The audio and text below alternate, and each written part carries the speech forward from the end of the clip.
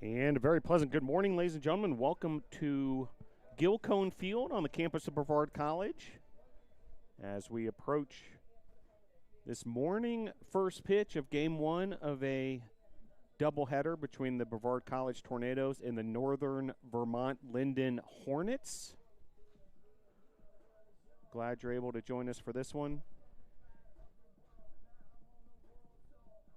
Games 2 and 3 of the series between these two squads. The two teams met yesterday. Brevard taking the 10-4 win after a big 5-inning first inning. Game featured 2 home runs. Cale Ayler with a solo shot for the first of the 2 home runs, and then an inside the park home run by sophomore left fielder Lucas Granada. Ayler, a huge day offensively, just a double away from hitting for the cycle. Going 3 for 4 for 3 RBIs, a triple, a home run, a single, 3 scored runs as well, and a walk. What a day for Cale Ayler yesterday. We'll see if we can keep that production going from the Tornado Bats today. Also big days from Granada, as we mentioned, that 2 for 4 day with the inside the park home run. Frankie Vasquez, 2 for 4 with a double and 3 RBI. And Luke Morton also went 2 for 4 with a double and a run scored. Jacob Thompson was the winning pitcher yesterday. Meanwhile, we head into today's matchup, and on the mound for the Tornadoes will be Trenton Anderson. And he will be facing off against Ryan Alt for Northern Vermont University Lyndon. Tornadoes will line up defensively as follows. First base, Cale Ayler. Second base, Blake Burchett. Shortstop, Luke Morton. Third base, Frankie Vasquez. The shortstop's Luke Morton, as we mentioned. The catcher is Tristan Robinson. Left fielder, Lucas Granada. Center fielder, Logan Clark. And in right field, Cameron Kilcoyne. Pitcher is Trenton Anderson. Mason Lyon has DH duties today. And the 1-2-3 hitters, Blake Burchett, Morton, and Clark. 4-5-6, Ayler, Vasquez, and Granada. 7-8-9, Lyon, Tristan Robinson, and Kilcoyne. Northern Vermont University Lyndon. Batting first for the Hornets will be the shortstop, TJ Santal. Batting second, the catcher, Mark Osorio. Batting third, the second baseman, Dylan Wilson. Batting fourth, the DH, Tyler Murrow. Batting fifth, the first baseman, Stephen Friscia. Batting sixth, the left fielder, Anthony Ness. Batting seventh, the third baseman, Shaw Cavanaugh. Batting eighth, the right fielder, Dale Osterman. Batting ninth, the center fielder, Brandon Fernandez. And the pitcher for Northern Vermont University Lyndon is Ryan Alt. Tornadoes entering this matchup with a 4-3 record on the season. Get over 500 after that win yesterday, 10-4 over the Hornets. Northern Vermont University Lyndon with a 1-2 record on this young season for the team that has traveled south to find some playable weather. We'll get into that later in the broadcast. But it should be a good one. We've got 2 7-inning contests scheduled for today. It's a adjustment to the original schedule whereby these two teams were scheduled originally to play a game this afternoon, 9 innings, and then a 9-inning game tomorrow as well at 10 a.m. in the morning. However, some rain in the forecast for late today, for tomorrow as well, and the proactive, prudent decision to play a doubleheader to make sure we get this 3-game series in to the best of our ability this morning with first pitch scheduled for 11 a.m.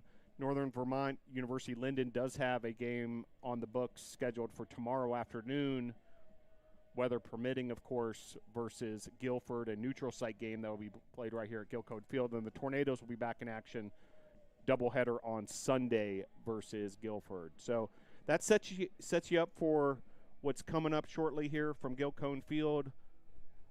Northern Vermont Lyndon visiting Brevard College. Appreciate you joining us for this edition of Brevard College Tornado Baseball. Stick with us We'll have starting lineups and national anthem and first pitch. We'll get things started here at Gilcone Field.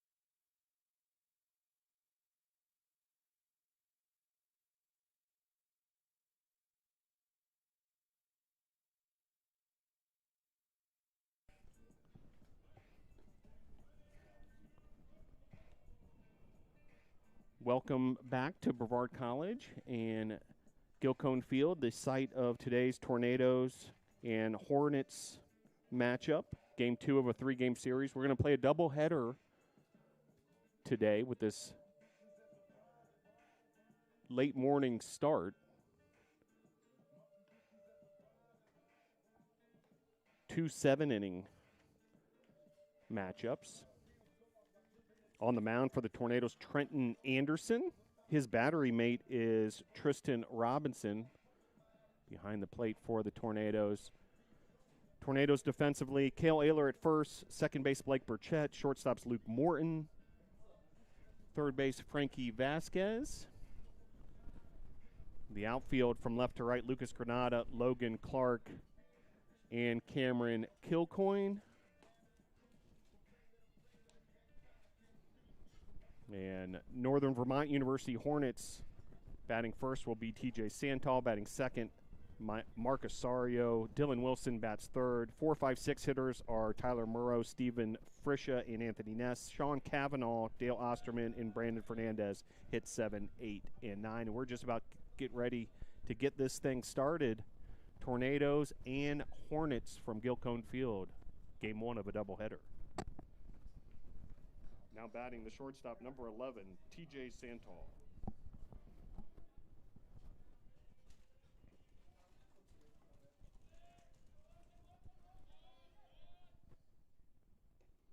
So at 11:04 a.m. Eastern Time, first pitch here, a ball as TJ Santal squares up against Trenton Anderson.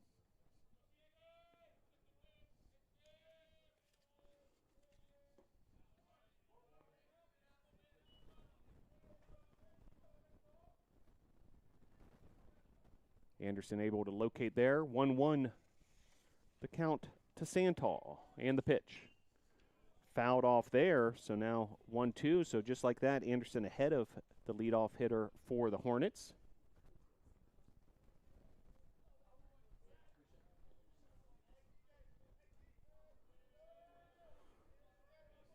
One-two count and the pitch. Driven down the right field line past a diving Cale Ayler. And this is going to be a double, leadoff double for TJ Santal.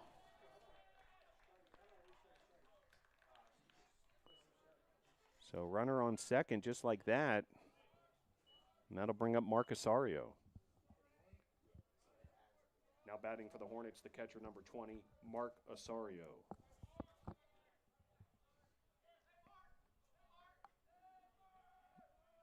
So leadoff double for Santal. Now Anderson has to contend with the base runner at second. And that was off the bat, kind of near the hands there. Foul ball there, strike one. So 0-1 the count.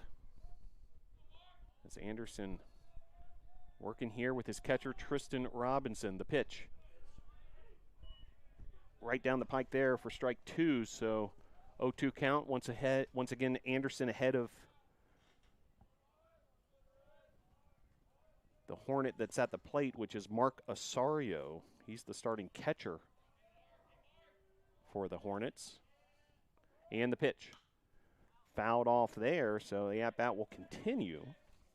Trenton Anderson, the junior right-handed pitcher from Orange City, Florida, Trinity Christian Academy. Key performer in this pitching staff for the Tornadoes. And a swing and a miss there and a strikeout. And for out number 1 there, Anderson able to deliver the K swinging. Now batting the second baseman, number 33, Dylan Wilson. So that'll bring up Dylan Wilson.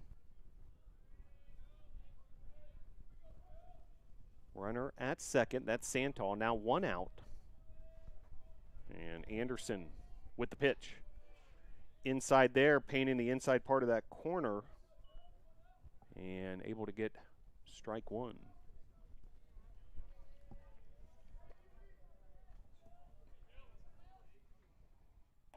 Swing and a miss there. Some heat there from Anderson. 0-2 count. So Anderson has gotten ahead of all three of the hitters he has faced. He's already struck out one. And this is fouled off here. So once again, ball strike ratio, a positive one for Trenton Anderson.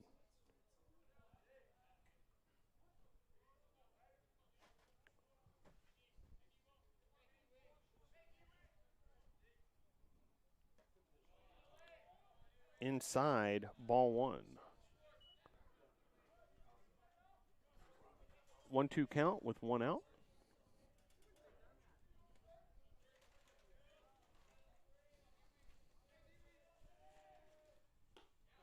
And pitching there with precision for strike three. Struck him out looking. And now two down. Back-to-back strikeouts for Trenton Anderson. Now batting the DH number 15, Tyler Murrow. That'll bring up Tyler Murrow, the cleanup hitter, designated hitter for the Hornets. First pitch high, ball one.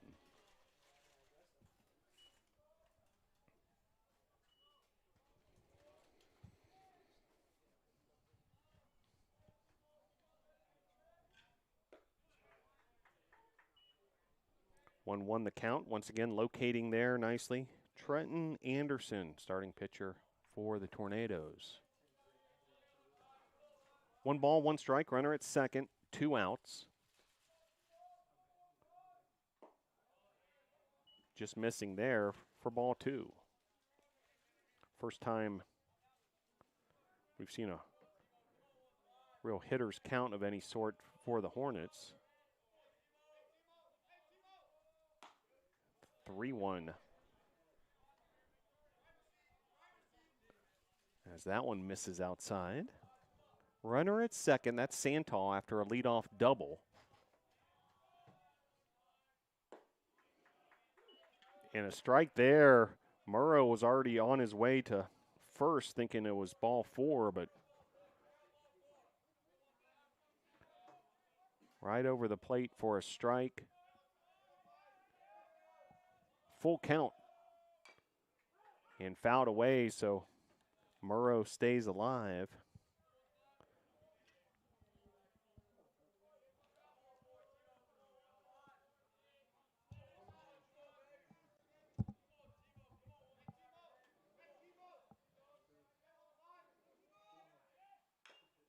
Fouled off once again, so turning into a bit of a battle here between cleanup hitter Tyler Murrow and Trenton Anderson. Murrow, the junior from Littleton, New Hampshire. And he drives this to right field, and that'll be a base hit. Runner being sent home, throw at the plate, and Santal is going to beat the throw, so that'll be an RBI single for Tyler Murrow. And for the first time in the series, Northern Vermont University-Lyndon has a lead, now ahead 1-0. Now batting the first baseman, number 28, Stephen Friscia. So I'll bring up Stephen Friscia, so 2 outs as Murrow delivers there with the RBI single. Top of inning number 1, game 1 of a doubleheader.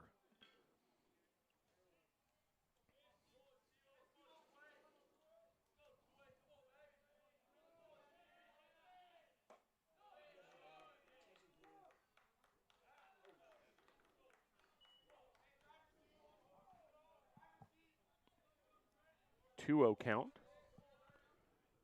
to Friscia, the starting first baseman for the Hornets.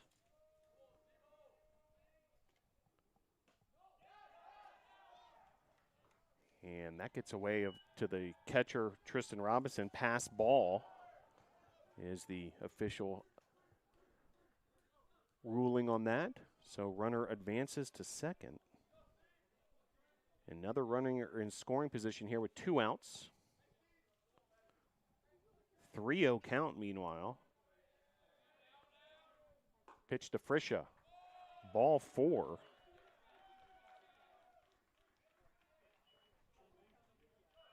So now runners first and second for Ness.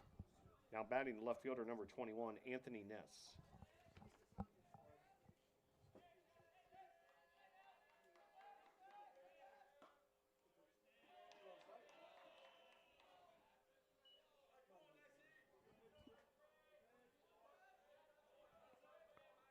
One 0 count to Ness.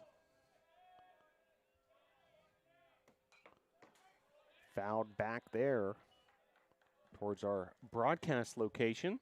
Glad you're able to join us wherever you may be tuning in from. I know a lot of our audience is in some pretty cold weather, but cold weather that folks up there are used to. We'll get into that a little later as far as the Hornets' trip to the mountains of western North Carolina. Kind of fascinating how teams from that part of the country, including Northern Vermont University-Lyndon, handle a college baseball season. Runners first and second, pitch there inside. 2-2 now the count. So 2 runners aboard, 2 balls, 2 strikes, 2 outs. Deuce is wild here as Trenton Anderson faces off with Frisha. Slow grounder there to Frankie Vasquez and a infield single.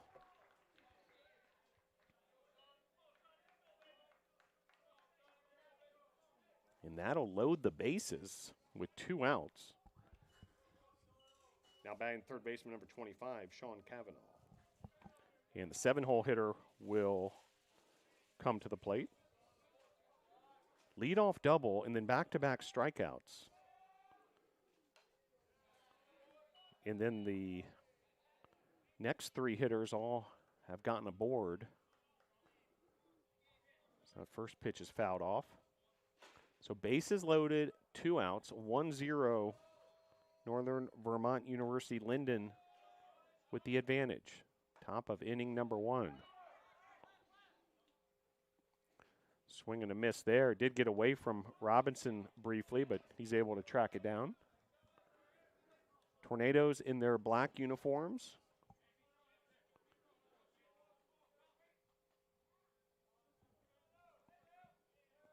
Gray caps.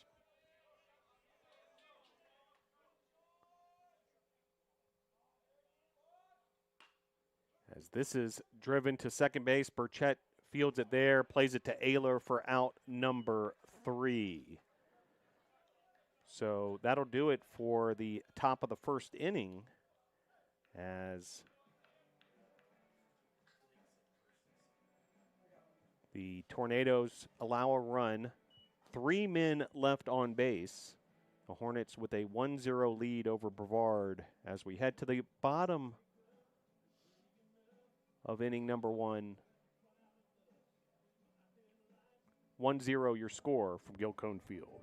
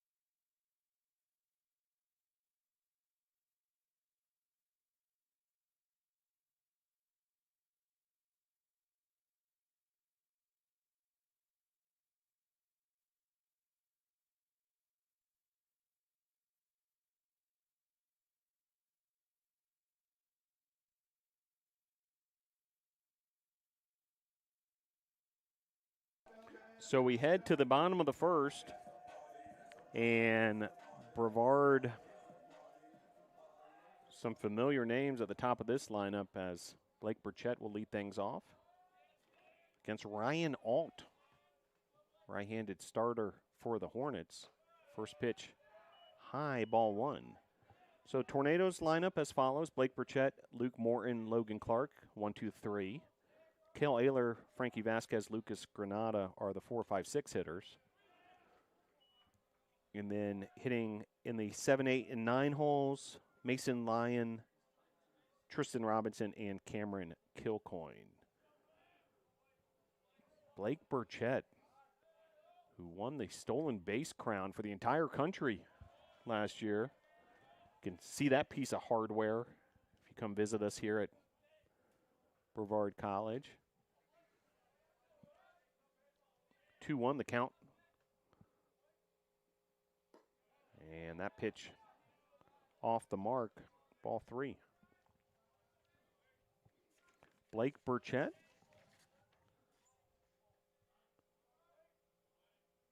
Senior from Mooresville, North Carolina.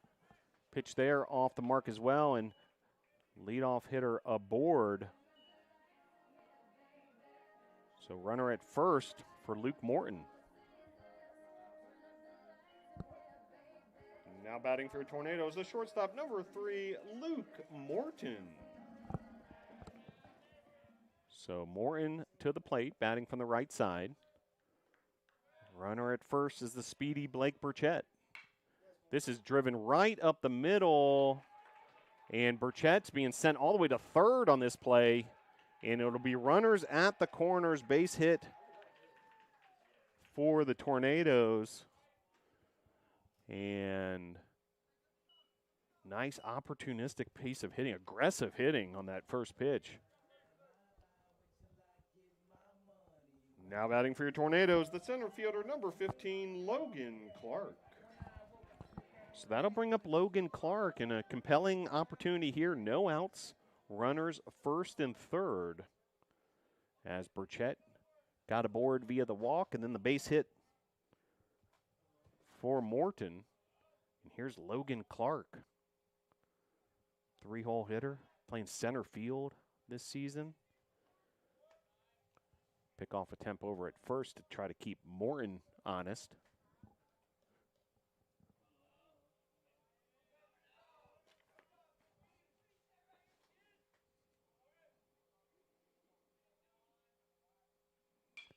Clark, first pitch swinging, driven deep to right field.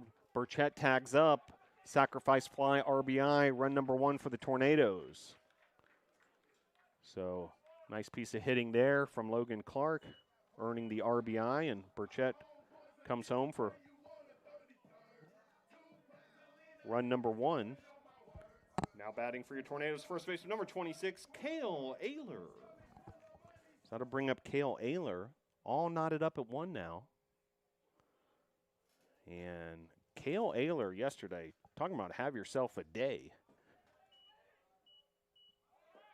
Runner going, and Morton is safe. Beating the tag there. So now runner in scoring position for Cale Ayler. Ayler was a double away from hitting for the cycle yesterday. Home run, triple, single.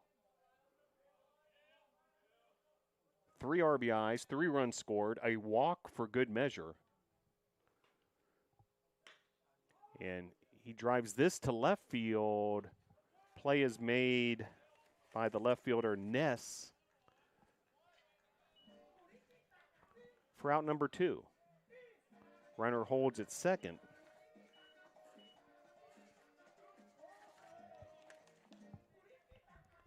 Now batting for your Tornadoes, the third baseman, number 19, Frankie Vasquez. So that'll bring up Frankie Vasquez, who had a big game yesterday as well. Game 1 of this series, 2 for 4 with a double. 3 runs batted in, and he has another opportunity here with runner in scoring position at second. That's Luke Morton. Morton with the first steal of the day for the Tornadoes. Yesterday, the Tornadoes 6 for 6 on the base paths. And more, and that's his third stolen base of the series. The pitch. Soft grounder to the pitcher, Aut. He'll make out number 3 there, but Tornadoes able to tie things up. 1 apiece now as we head to the top of the second.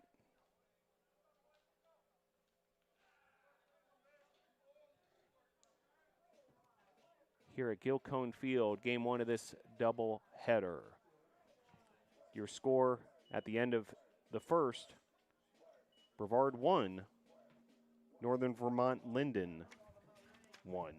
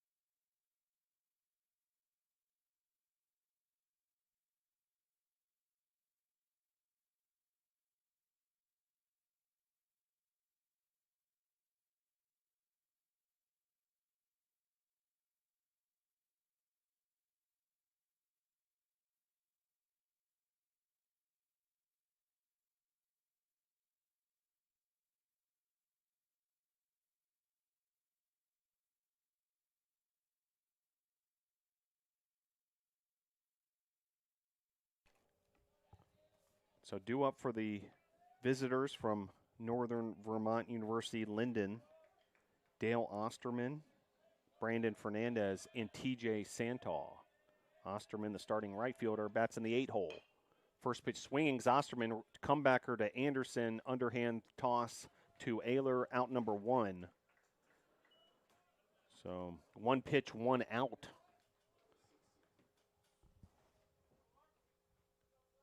Now batting the center fielder, number 16, Brandon Fernandez.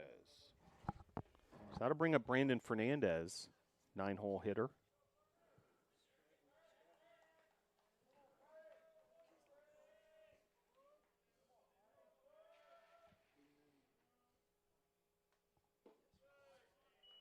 Fernandez went 1 for 2 yesterday with a run scored. So that first pitch called strike. 1 out here, bases empty. Top of inning number 2. The pitch. Fouled off to the left side. Sunny skies here at Gilcone Field.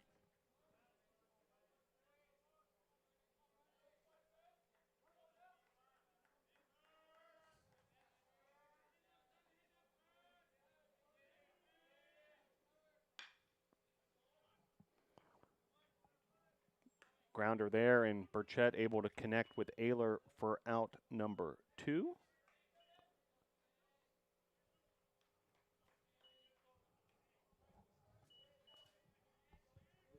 Now batting the shortstop, number 11, TJ Santal. So back to the top of the order go. TJ Santal, who led off this game with a double.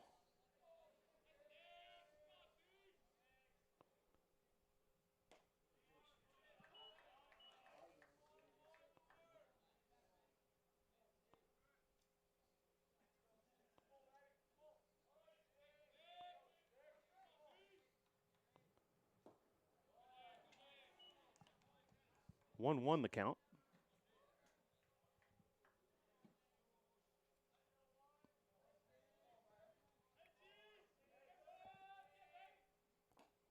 Swing and a miss there.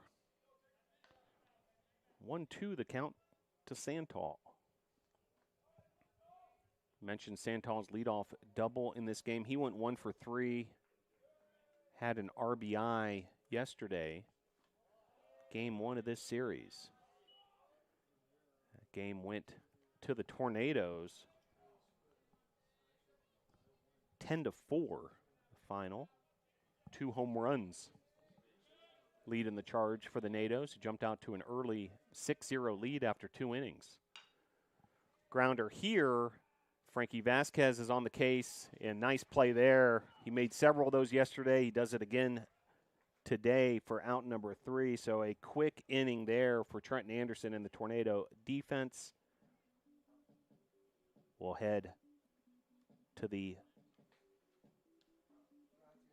bottom of the second with your score. Brevard 1. Northern Vermont University-Lyndon 1.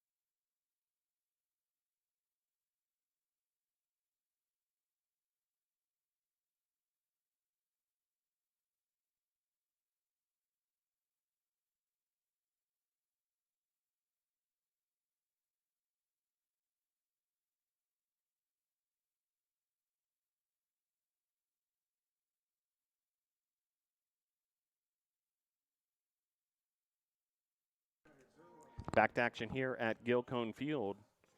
1-1 your score as we head into the bottom of the first. Granada, Lyon, and Robinson due up for the NATOs. Pitch here from Alt. First pitch swinging is Granada. He sends that to right field. A bit of an adventure out there for Dale Osterman, but he's able to track it down for out number 1.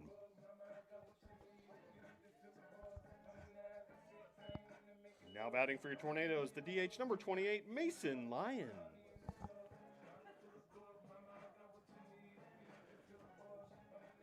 So now bring up Mason Lyon. Granada sent that a long way to right, and Granada, just like Granada, Lyon first pitch swinging, and that'll be out number 2. So 2 pitches, 2 outs for Alt and the Hornets. Now batting for your Tornadoes, the catcher number 2, Tristan Robinson. So that'll bring up Tristan Robinson, NATO's starting catcher.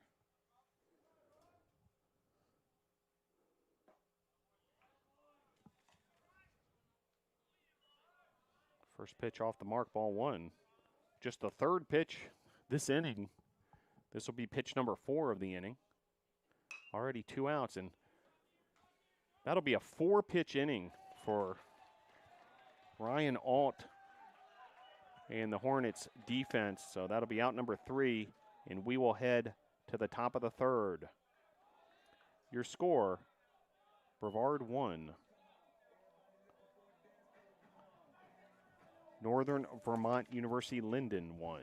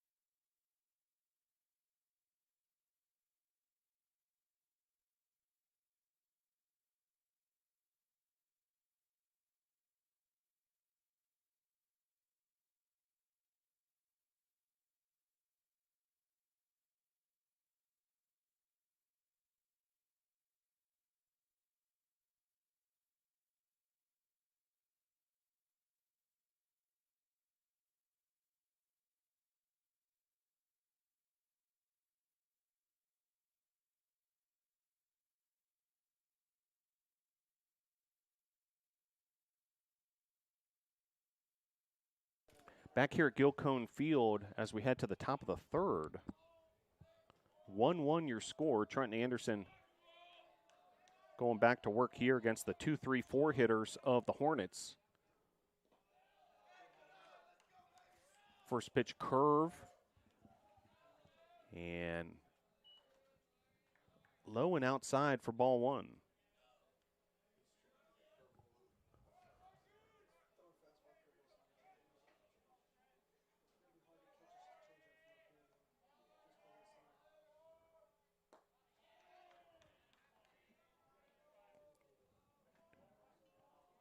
(2-0) now the count to Mark Osorio.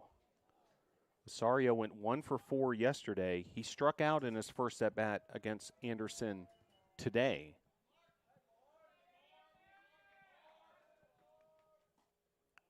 And 3 straight balls. So a 3-0 count, hitters count for Osorio. Well, Northern Vermont University-Lyndon, you may be wondering, what are they doing down here in the mountains of western North Carolina? Well, they've got to take trips like this out of necessity. This team, before they started this road trip, which, began with a couple games of Virginia, had not practiced outdoors until they arrived in Virginia. Had a practice, played a couple games there, came on down here. They practice in a gymnasium. They occasionally go outside to a parking lot where there are snowbanks up to 6 feet high, and they hit fly balls to get some work in. The students are on what's known as February break, and thus they're allowed to take a week-long trip down here south to get some games in, as that pitch results in out number 1. 6-3 on the putout there. Now batting second baseman number 33, Dylan Wilson. That'll bring up Wilson, 1 down.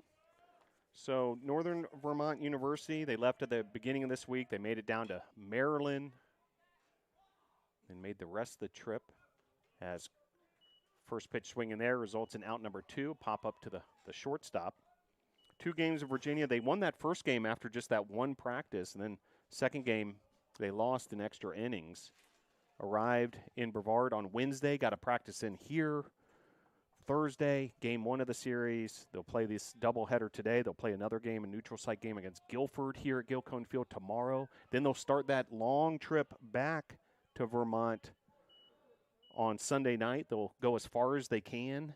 They'll sleep somewhere on the eastern half of the United States, and then make their way to Vermont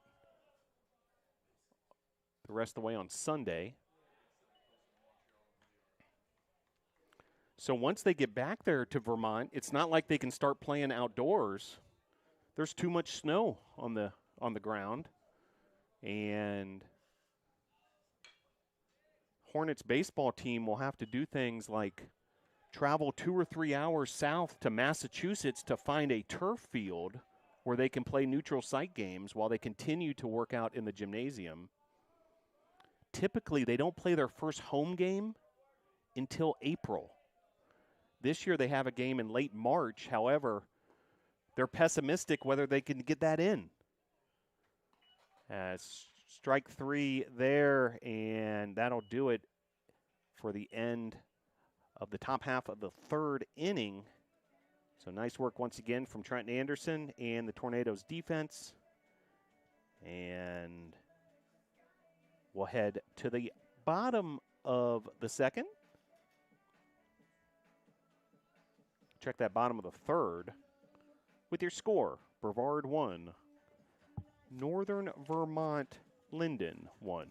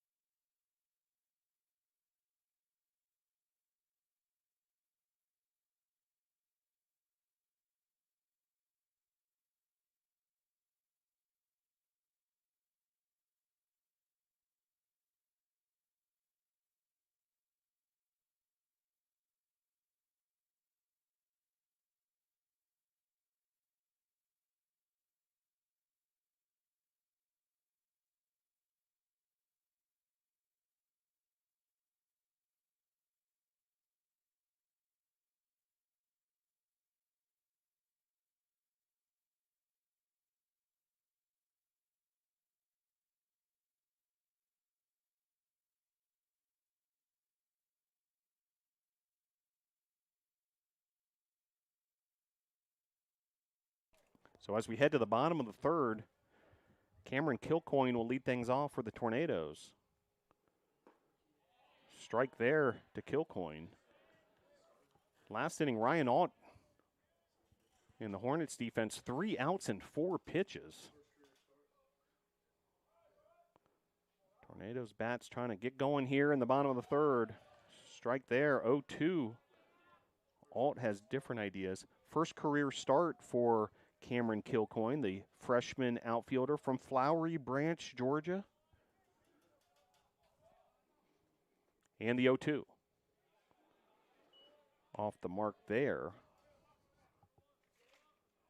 We did see Kilcoyne in the late innings yesterday. And the pitch. This is lifted to center field, and that'll be out number 1. And we'll go back to the top of the order, and Blake Burchett. Now batting for your Tornadoes, second baseman number 6, Blake Burchett. So Burchett with 1 down, bases empty.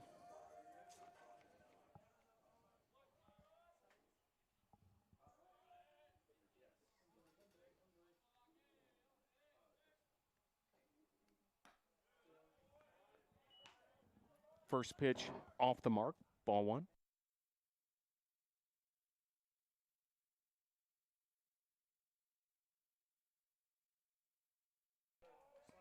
Call strike there. Nice slider locating by Alt.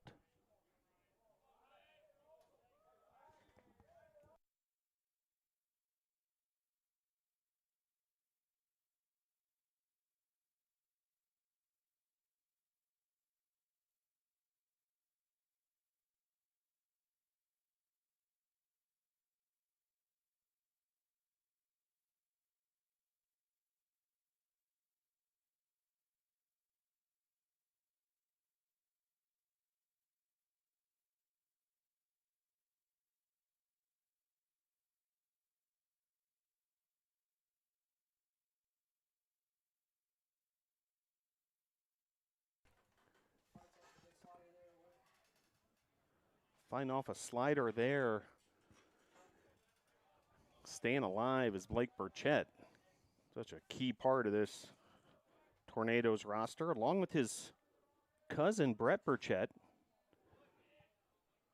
captain, senior catcher.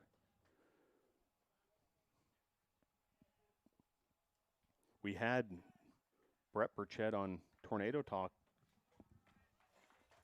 and he revealed, stay tuned. You even see some more Burchetts around campus of Brevard College. But these two cousins have really been difference makers for this program. And Brett Burchett in that leadoff spot takes ball 4.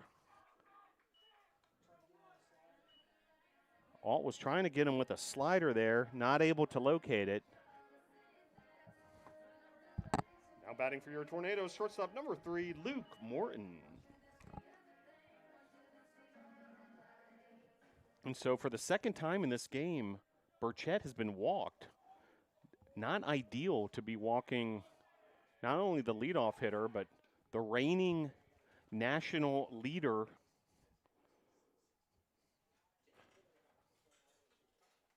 in stolen bases. Led the whole entire country in NCAA Division III last year. Runner going here, Burchett on the move, and he's safe. He beats the tag. That was a close play at second, folks.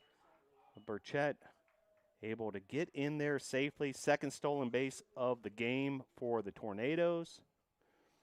Pitch was a ball, so 1-0 the count, but meanwhile, Burchett right on cue, able to steal second. Now as a wild pitch there, Burchett will quickly move to third. So just like that, runner from first to third. 2-0 count, hitters count for Morton. 1 out here in the bottom of the third. So the Tornadoes with 8 stolen bases now in 12 innings of play this series. Pitch here. Getting away from the catcher as well, and just like that, 2-0 Tornadoes as Burchett comes home to score. So that, folks, is why you do not walk the nation's leader in stolen bases. And Burchett has drawn 2 walks, has a run scored, a stolen base, and he moved 2 stations via the wild pitch in the process.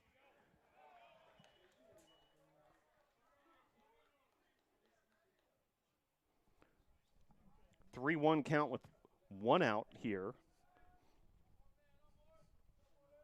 And Alt trying to regroup with the bases empty now, but Morton has other ideas. He drives this into center. And Luke Morton with 2 base hits in this one. And that'll bring up Logan Clark. Now batting for your Tornadoes, center fielder number 15, Logan Clark. So opportunity here for Clark. And you get the feeling the Tornadoes starting to get in the rhythm a little bit of the type of offensive baseball they like to play. Game 1 of a doubleheader. Both games scheduled, by the way, for 7 innings.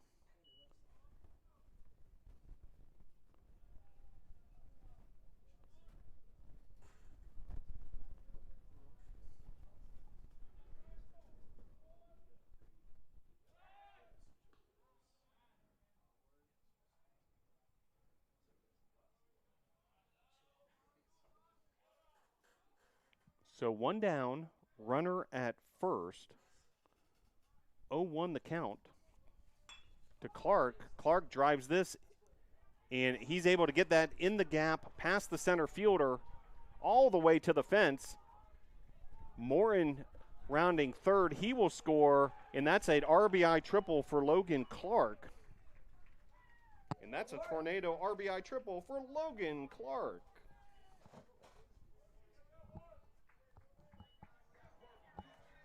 So 3-1 now your score. Tornadoes on top.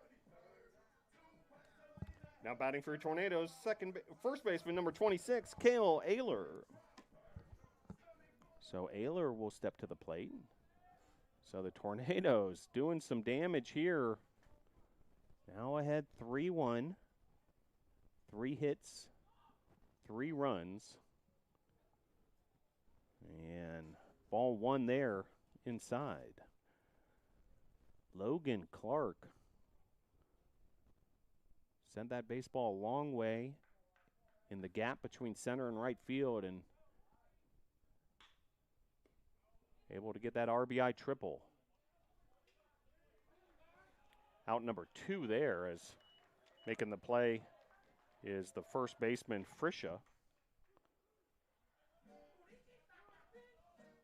Now bring up Vasquez. Now batting for your Tornadoes, third baseman number 19, Frankie Vasquez.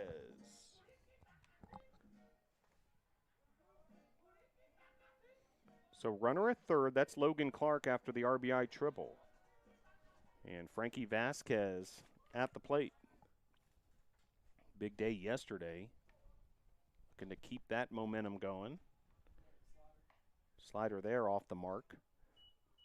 Vasquez, the sophomore third baseman from Pembroke Pines, Florida, Cooper City High School, Broward County, Florida, just north of Miami, south of Fort Lauderdale.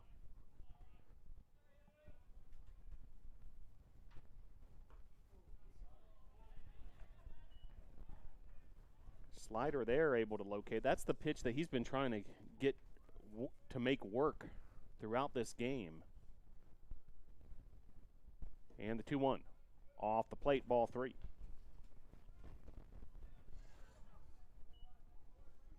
Runner at third, that's Logan Clark. Tornadoes have already scored 2 runs in this frame, looking for more. That's fouled off by Vasquez. So the count runs full. Ryan Alt versus Frankie Vasquez.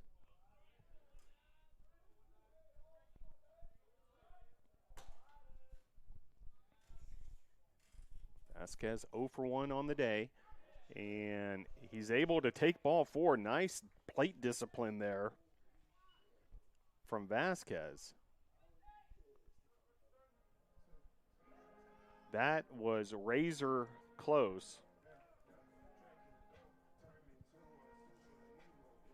Now batting for your Tornadoes left field, number 1, Lucas Granada. That'll bring up Lucas Granada. So now runners on the corners for Granada, who hit an inside the park home run yesterday. And the pitch. Able to locate that one for strike 1. Tornadoes have scored 3 runs. Sac fly from Logan Clark. Scored Blake Burchett in the bottom of the first, and 2 runs here in the third. And a base hit there is going to score another run, so make it 3 runs here in the third inning. And now runners first and second after that RBI single by Granada. Now batting for your Tornadoes, the DH, number 28, Mason Lyon. So now runners first and second. A 4-1 lead for the Nados.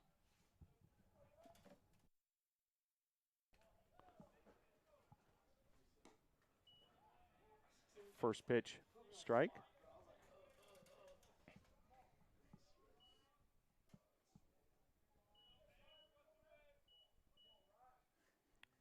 Oh, 1 the count.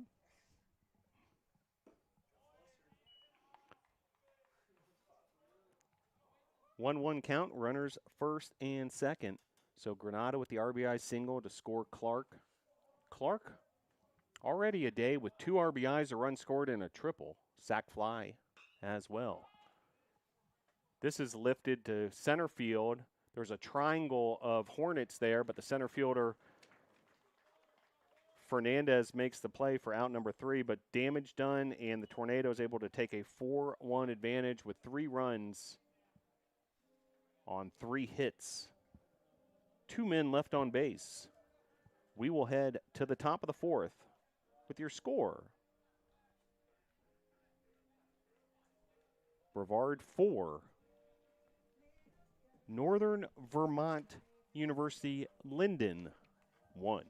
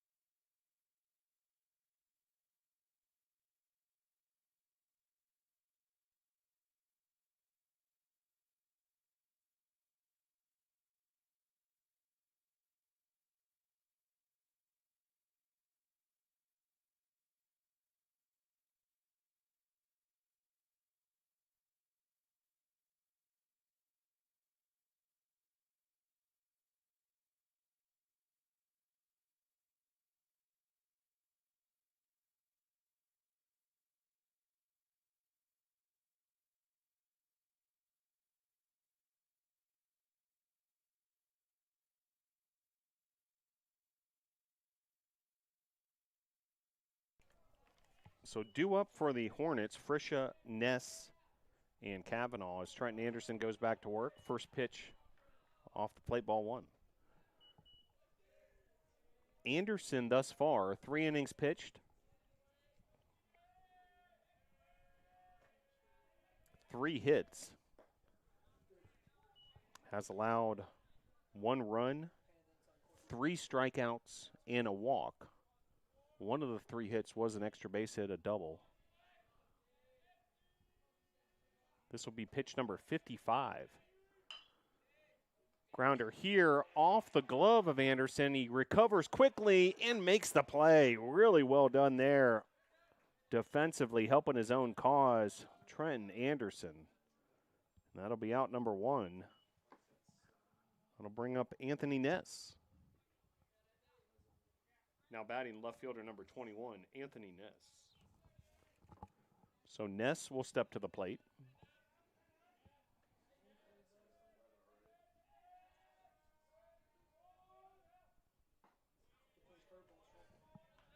Nice looking curveball there from Anderson for strike 1.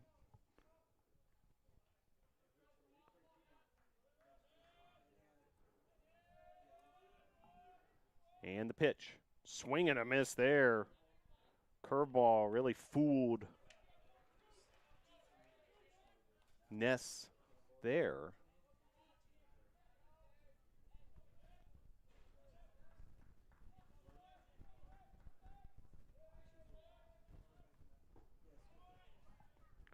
And strike 3, 3-pitch strikeout.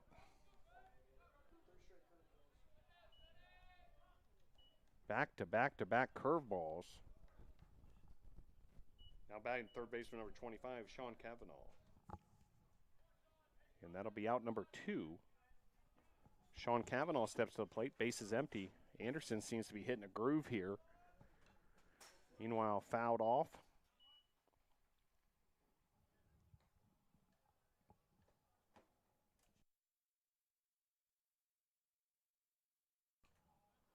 Top of inning number 4.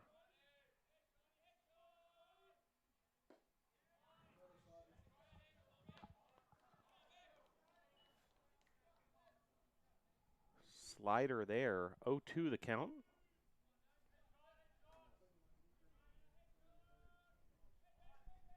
With 2 outs. And the pitch.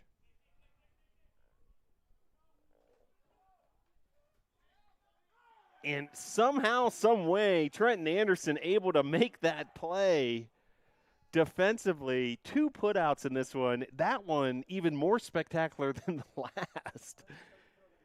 Third putout of the game. Trenton Anderson getting it done in all phases. We will head to the bottom of the 4th. Your score, Brevard 4, Northern Vermont University Lyndon 1.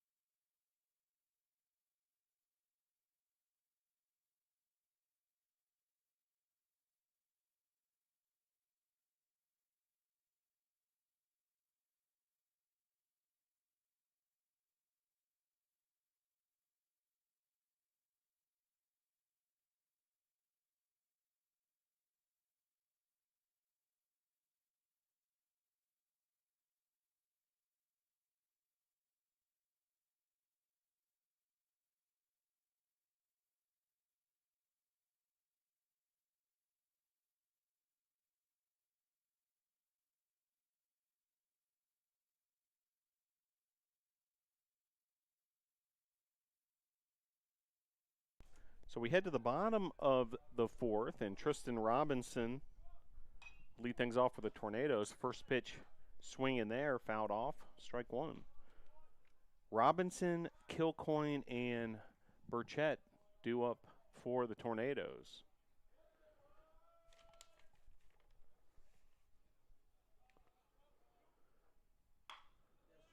This is hammered foul for strike 2.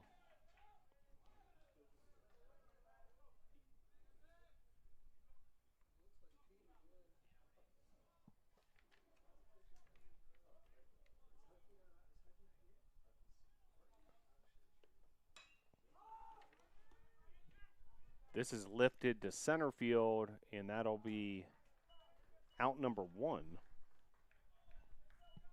Bring up Cameron Kilcoyne.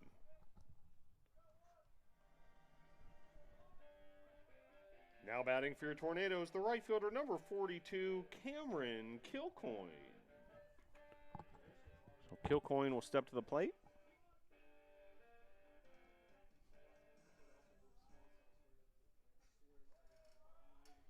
As we mentioned earlier, Kilcoyne's first collegiate start. Starting right fielder today for the Nados. First pitch inside, ball one.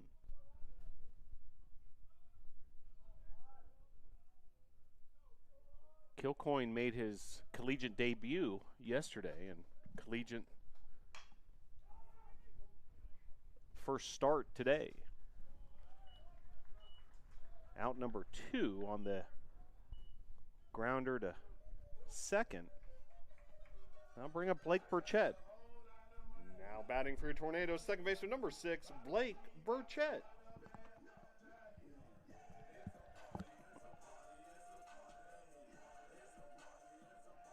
So Burchett today stole his 8th stolen base of the season already.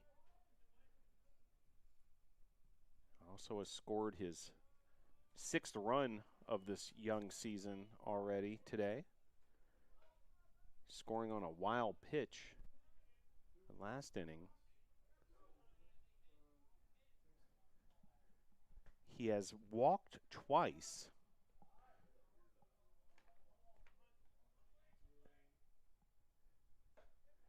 And ahead of the count here, 2-0.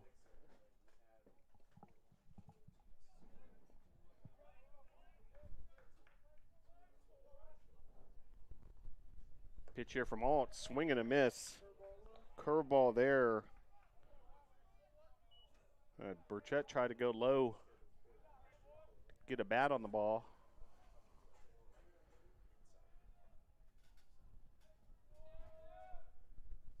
And the 2-1. Good looking pitch there. 2-2 the count.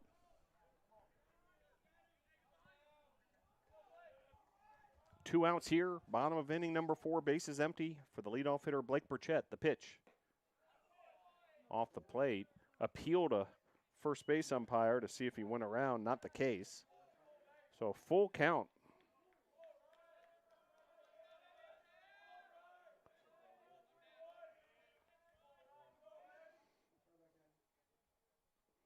And a hit by pitch. So once again, a free pass, whether it be by the walk or the hit by pitch. I mean, every scouting report says don't let this guy get on base, and he's given free passes to Burchett. Now batting for the Tornadoes, shortstop number 3, Luke Morton. So an opportunity here with, once again, Blake Burchett on the base pass. Now there are 2 outs. Pickoff attempt to first. Luke Morton already 2 for 2 on the day.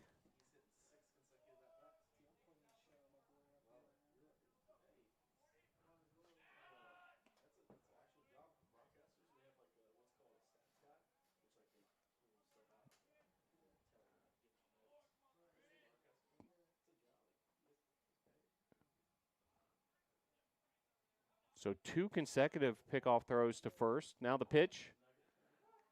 And called strike there. Looked like a take all the way from Luke Morton. Luke Morton, sophomore out of Wake Forest, North Carolina, Heritage High School.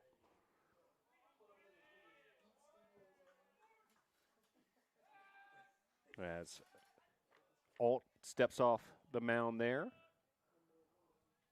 Well, a nice afternoon now as we've hit the 12 noon hour for baseball. As Burchett's on the move once again. That's his 2nd stolen base of the day.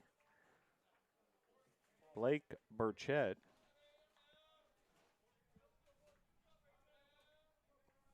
So Burchett continuing to get it done on the base paths.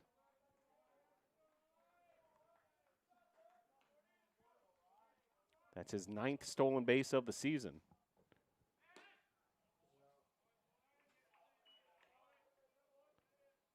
Two won the count. Now Burchett in scoring position for the red-hot Luke Morton.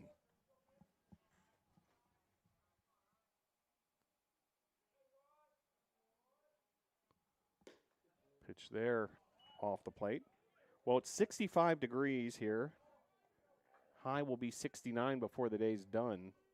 We hit the 70 mark yesterday. Meanwhile, not the case in Lyndon, Vermont. We'll tell you about the weather up in that part of the nation a little later. Meanwhile, play there by the third baseman, nicely done. Sean Cavanaugh for out number 3. So runner stranded for the NATOs. And we will head to the top of the 5th. Your score at Gilcone Field, Tornadoes 4, Hornets 1.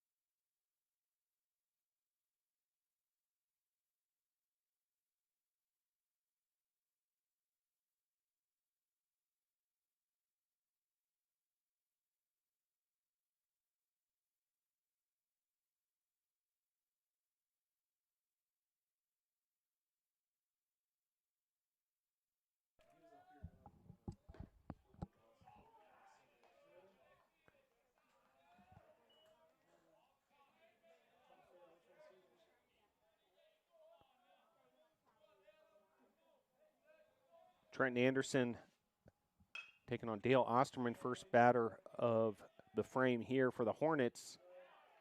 And Osterman able to beat out the throw for a base hit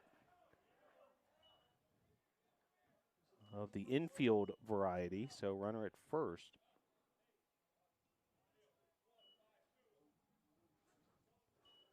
And that'll bring up Fernandez. Actually, a discussion here as head coach Mike Victory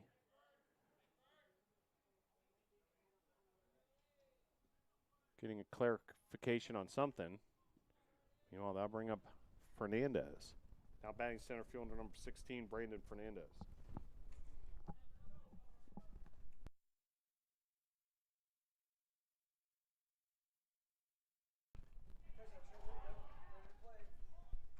Grounder right back there to Anderson. Actually, line drive, he was able to catch that for the first out. Now batting the shortstop number 11, TJ Santal. So yet another defensive play for Trenton Anderson.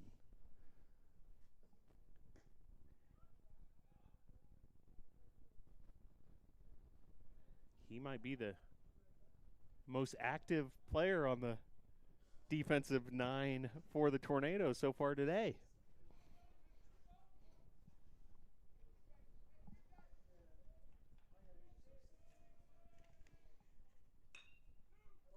Grounder here, Morton to Burchett to Ayler for a double play. The Tornadoes textbook double play there, 6-4-3 to get out of the inning. And we will head to the bottom of the 5th with your score, Tornadoes 4, Hornets 1.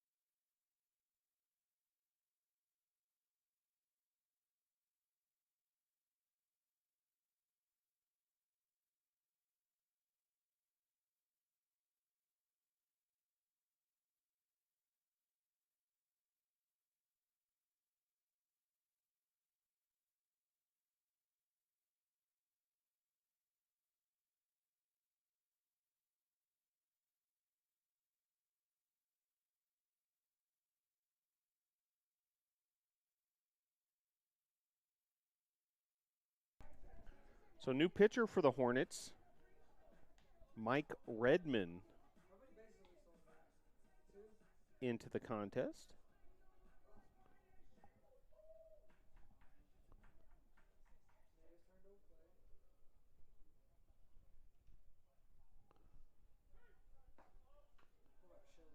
So that'll do it for Ryan Alt, the starter, and Mike Redman will take over pitching duties for the Hornets. Meanwhile, leading off for the Tornadoes will be Logan Clark.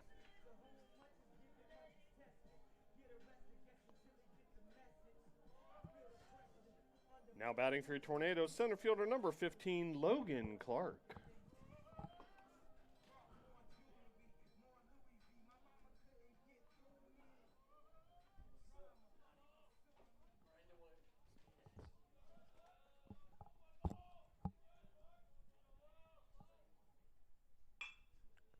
Grounder here up the middle.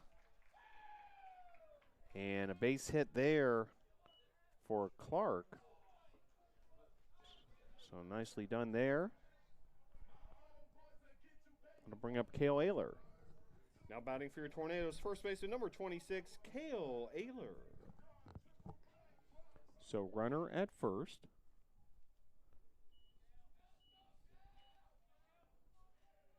And Ayler will step to the plate, who had a huge day yesterday.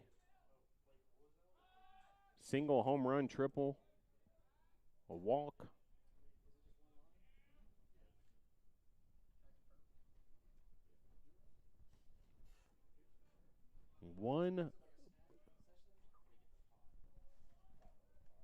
A double away from a cycle.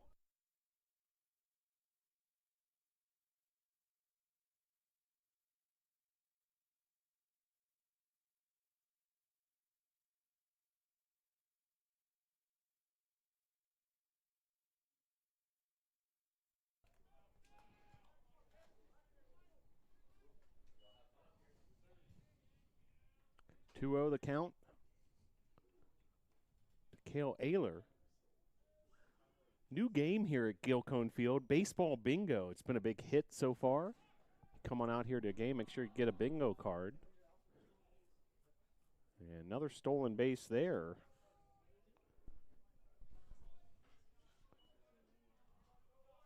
.3-0 count to Ayler as Clark steals second. Clark had a stolen base yesterday as well. And ball 4.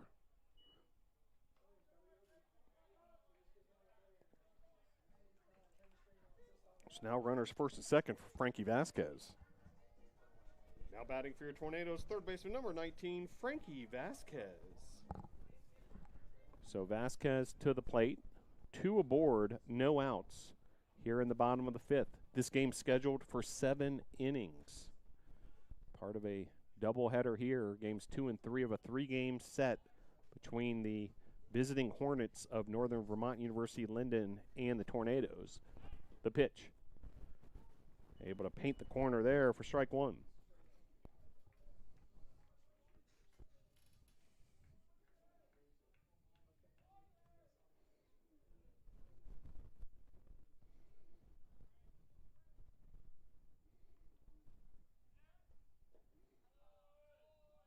Pitch there off the plate. Mike Redman now on the mound in relief of Ryan Alt. Alt, the starting pitcher for the Hornets, went 4 innings, 4 hits, 4 runs, all earned, 3 walks, did not have a strikeout. Allowed an extra base hit in the form of a triple. He threw 60 pitches, 33 strikes.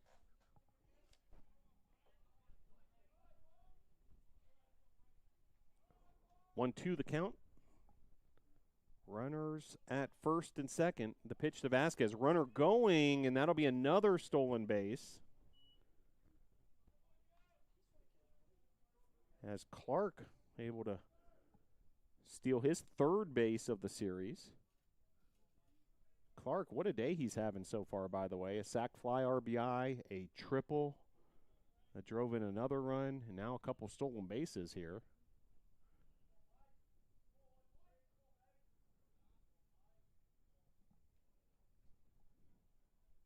2-2 the count. Pickoff throw to first.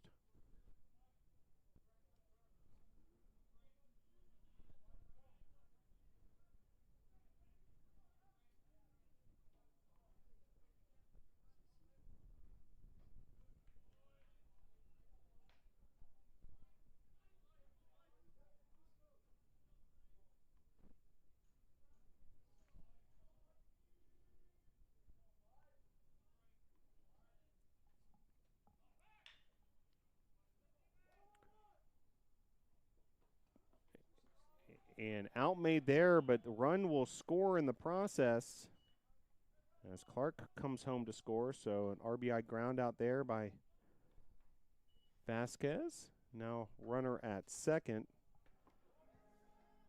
for Lucas Granada. Now batting for your Tornadoes, left fielder number 1, Lucas Granada. So run scored, add that to the tally for Logan Clark. Clark now also with 7 stolen bases on the season. After stealing 2 bases there to set himself up for that run. And now on the move is Granada as that ball all the way to the gap and to the fence. That'll be an RBI triple for Lucas Granada. And that's a Tornado RBI triple for Lucas Granada. So another run for the Tornadoes. Now ahead 6-1. Now batting for your Tornadoes, the DH number 28, Mason Lyon. So Mason Lyon will step to the plate, runner at third. Tornadoes starting to pull away here. Believe it or not, the Hornets struck first. Had a 1-0 lead. 6 unanswered runs by the Tornadoes ever since.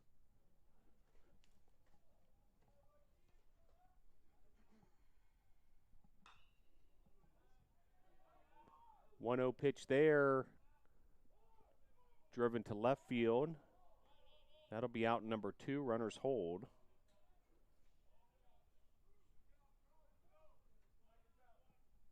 So runner at third.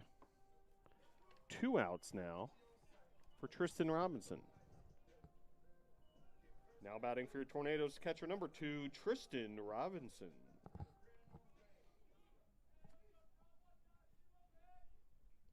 Six 1 Tornadoes on top. Bottom of inning number 5. The pitch. Missing there in the dirt. Nice job blocking it by Osorio.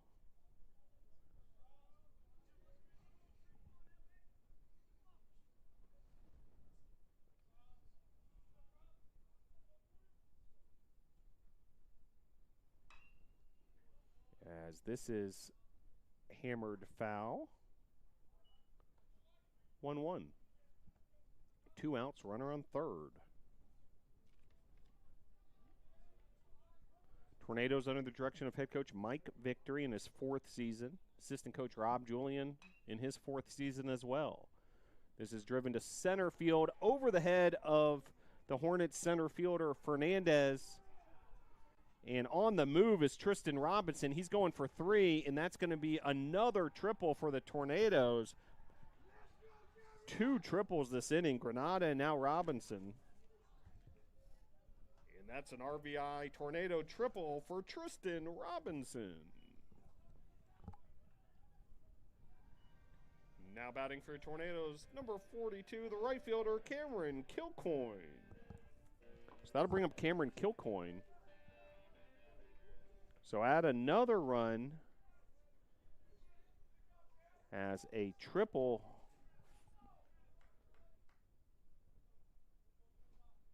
by Robinson. The 3rd triple of this series for the Tornadoes.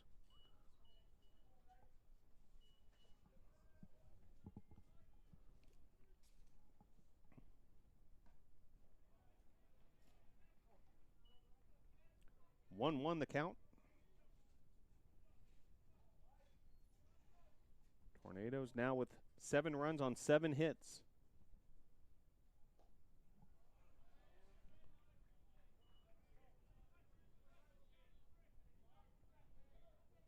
One, two, the count. Redmond versus Kilcoyne.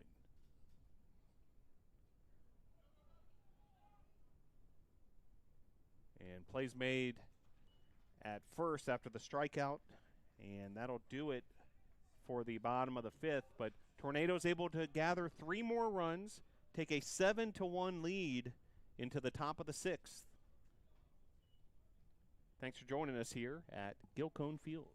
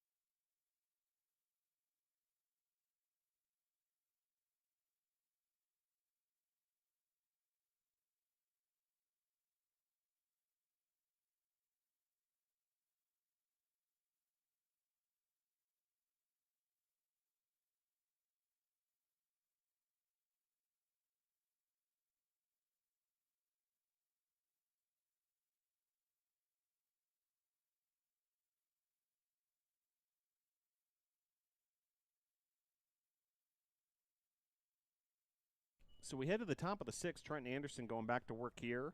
Osario, Wilson, Murrow due up for the Hornets. First pitch, swing and a miss.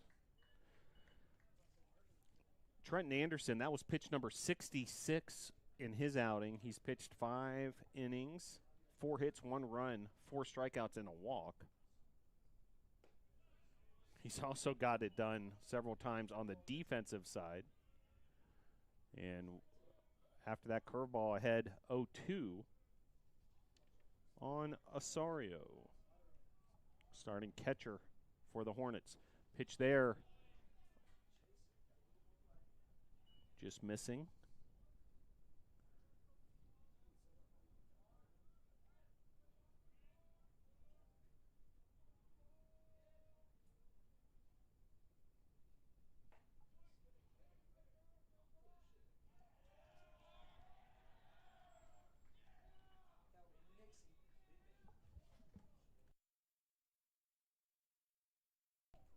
So barely hit by a pitch there was Osario, and he now heads to first. Now batting the second baseman, number 33, Dylan Wilson. So that'll bring up Wilson.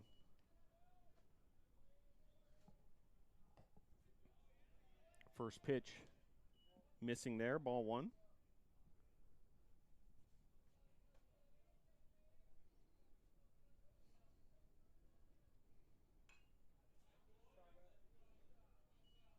One the count. Wilson 0 for 2 on the day. Just 4 hits combined by the Hornets thus far.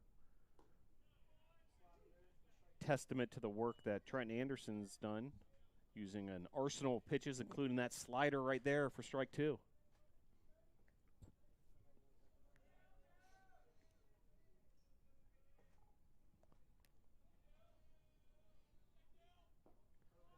Swing and a miss there. The curveball fools Wilson. And a strikeout there. Out number 1. Now batting the DH, number 15, Tyler Murrow. Now bring up Tyler Murrow, the cleanup hitter for the Hornets. 1 for 2 with an RBI on the day. He was able to drive in that lone run for the Hornets that scored Santal, who had a leadoff double to start this. Ever since that leadoff double, Anderson has been dominant. Excellent command of his breaking balls. Big key to his success today. Plus, he can throw some heat up in the lower 90s. Tough task for the Hornets, who, as we mentioned, until they made this road trip south, hadn't even had practice outdoors. So this is a baptism by fire in a lot of ways, facing a guy like Anderson. 3-1 the count with 1 out, runner at first. The pitch. And that'll be ball 4. So now runners first and second. That'll bring up Friscia. Now batting the first baseman, number 28, Stephen Friscia.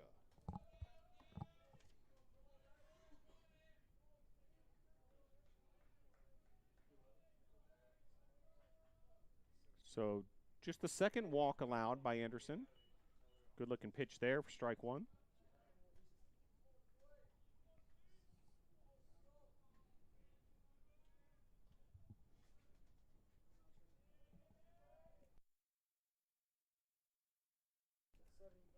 Pitch number 80 there. And a wild pitch is going to advance the runners.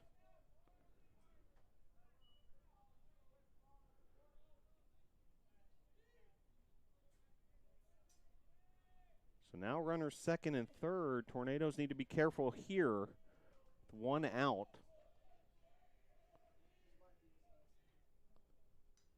And that's fouled straight back. Friscia got a piece of that fastball.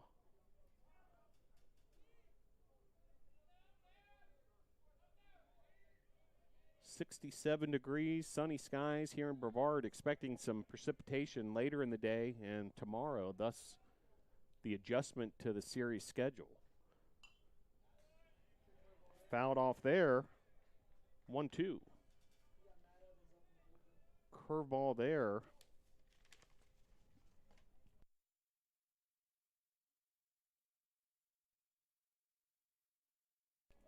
Some bullpen action for the Tornadoes. Matt Evans, freshman righty from Yulee, Florida. Good looking slider there for the strikeout for Anderson. Strikeout number 6. Now batting number 21, Anthony Ness. Now bring up Ness. So 2 outs now. Runners second and third.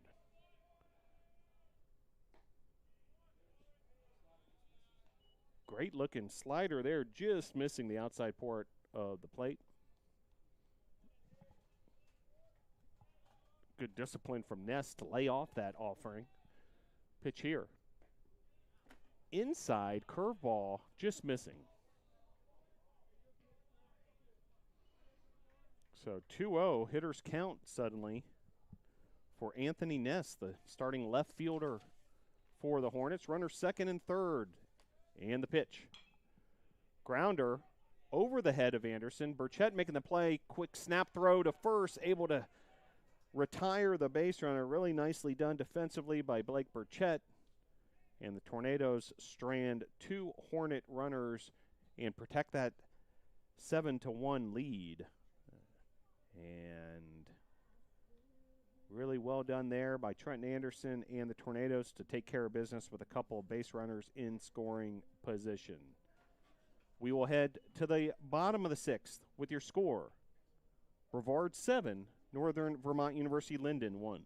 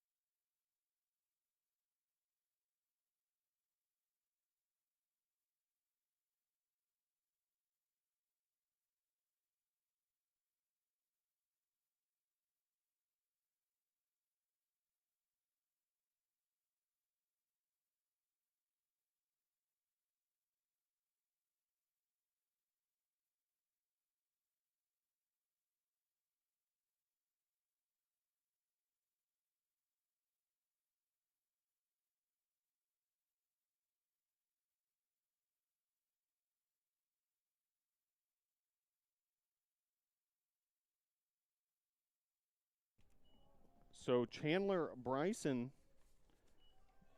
with a pinch hitting appearance here for the Tornadoes.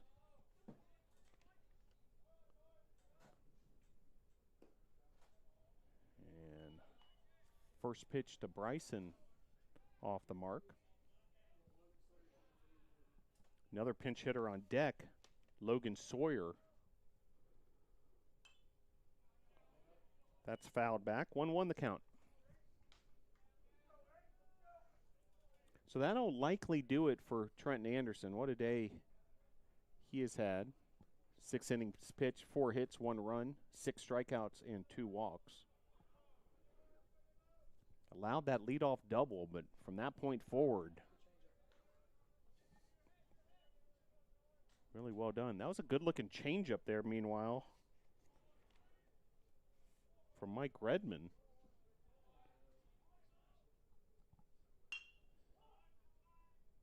Bryson puts this into play, and that's going to be error on the second baseman, Dylan Wilson. So runner aboard via the error.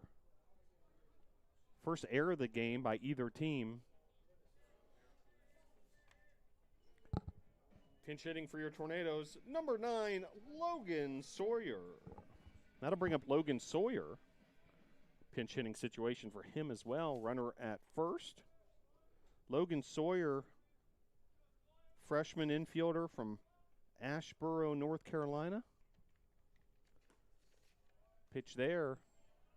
Strike 1.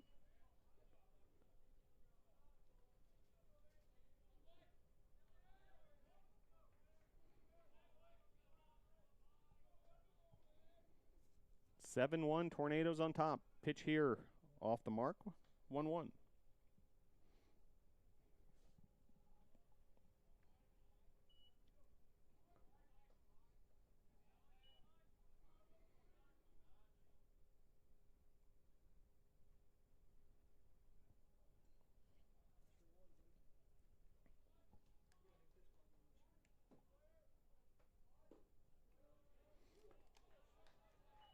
Looks like the Tornadoes may have another pinch hitter on deck. We'll try to ID that for you.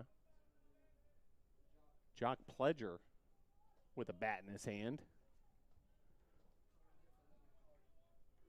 So top of the batting order here, being pinch hit for by the Tornadoes with a 6-run lead here in the bottom of the 6th of a 7-inning contest. As that's fouled out of play.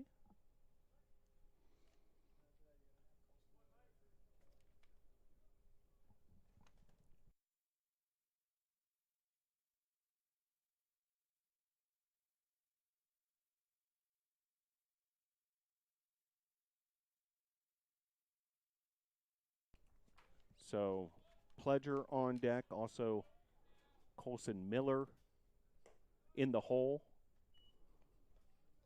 So sharpen your pencils as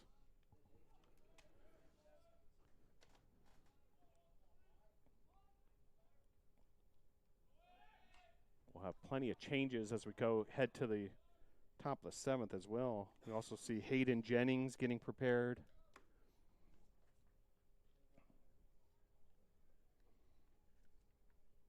As that's fouled away. Logan Sawyer batting from the right side. Taking on the relief pitcher, Mike Redmond.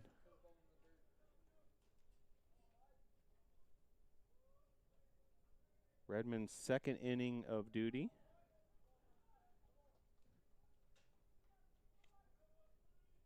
He relieved the starting pitcher for the Hornets, Ryan Alt, as this is driven to shallow right field, and on the move there, making a nice play, Dale Osterman, the right fielder, and that'll bring up Jock Pledger.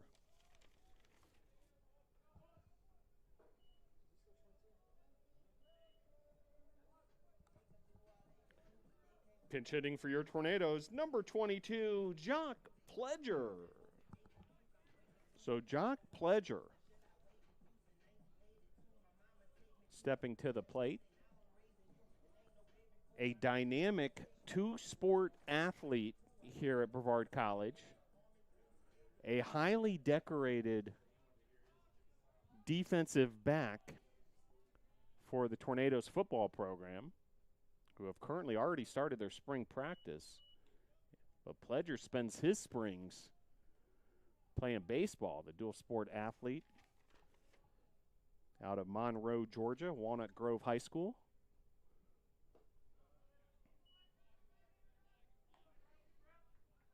Two-0 the count. One out, runner at first. Colson Miller awaits on deck. Pitch here to Pledger. Locates for strike one.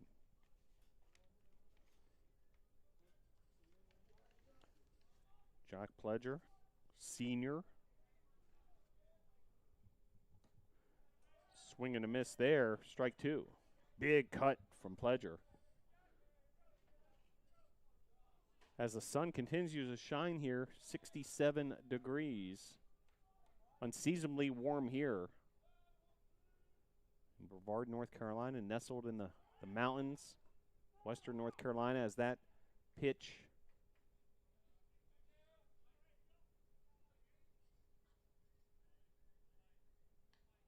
will send the base runner back.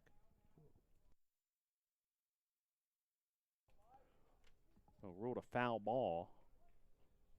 So 2-2 the count as Pledger stays alive here. And swing and a miss there.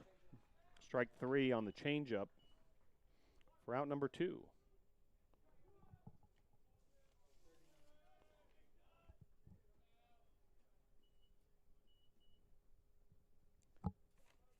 Pinch hitting for your Tornadoes, number 39, Colson Miller. So that'll bring up Colson Miller in a pinch hitting opportunity. 2 outs.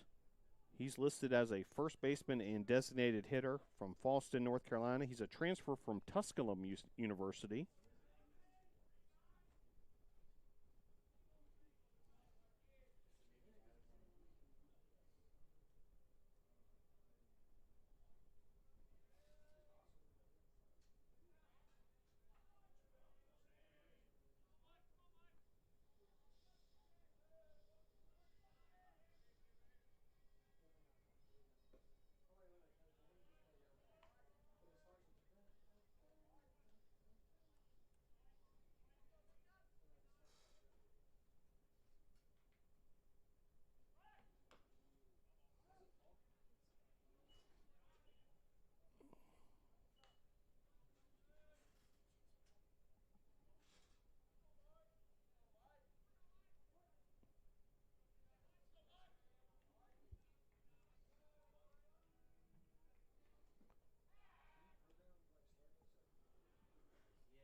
Pickoff throw to first.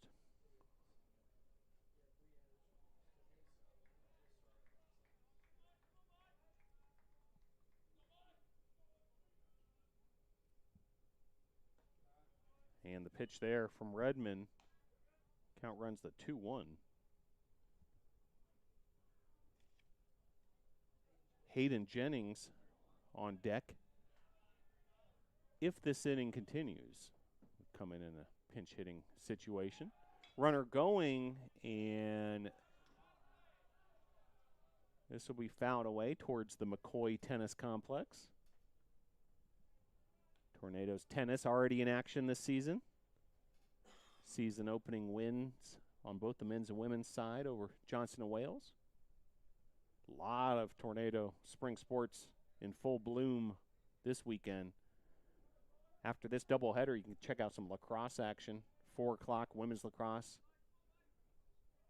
followed by a men's lacrosse game at Eyes Lamel Family Field. Grounder here, fair ball,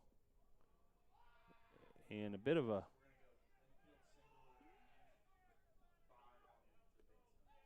issue there on the first base line. And looks like there's going to be a third out called there. So we'll try to get all this sorted out for you. And here comes head coach Mike Victory, not happy with things. Might have been called runner interference. It seemed to be almost like a collision over there on the first base line. And head coach Mike Victory trying to get a explanation.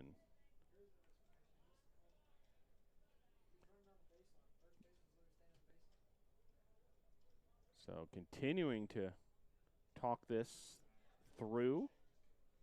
We'll have a bunch of changes. We're heading to the top of the 7th. I don't think this is going to get overruled by any means, but certainly an odd play that will result in out number 3. We'll head to the top of the 7th. Tornadoes with an opportunity to close this out. Ahead 7-1.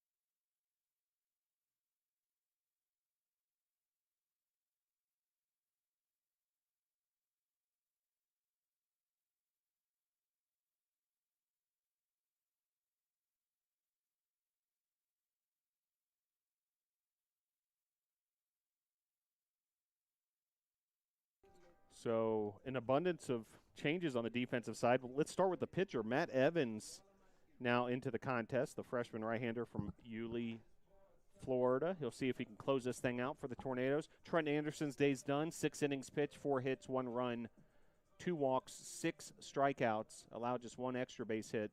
85 pitches, 58 strikes for Trenton Anderson, and he's in position to get his first victory of the season.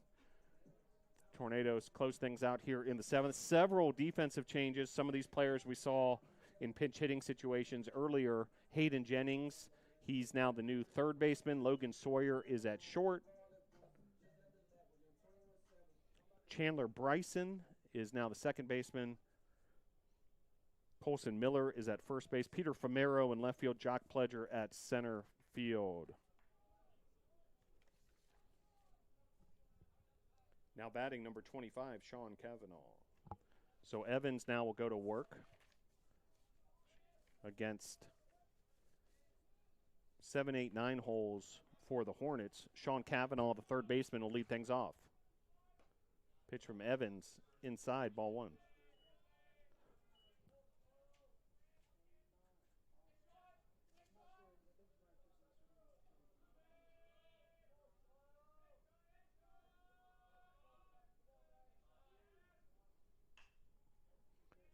Grounder here, and that'll be an error on the shortstop of the Tornadoes, Logan Sawyer. So runner aboard. Each team with an error now.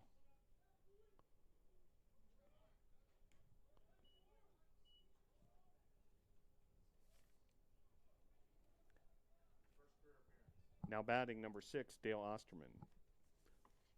First career pitching appearance for Matt Evans. And may have a pinch runner here.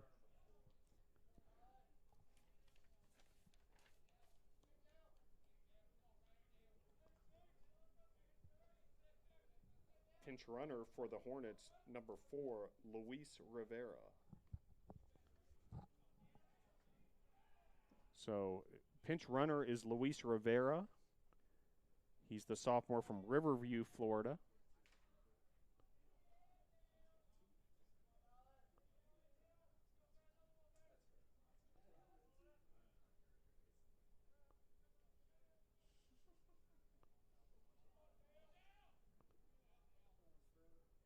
And the pitch, fouled back.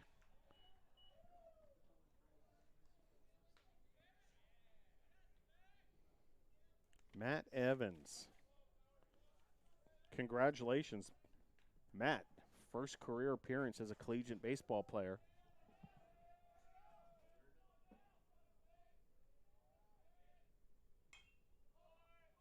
As that's fouled off. Tornadoes looking to improve to 5-3 and go up 2-0 in this series against the visitors from northern Vermont.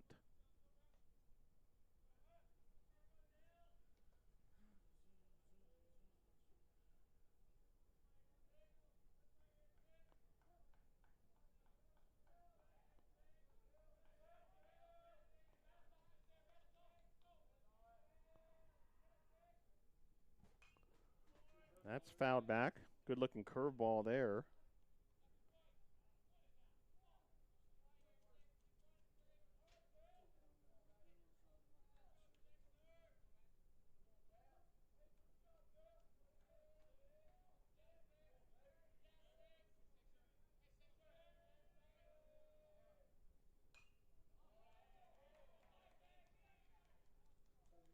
Fouled back again.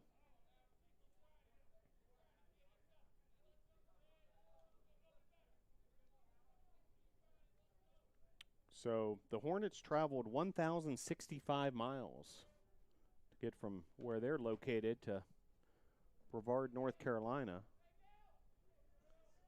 Long trip home. One more game following this one, part of this doubleheader, then a game scheduled tomorrow, neutral site affair.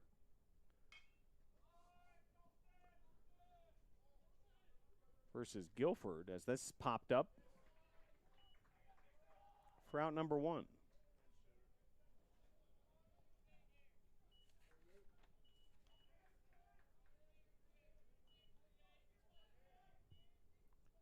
Pinch hitting for the Hornets, number 38, Kirsten Grisham. So Grisham will pinch hit for the Hornets after that put out at first base by Colson Miller. 2 outs away from game one win here of this doubleheader for the Tornadoes. Pitch here off the mark, ball one. Well, we told you about the distance this team traveled. The weather difference significant as well. We're right around 70 degrees here, 13 degrees currently in Lyndon, Vermont. Overnight low tonight is -6 back at the home of the Hornets. So I'm sure they're enjoying the warm weather as well. We told you the story earlier how it's basically impossible for this team to even train outdoors with the exception of some fly ball work out in the parking lot. That's most of the work being done in the gymnasium. That's out number 2. On that fly out to left field, Peter Famero making the play there. Now batting number 11, TJ Santal. So back to the top of the order we go.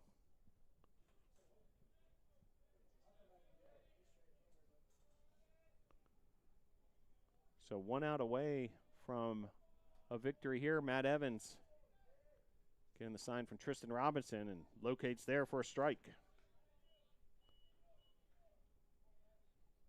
Runner at first, that's Luis Rivera, that came in as a pinch runner.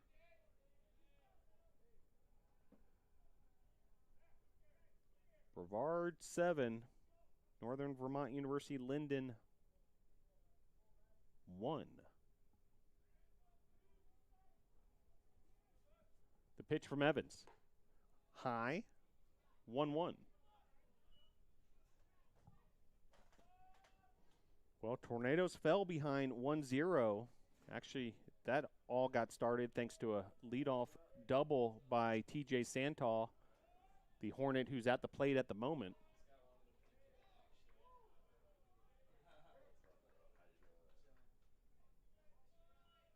Two-one now the count.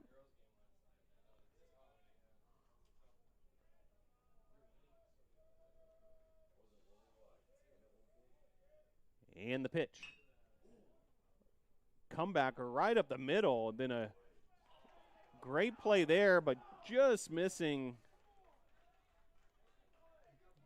converting that at first. What a play by Chandler Bryson, who's been inserted in the game at second base. But infield hit there. Bring up Osorio. Now batting the catcher, number 20, Mark Osorio.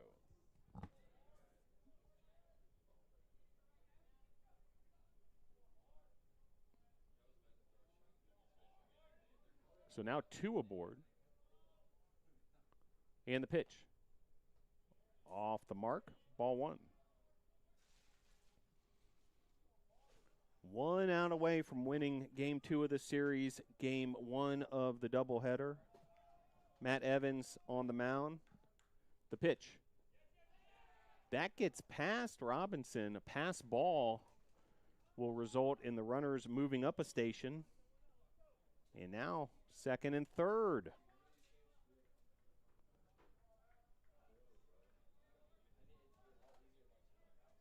Two-0.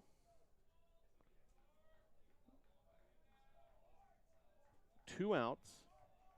Runners second and third. And the pitch. Just missing that outside part of the plate. 2-1.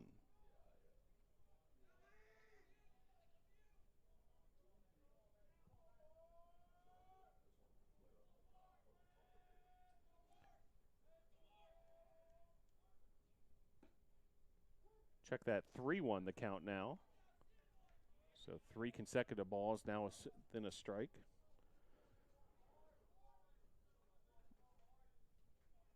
Tornadoes with 6 unanswered runs after falling behind 1-0. The pitch. High ball 4.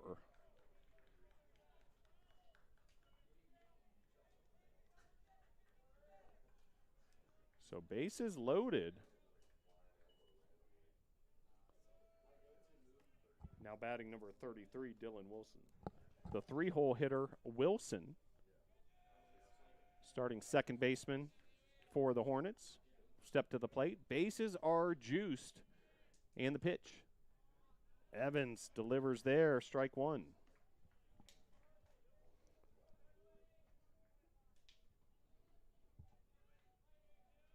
We'll bring you all the action for game 2 of this doubleheader. Brady Penn will take over the broadcasting duties for that one. I'm glad you're able to join us for this brunch with the Tornadoes. 11 a.m. start at Gilcone Field.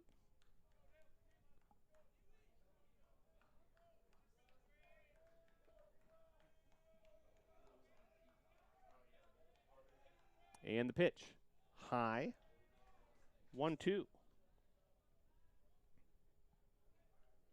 First career collegiate appearance for Matt Evans and looking to close this out. But he's got a tall order at the moment with the bases loaded.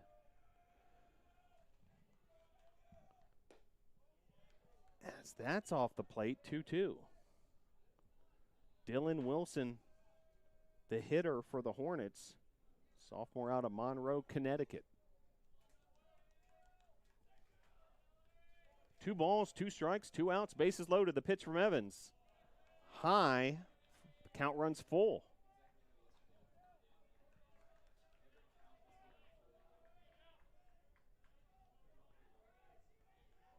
This game's scheduled for 7 innings, so 1 more out here, and it's closed out. Runners going, and got him looking. Strike 3. Matt Evans strands 3 Hornets in the top of the 7th as the Tornadoes take the win. And the Tornadoes win. Your final score from Gilcone Field, Brevard 7, Northern Vermont University, Lyndon 1. Tornadoes take the first 2 games of the series. Game 3 of the series. Game 2 of this doubleheader coming up next. Winning pitcher for the Tornadoes was Trenton Anderson. Stick around, folks. We'll have Game 2 of the doubleheader coming up shortly.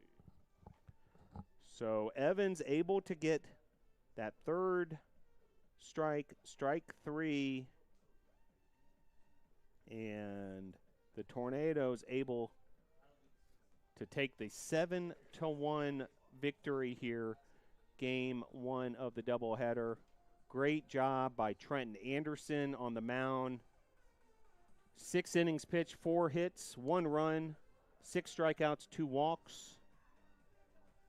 Matt Evans then came in, allowed just 1 hit, stranded the 3 runners, got that strikeout to end the game. And then the Tornado bats came alive as well. Logan Clark went 2 for 2, had a triple, 2 RBIs, 2 runs scored, a sacrifice fly, and 2 stolen bases. Have yourself a day, Logan Clark. Luke Morton, 2 for 3 with a run scored. Also had a stolen base. Lucas Granada, who hit an inside-the-park home run yesterday, went 2 for 3 with a triple and 2 RBIs and a run scored. Tristan Robinson had a base hit as well and an RBI, a triple for Tristan Robinson in the process. So check that, 3 triples in this game. So 3 triples in the game, 4 triples in the 2-game series thus far. And the stolen base department, once again, fruitful.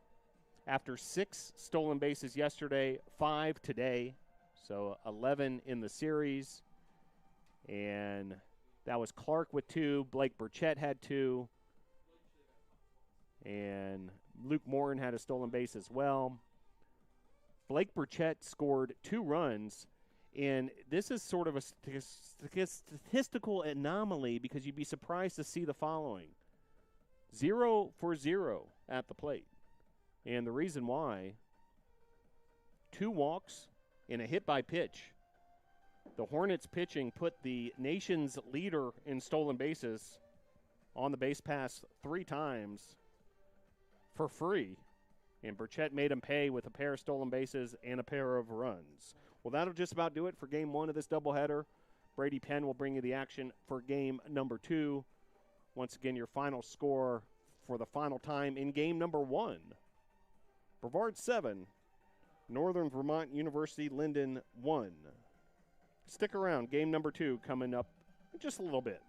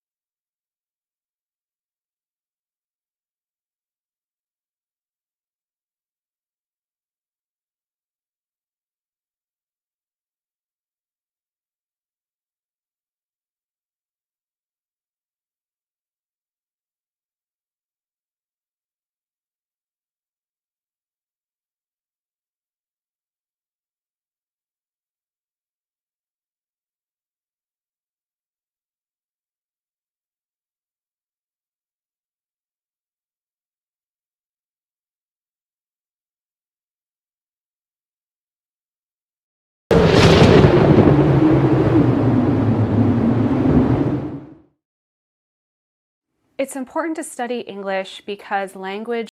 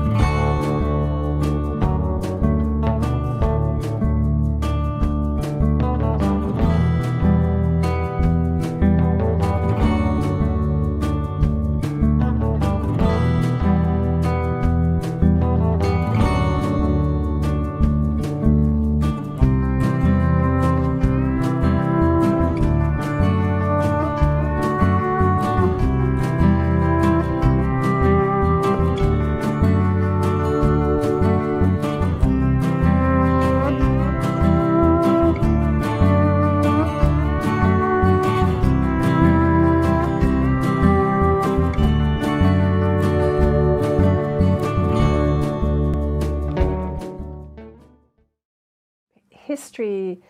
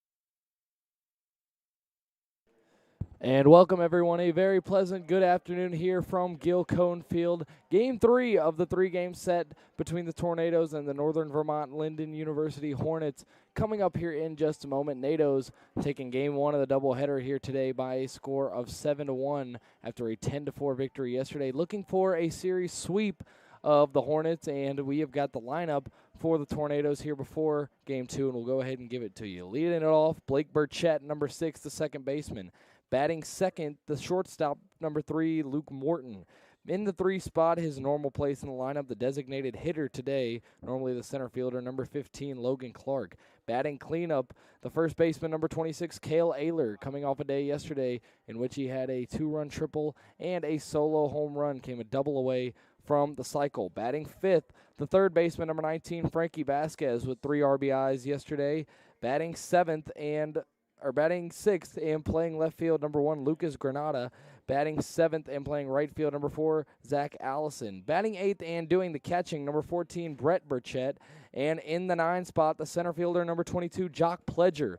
On the mound is going to be number 7, Bryce Bowers, who we have seen in relief a few times this season, getting the start here today in the condensed 7-inning ball game. NATO's looking for a sweep of the Hornets, and we will have a guest commentator today, Mr. Eli Carr of the Brevard College football team will be up here in the booth with me. So look forward to that, folks. Tornadoes and Hornets, Game 2 of the doubleheader coming up here in just a few minutes.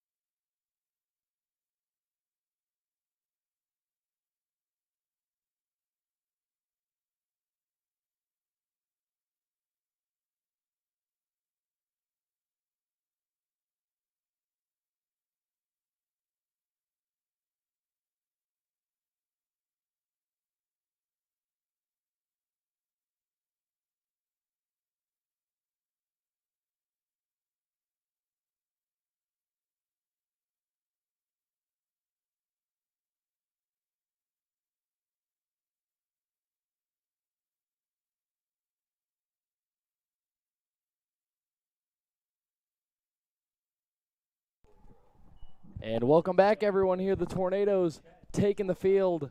Brady Penn here for the broadcast with Eli Carr alongside me.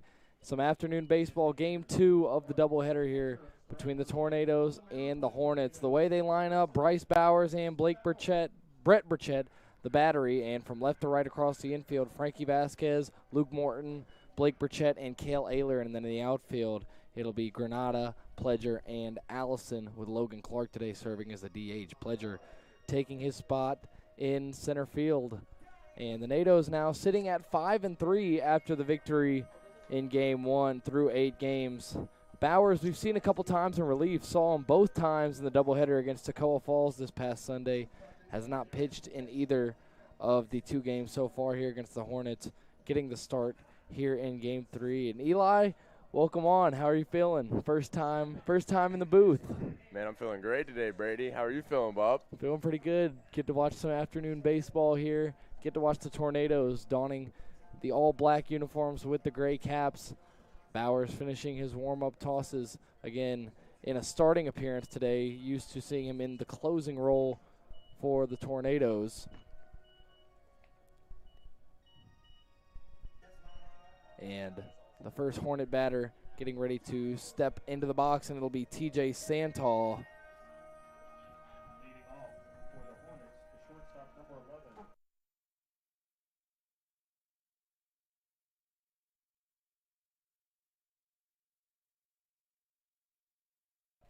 First pitch to Santal from Bowers is right down Broadway for strike 1. Bowers, the righty, second pitch, delivers quickly. That one flied out in the air, right field. Allison chasing after it, and that one is going to be off the wall. Allison chases it down. The hat flies off. Throw into second is going to be brought in by Morton, and a leadoff double here for TJ Santal. Yeah, that was a real good job keeping him there at second base on that one. A nice relay throw from Zach Allison, able to stop him from getting a 3-bagger there early on. And now here comes Dylan Wilson, the second baseman. Walked twice yesterday. And that one lifted in the air, left field, coming up under it. Granada, he will make the catch. Not tagging, thought about it at first. Santal, he will stay at second there. Bowers able to get his first out. And Bowers working quickly, does not waste much time once he steps onto the bump. Now here's Murrow, the first baseman for the Hornets. Hornets came out swinging early. I agree, aggressive so far here for Northern Vermont-Lyndon as opposed to yesterday. They were working deep into a lot of counts. First pitch here from Bowers is low and away for ball 1. That seems to be a key for Bowers, is getting ahead of batters. But so far aggressive here on the early pitches in the count. The 1-0 on the outside, black for strike 1.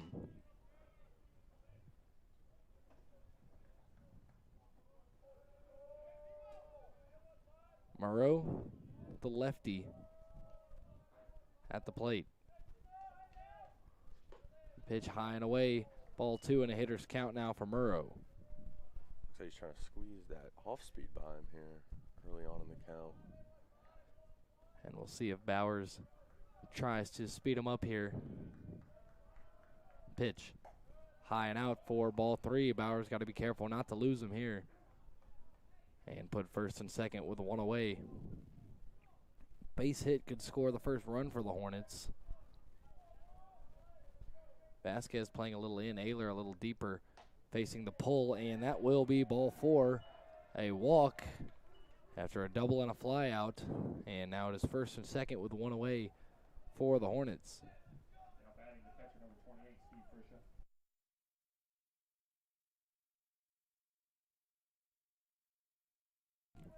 And now here is Stephen Frisha, the catcher today for the Hornets. Frisha we saw in action yesterday in game 1 of the series, and that one inside for ball 1. And Bowers missing the zone right now. He's going to take a second to try and recompose himself up on the mound with Santal at first Santal at second and Murrow at first. Yeah, I mean, it's important for him to take a deep breath here, you know, especially as he's a closer normally. Starting the game off, you know. A new Just get a roll, quick and this out. one is going to get by Frankie Vasquez. It's knocked down by Morton. Oh, great play. Everyone will stay put. Vasquez not able to grab that one. That'll be ruled as a base hit for Frisha, and now that'll bring up Anthony Ness with the bags juiced and one away. As you said, Eli, Bowers in an unfamiliar role. Have not seen much of him in starting action. Usually comes in late in games that the Tornadoes have a lead in. They're still trying to adjust with the bases loaded and one away. Ness at the plate. First pitch to him is a breaking ball that drops into the zone for strike one. He's really trying to get that breaking ball working early. Finally able to locate it there. Was missing early on. Hope to see that continue. Bowers comes set at the belt. And the pitch. Breaking ball drops in again for strike two, and he's getting a better feel for it here. That's important. I mean, you can't just throw fastballs, you know, just let it hang. So, Hornets were aggressive early in the count, first few batters. Now an 0-2 hole for Ness. The pitch is on the outside corner for strike three. Got him looking. And that right there, that's the importance of the off speed. Exactly. Bowers able to set him up with a couple of curveballs and then paint the black for out number two. And here's Ryan Alt, designated hitter in the sixth spot. Hornets trying not to strand runners on. Everybody occupying a base here. Bases loaded, and the first pitch for Bowers drops it in again. And Alt was the starting pitcher for the Hornets in game one of the doubleheader. Now you see him at the plate. He took the loss. Now at the plate with a chance to drive in a run here. Pitch from Bowers, swing and a miss. Got him with the heater, and we'll see if Bowers goes back to the well with the breaking ball or tries to get him again with the fastball. Bowers coming set. 0-2 can waste a pitch. The pitch swung on and missed. He got him. Strike three. Bowers able to work out of the jam, and the Tornado bats coming up here in just a moment. It'll be Burchett, Morton, and Clark to lead things off when we get back here. Bottom of the first coming up in just a moment here from Gil Cone Field.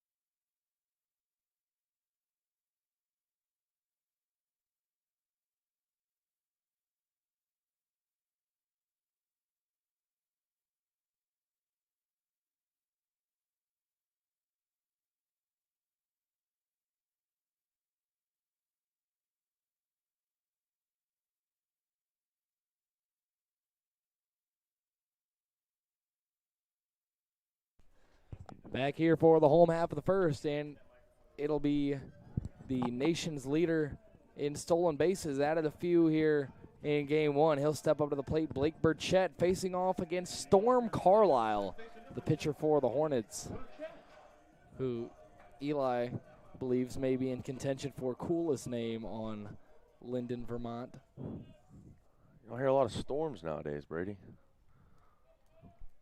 First pitch coming here from Carlisle to Blake is shown bunt, but he pulls back and takes strike one. I think the biggest piece for Blake right here is just to get on base. You know, I mean, Exactly. he's a threat on the pass, so. Clearly a threat on the base pass. Led Division III last year in stolen bags, and if he can get on, there's a good chance, really good chance he's going to steal second, and a pretty good chance he'll steal both second and third. Blake taking a ball there moments ago. Ball on the strike. It's important to get your lead runner on every inning, you know. So there it is. Of course, and that one is There going to we hit go. Blake Burchett second day in a row that Blake Burchett starts the batting off for the Tornadoes with a hit by pitch. Took a hit by pitch on the very first pitch the Tornadoes saw yesterday. Got on base and came around. Was the first run to score in a 5-run first. And it'll bring up Luke Morton, who has enjoyed some success lately. 2 walks and 2 hit by pitches already on the day for Burchett. Took a hit by pitch yesterday. In fact, I believe he took 2 hit by pitches yesterday. Took one in the first inning and then later was hit in the head with a breaking ball. So 4 hit by pitches so far for Burchett in the series. And the throwback to first, Burchett is in there. They're worried about him. Very worried about him. As they should be. And a base runner like that, obviously, as you're saying, will take some of the focus away from the batter and have the pitcher thinking about that guy behind him on first. Morton shows bunt, lays it down, pitcher picks it up, will look over to first, only one play, and it will be that one. Morton retired for out number 1. And it'll bring up Logan Clark, who is DHing today. Clark had an RBI earlier. Sac fly for him, an RBI yesterday as well. That's a great job by Morton right there, just doing his job, getting Blake to second base, bringing up Logan Clark here to hopefully drive him in. You don't see as much of that in today's baseball, laying down sacrifice bunts, all about driving the ball. That throw back over to second nearly gets Burchett. If he had put it on the other side of the bag, he very well may have, but Blake able to slide back in there. Threw it towards the second base side of the bag, and that is what saved number 6 over there at second. Comes over to hold him again. Pitcher takes a look back now. Carlisle will fire to the plate.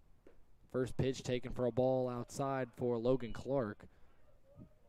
Clark, a junior, was the USA South Rookie of the Year his freshman year 2 seasons ago, and now has established himself as the everyday 3-hole hitter for the Tornadoes the past couple of seasons.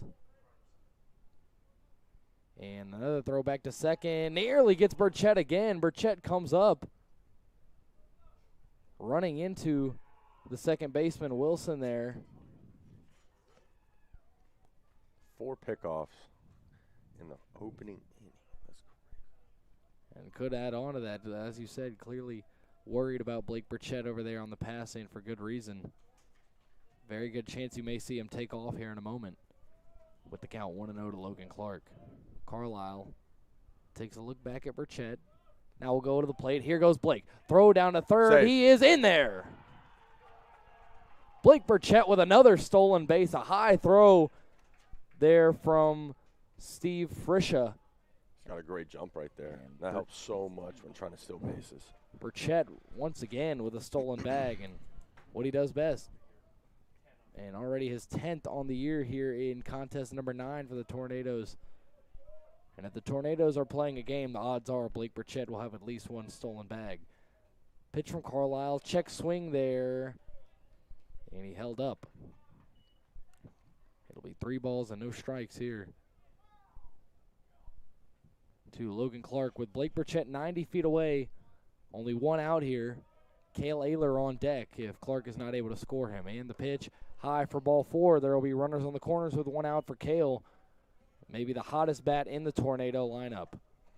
Had a home run yesterday, a triple yesterday, was only retired once in the entire doubleheader on Sunday. And Cale Ayler swinging as hot of a stick as anybody. You just got to think. You're seeing the ball like it's a beach ball out there, Brady. I mean, when you're that hot this early on in the season, it's impressive.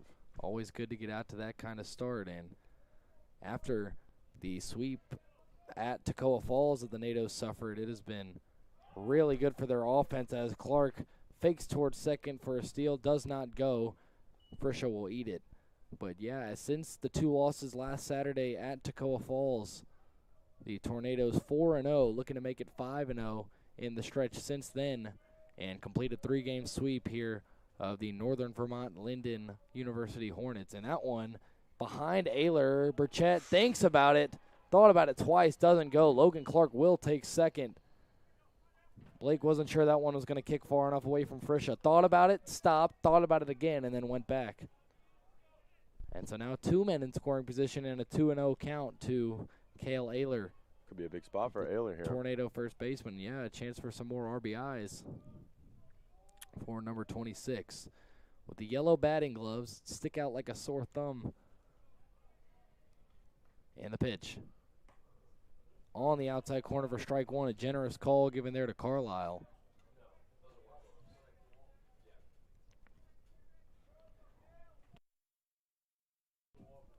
And Ayler, a bit unorthodox, mentioned the gloves a minute ago, work gloves that he uses to hit the baseball. And that one whacked foul down the first base side past Rob Julian. It's funny that we just figured that out because I was thinking they look like Carhartt gloves, and that's what they look like.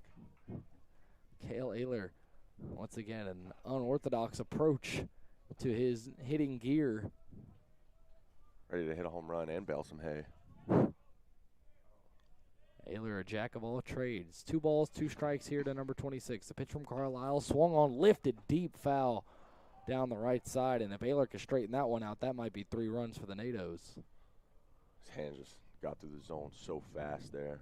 Just being able to turn on that pitch. Maybe a little bit too fast, just a tad early on that delivery from Carlisle. And we'll have another 2-2 pitch coming up here with 1 away and 2 in scoring position. Pitch from Carlisle. Swung on, lifted in the air, right field, just missed again. Oh, my goodness. And Ayler showing some serious bat speed, getting it through the zone quickly.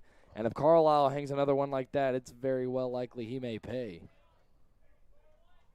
Playing with fire here with number 26 in the box, leaving it up like that. Clark on second, Burchett 90 feet away at third. A base hit would score them both. And the pitch. Chopped over to the first base side. That one taken in, and a run will score. It's a great job right there by Ayler. Just, working with what the pitcher gives him, making sure we get 1 run. Absolutely. Just putting the ball in play. Good things tend to happen when you do that. So it'll be an RBI ground out for Cale Ayler to the first baseman, Tyler Murrow. And now it'll bring up Frankie Vasquez, a chance to add another run here with 2 down. Logan Clark now on third. Vasquez 3 RBIs yesterday in the first game of the series, and this one low and outside for ball 1.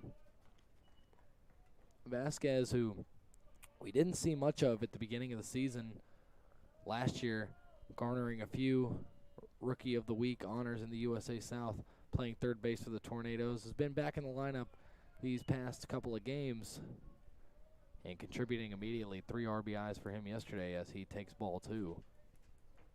Looking to make it another one here, Brady. It'll be important to get another run here with 2 outs, going to the top of the second. Give an early cushion to Bowers. That one lifted in the air, center field. Frankie. Chasing. That one is going to get over the head of the center fielder. Vasquez is going to have extra bases. Clark scores. Vasquez into second, and it's a 2-out RBI double for Frankie Vasquez. Just threw his hands right there and the power behind it. That one just kept going.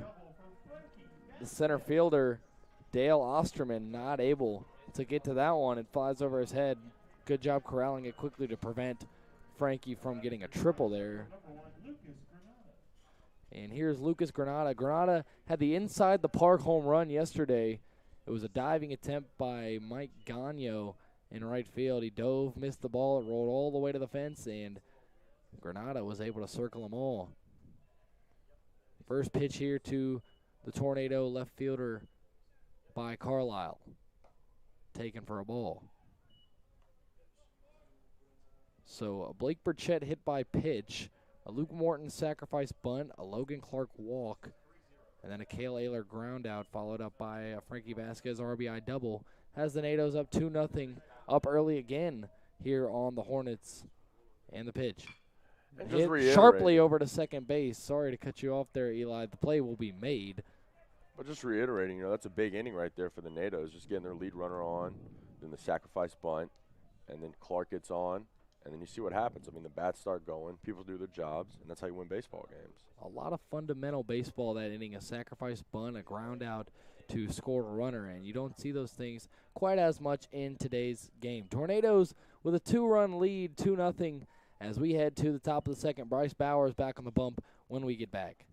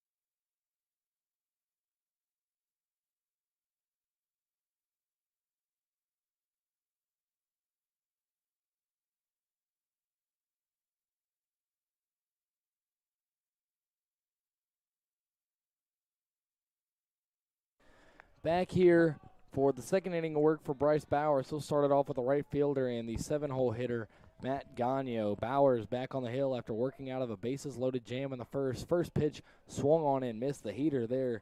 Gagno not quite able to catch up.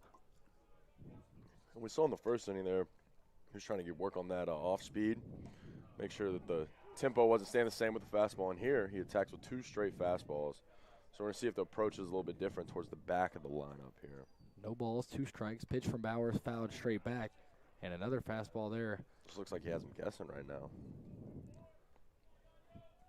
And a perfect opportunity for Bowers to drop the off speed in here. And the pitch. They moves fastball again. That one popped foul down the right side. There will be another 0-2 offering coming here in just a moment. See, I think right here you try and blow a fastball high right by him. If he doesn't chase, then you bring a off speed into the dirt. Move his eyes a little bit. See what he does with it. Bowers can waste a pitch. In the driver's seat, 0-2, he does. That one inside for ball 1.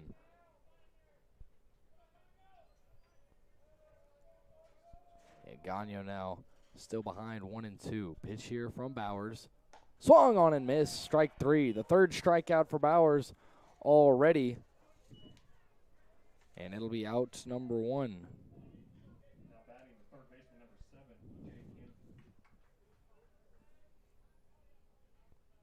Gagno retired there. And this will be E.J. Camden, the third baseman. First pitch to him, swung on, fouled down the right side. Camden we did not see in yesterday's action, getting the start here at third base for the Hornets. And the pitch. Breaking ball, not quite able to drop in there, ball 1. Just missing inside there. Spraying it a little bit. Just a couple inches off there from dropping that one in front door. And the pitch lined into center field. Pledger coming under it and makes the grab for out number 2. Pledger there. Pledger might want a more difficult one to show off the athleticism and the range that he has.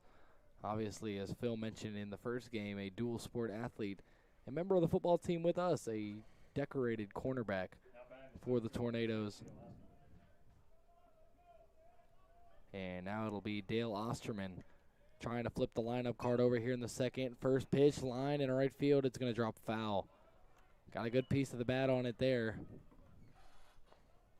Nods his head. He knows as he walks back over to the plate in an 0-1 hole that he was a couple inches from extending the inning there. But instead, a long strike 1. Bowers toes the rubber, and now here the pitch.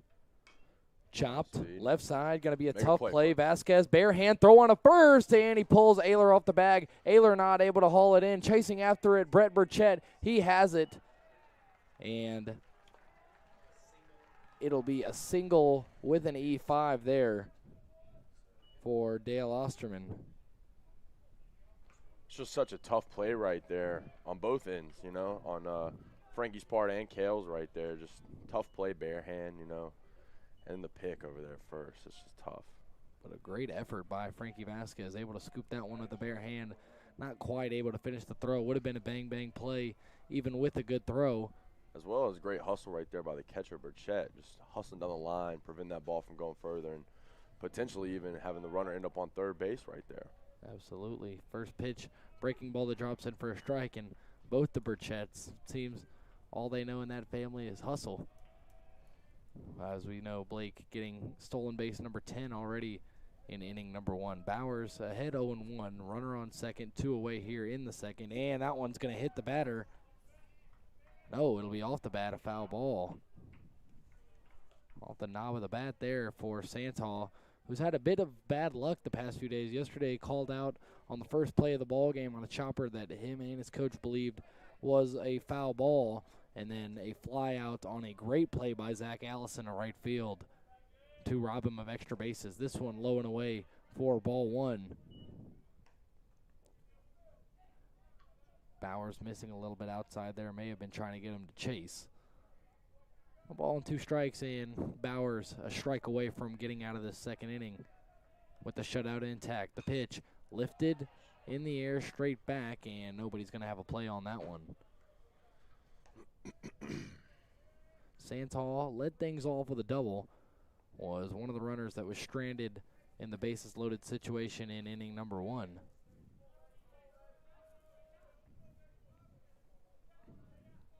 And now Bowers takes a look back at second and fires that one. Excuse me, swing into center field, chasing after it. Pledger, he'll let it drop in front of him. Runner will score, was going on contact. It's a run for the Hornets, and it is now 2-1 Tornadoes. Bowers allowing his first run of the day. Santal with a double and a single his first 2 appearances. Seems to have Bowers' number, able to fight back after falling into an 0-2 hole. That's what your job, though, is. I mean, that's your job right there, you know. Just put the bat on the ball. Like you said earlier, Brady, you know, put the ball in play, good things happen. And right there, we saw it right there perfectly. Good things happen. RBI single. Man on first for the Hornets now with 2 away, and it'll be Dylan Wilson who flew out to left field. His first try, a deep fly out as that one outside for ball 1. Chap behind quickly.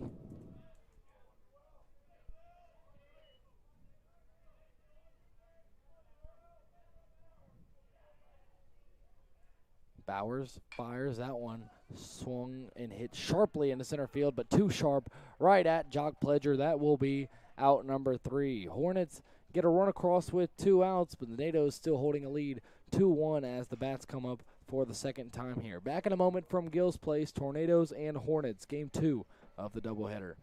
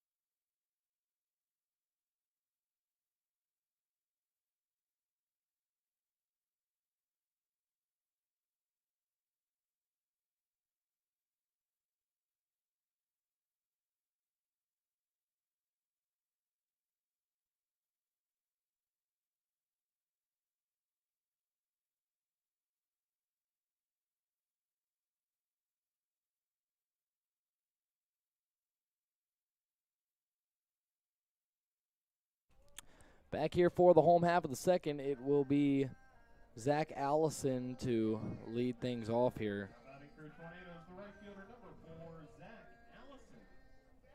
Zach's actually from right down the road, Brady. He graduated from West Henderson High School, I believe.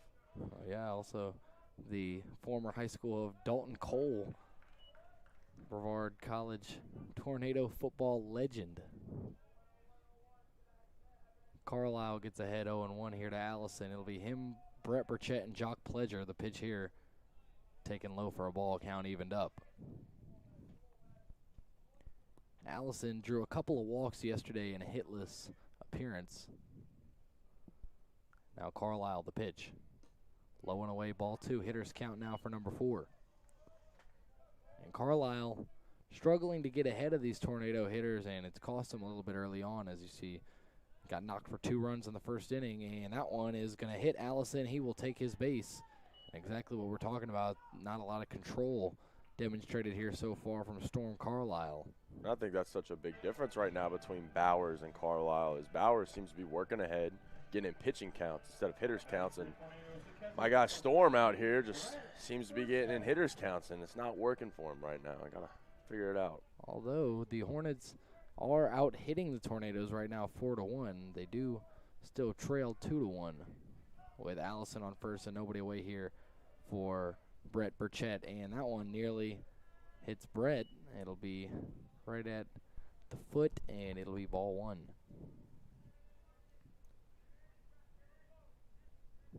Burchett shares catching duties with a couple of other Tornadoes. Carlisle, the 1-0. Low, ball 2. We'll see if Allison tries to take off here. You got to think in the back of their mind just how aggressive the NATOs are on the base pass, that every pitch could be a potential stolen base or an attempt at a stolen base.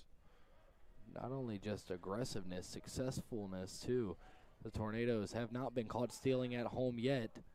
Nearly a pickoff there of Zach Allison. You got to be a little bit more careful, but the Tornadoes, in the 4 home games they've had so far against Toccoa Falls and Northern Vermont University of Lyndon, they have not been caught stealing yet.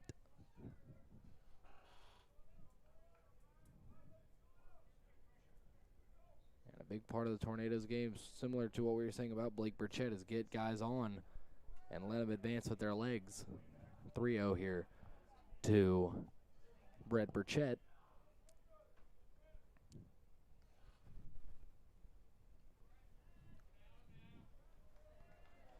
And Allison, awaiting at first, could move on to second here on this next pitch. The pitch. Ball 4. Burchett will take his base, and it's a hit by pitch and a walk to start things off here in the second.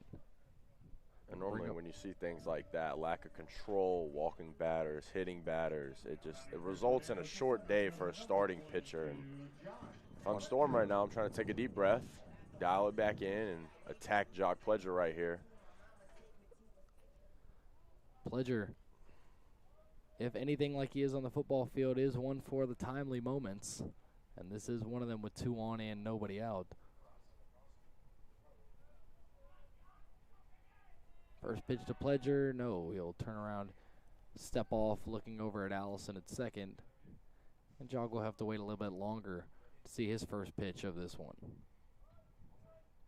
Pledger came in as a pinch hitter and then a defensive replacement in the latter half of game 1 of the doubleheader. Now getting the start here. He lifts this one up, center field, drifting back, and not making the catch in center field. It's going to drop for a hit. Pledger, on the heels of Brett Burchett, gets into second. There will be no play. Zach Allison will score. Some confusion there from the runners. They weren't sure if that one was going to drop, but it does, and it will be an RBI double for Jock Pledger. Misplayed there by the center fielder and the right fielder, Osterman and Gagno. Not sure what the idea was there, but it drops for an RBI double, and it's 3-1 Tornadoes. Didn't wait around to see a pitch there. Came out swinging. Maybe a tad antsy, you know. Pledger with the aggressiveness, and the Hornets defense giving him a base hit there.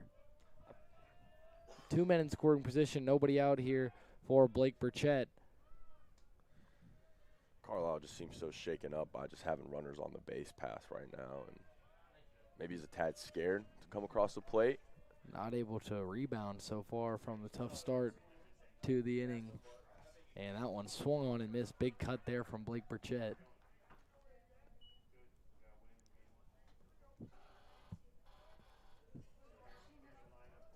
Burchett hit by a pitch his first time up. And here in an 0-1 hole against Storm Carlisle, who's been struggling so far. The pitch lifted in the air, right field, coming after it, Gagno. He will make the catch there right by the foul line. Burchett will tag and score. Pledger will tag and advance to third, and it is 4-1 Tornadoes on the sacrifice fly from Blake Burchett to score Brett Burchett. So Blake Burchett was 0 for 0 in the first game, drew 2 walks and a hit by pitch, and so far still not an official at-bat for him in this one either, a hit by pitch and a sacrifice fly. Like we said earlier, Brady, I mean, just the fundamental baseball that the Natives are displaying right now, just a sac fly right there, get another run, get a better lead, just go into the third with a nice, comfortable lead for Bowers to come back out here and do his job. 100% makes it a lot easier for a pitcher having that kind of cushion out there. Sort of lets you take a deep breath as ball one there just a moment ago to Luke Morton. Carlisle comes set and the pitch high for ball 2. And Carlisle struggling to find the zone, and when he does, he's getting hit hard. But that's the benefit of facing a pitcher with a lack of control, is you can sit and wait for your pitch because you know majority of the other pitches potentially have a chance to be a ball. As is that one, 3 balls and no strikes. And for those of you that do not know the story, we got the story earlier. The Hornets up in Vermont have so much snow that they are not even able to practice on their baseball field, will not even be able to use it until supposedly mid-March, late March, possibly even early April, as the walk drawn there by Morton on 4 pitches. But they will be traveling all around trying to get some games in. They're scheduled to have some home games in early March, and they're saying they likely won't even be able to get them done. They'll probably have to get postponed due to the weather up there in Vermont. Great skiing weather, not quite as much great baseball weather. And a different scene here in Brevard. Bit warm here for February afternoons the last couple of days. Natos have first and third. Morton's going to take off. There won't be a throw. It'll be another easy stolen base. He slides into second. Didn't even need to do that. And now, once again, 2 runners in scoring position for Logan Clark. 3 walks already issued by Carlisle, as well as a hit by pitch. 2 hit by pitches. And that one lifted in the air right field. Coming under it, Gagno. Pledger ready to tag. This will not be a close play. Throw is cut off. Pledger comes in. It'll be a sacrifice fly for Clark. The second one of the inning for the Tornadoes. Pledger scores, and it's 5-1 Natos here in the second. Early lead here for the Natos. You know, last game they finished with a win of 7-1. Here already in the bottom of the second, it's 5-1. So Natos scored 5 runs in the first inning yesterday, 6 in the first 2, and so far 5 in the first 2 here. A chance for another with 2 away, and Cale Ayler at the plate with Luke Morton on third. That's ball 1 to number 26.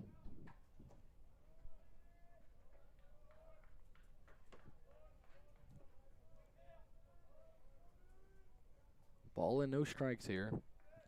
Carlisle trying to get out of this second. This one nearly hits Ayler, almost a third hit by pitch for Storm Carlisle. Instead, it will be a ball right at the feet of Cale Ayler.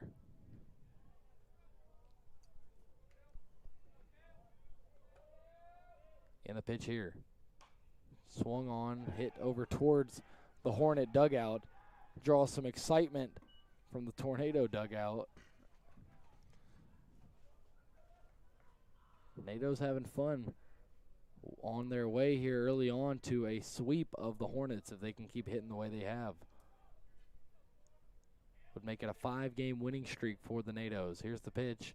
Low. It's going to get by the catcher. It'll be an easy score for Luke Morton. And now at the 3-1 count, the bases will be empty for Ayler after the wild pitch by Carlisle. And he just can't get it together out there. Not able to locate the zone consistently at all. And a rough go of it for Carlisle to this point. I don't see anyone warming up here in the Hornets bullpen, Brady, but exhausted a lot of arms yesterday. Not sure how many were used in game 1 as Ayler takes ball 4.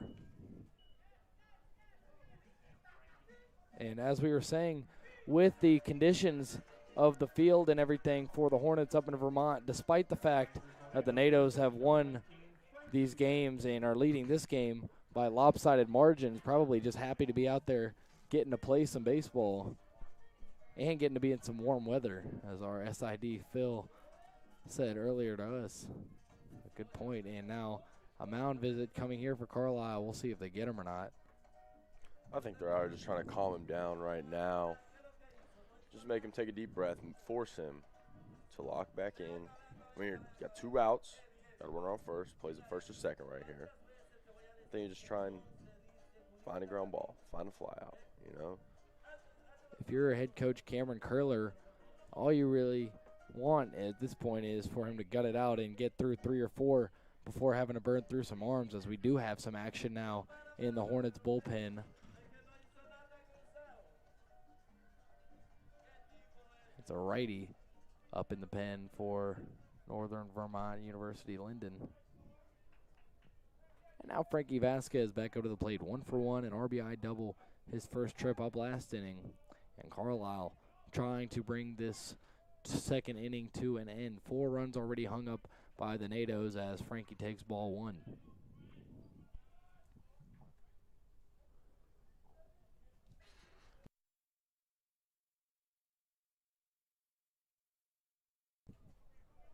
Ball and no strikes here.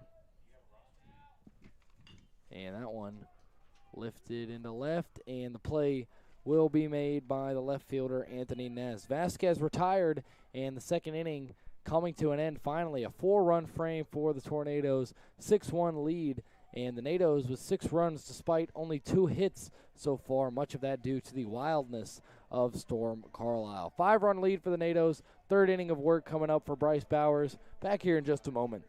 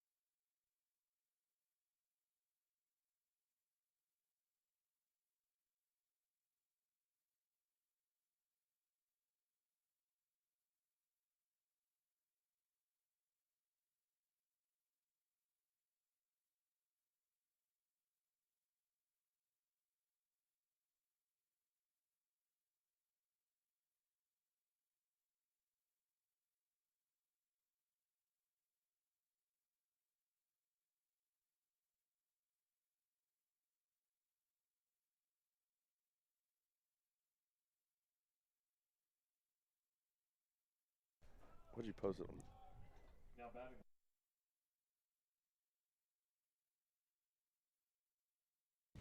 Back here for the 3rd inning, Bryce Bowers will face off here first against Tyler Murrow, who walked his first time up.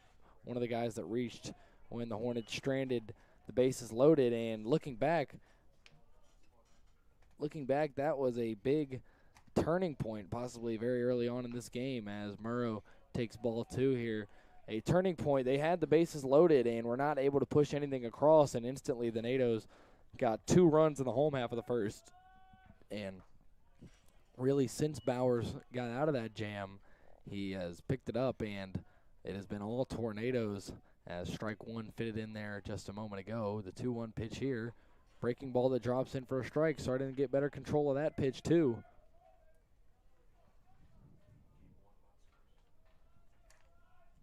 And the pitch from Bowers, 2-2, misses way outside, full count now.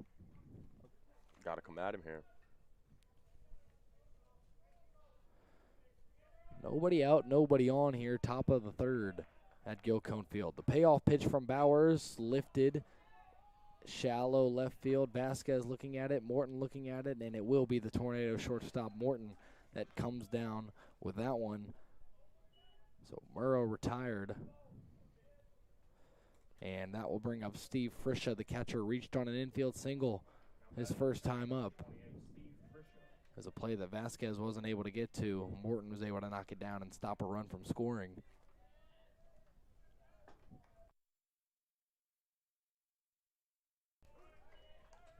And Frisha taking strike one there from Bowers. This one chopped over to Vasquez, routine play, throw across the diamond, brought in by Ayler for out number 2. Frisha retired there. And it'll bring up Anthony Ness. He'll be the final hope here in the 3rd inning. Ness struck out looking his first time up. He was the first strikeout victim for Bryce Bowers. And he digs in here from the right side. First pitch, tipped back foul. I don't think Bowers would have a problem with the pitch clock that they're implementing in the higher levels of college baseball right now. No kidding, a quick worker. Efficient, though. Very efficient. 100% don't have the pitch count on hand, but seems to be making quick work of the Hornets. The 0-1 taken, just missed. I don't know where that missed, Brady. Looked like a good pitch. Instead ruled a ball, and the count evened up at 1 apiece. Ball and a strike, the pitch. Chopped over to Vasquez again, picks it up, quick throw on the first, pulls Ayler off the bag, but he's able to apply the tag. Nice heads-up play there from number 26, and that will set down the Hornets here in the 3rd. It's a great play by Ayler right there. Nice play by Cale Ayler, 100% there. And when we get back, it'll be Lucas Granada, Zach Allison, and Brett Burchett to lead things off in the home half of the 3rd. NATO's leading it 6-1.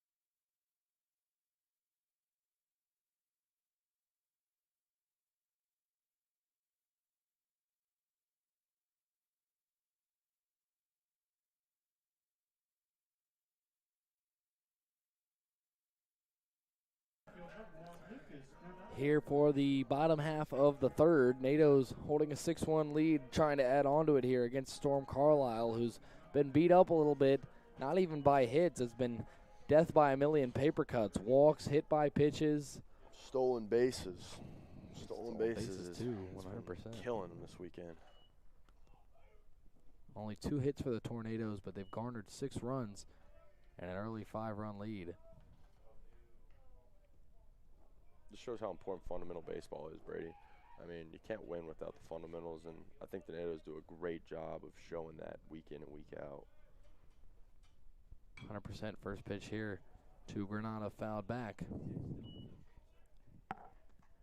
But they play kind of an old school game merged with a version of the new school game. NATOs play with some swagger and some hustle as well, despite being good at the fundamental stuff, as the 0-1 here to Granada, taken outside for a ball.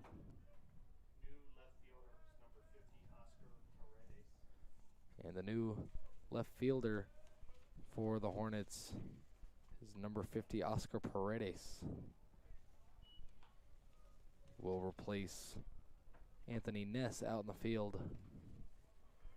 Wondering if he was injured on that play with Cale Ayler applying the tag there, as this one chopped off the hands by Granada, and it's booted over at 3rd. Not able to make the play is E.J. Camden. And the leadoff runner on for the third straight inning. Each inning so far, the Natos have gotten the leadoff guy on, which is of the utmost importance like we talked about earlier. Yeah, man, I just don't mean to keep harping on it, but you see, I mean, it's just 6-1 so early on because they get that first runner on. They'd be still second base, you know, sac fly, sac bunt, And now going here is Granada, the throw down to second. He is in there. Not a good throw there. Right on cue. By Frisha, and another stolen base for the Natos, and it seems like rinse and repeat for this Tornado team when they are at the bat at this point. I also think they're being able to take advantage of Carlisle's lack of control today. You know, I mean, when you have a pitcher just painting the corners, you know, hitting the spots, everything, it's a little harder to get a jump, get a steal, because the ability of the catcher to catch the ball, get it down there, the pop time, everything. But here today, I mean, it's just, I think it's a little bit easier for him because of lack of control. Breaking ball there, taken high, and yeah, Frisha has been kind of having to dive all over the place for some of these pitches. Not to just beat up on Carlisle, but just calling it the way it is. With Granada standing on second. In scoring position. And the pitch right on the hands for strike one. Allison has his hands hanging a little bit lower. The ball grazed right by him. And that was ruled a strike. Allison, who was hit by a pitch his first time up, was a little bit close to a repeat there. 2-1 pitch. Fouled straight back for strike two.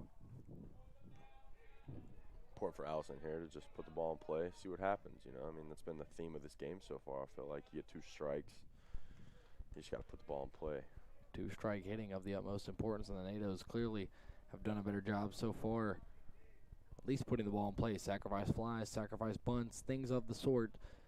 And the 2-2 coming here from Carlisle is low and away for ball 3 and a full count coming here. That's the other thing. The Natos doing a good job working into the counts. Being patient. I think the only person we've really seen be aggressive this game was Pledger on his hit. And that resulted in an RBI double, one of the 2 hits for the Tornadoes to this point. Pitch here from Carlisle, payoff pitch, popped up, shallow center field, and that will be the shortstop, TJ Santhal, making the play there for out number 1. This will bring up Brett Burchett. Burchett walked his first time up in that second inning. Burchett with an awesome head of hair down there. The long blonde locks flowing out of the helmet. And the throw back over to second. Granada steps in there without a dive. 6-1 ball game here Friday afternoon at Gilcone Field. Natos trying to complete a 3-game sweep of Northern Vermont University-Lyndon. First pitch here to Burchett. It rips down the left field line foul. Got a good piece of that one just a little bit early.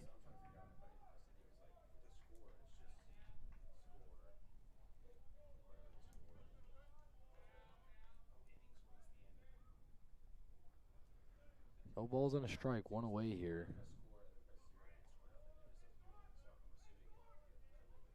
They're so worried about our base runners right now. I mean, it is just every pitch, you know, potential to throw it back and just try and pick them off because of the efficiency of the Natos bases that they steal every game. Like, just, it's so impressive what they do on the base pass. As we've talked about, one of the Tornado MOs, swiping bags. 1-0, throw back over to second, Granada in there. And Carlisle, maybe that's part of his struggles, is that he has been so preoccupied and invested in the runners that are on base. Not able to fully focus on the batters and missing his spots. The 1-1 swung on and missed for strike 2. Big hack there from Brett. Yeah, he was looking to do some damage there, Brady. And he'll get another chance to with 2 strikes. Stepping back into the box, Carlisle. I think Takes here a your look approach has in. to be a shorter swing, you know? Just get your hands through the zone. Look Maybe- backside, potentially. Maybe choke up a little bit. You got a guy in scoring position. At least try and move him over. The pitch here. Swung on and missed, and Burchett sent down on strikes. First strikeout for Storm Carlisle.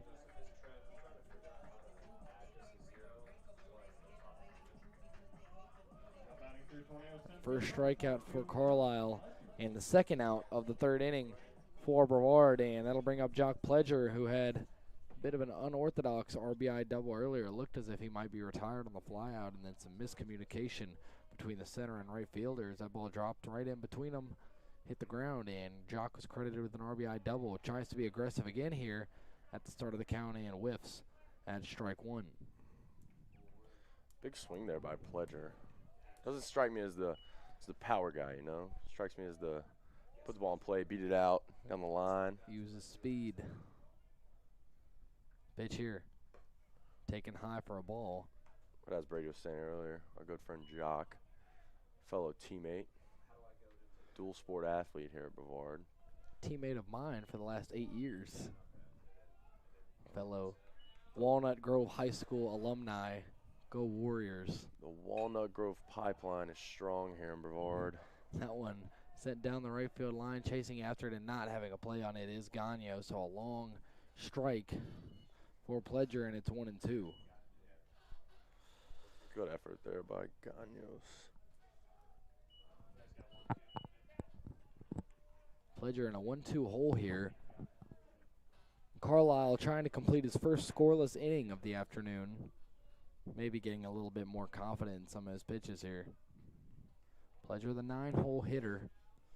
An RBI double on his ledger already. The pitch. Breaking ball. Oh, just misses. Pledger close to getting rung up there.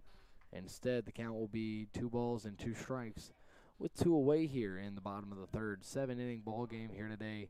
Game 2 of the doubleheader against the Hornets. Carlisle now looks on the pitch. In there for strike 3 on the inside part of the plate. Pledger, not a big fan of that call. And that will be it for the Tornadoes here in the 3rd. Back here for the top of the 4th in just a moment. NATO's leading at 6-1 here on a Friday at Gil Cone Field.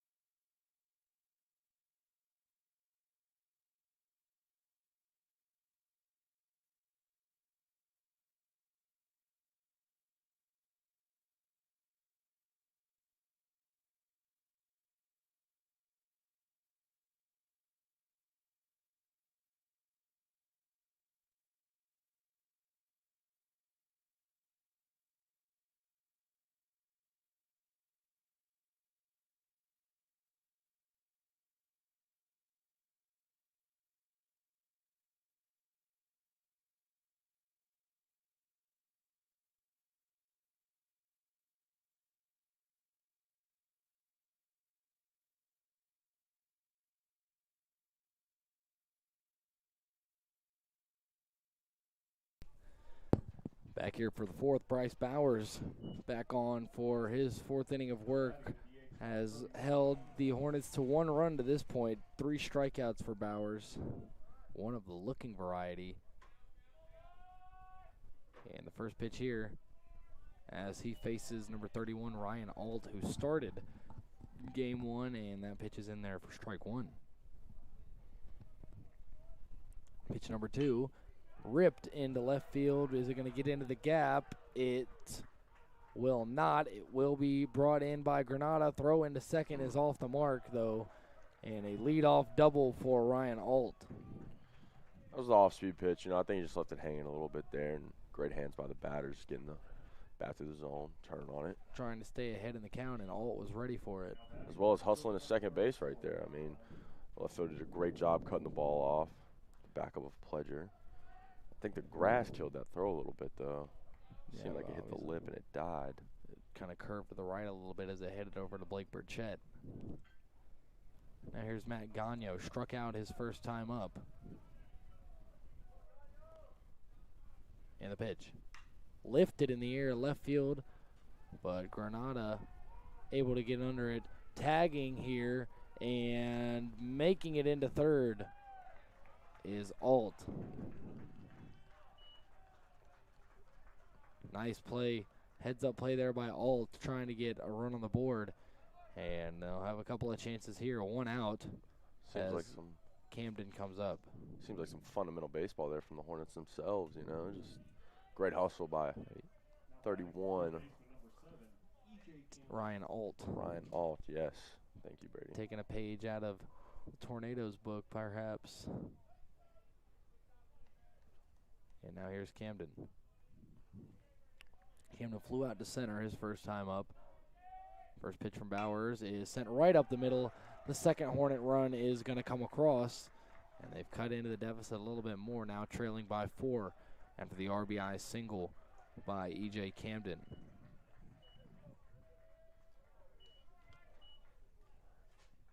But if I'm Bryce Bowers right now, I'm simply just taking a deep breath, realizing that I still have a 4-run lead, and I'm going to attack this batter. Hopefully get the second out, potentially roll 2 here. Could get out of it with a grounder. You're right. Dale Osterman at the plate, the center fielder, had a single his first time up, followed by an E5 that got him over to second as strike 1 drops in there from Bowers. But also a trend I feel like we've seen this inning from the Hornets is the aggressiveness on the first pitch. You know, just not letting Bowers get that first strike across and getting ahead in the count. Bit of a different approach, kind of reminiscent of what they were doing in the first inning, as that one flied into right and Allison able to get under it. And somebody might need to get Zach Allison a tighter hat. It seems to fall off every time that he chases a fly ball. Out number 2, nonetheless, for the Tornadoes. Allison, the steady right fielder for the Tornadoes. And now here's TJ Santal after the flyout. The pitch. Taken for a strike. Bit of a delayed call there from the home plate umpire. Santal 2 for 2 with a double and a single, trying to extend this 4th inning. Natos leading at 6-2. Bowers looks in, takes a deep breath. Now the pitch. Low in the dirt. Burchett able to corral it. Block there by Burchett, just preventing that runner being able to reach second. Helping his pitcher out a little bit there. Camden not going anywhere. And as opposed to the Tornadoes, the Hornets, when they have gotten on base, have not been very aggressive. As Camden takes his lead over there, Ayler holding him on. Pitch from Bowers. Misses for a ball. And it's now 2-1. Just don't know where that's missing, though. Maybe a little outside, a little high. I don't know. But that looked pretty good to me. NATO is already with 23 runs in the 3-game series, leading at 6-2 here as the 2-1 is inside 3-1 now to Santal. And I feel like that was a ball that we have seen be called a strike earlier in this game, but not to be right there. 3-1, 2 outs, and the man on first, E.J. Camden, after the RBI single to plate the second Hornet run. And the pitch. Breaking ball drops in there for a strike on the outside part of the plate, and now another full count here for Bowers. Imagining Camden over there on first base is going to be running on the pitch. The pitch. Breaking ball chopped over to third. Vasquez handles it on a hop. Throw over to first. He got him. Bowers able to limit the damage once again, and the Natos through 4 innings of hitting for Vermont, leading it 6-2. NATO bats coming back up here in just a moment for the bottom of the 4th. Natos lead it, and we'll be right back.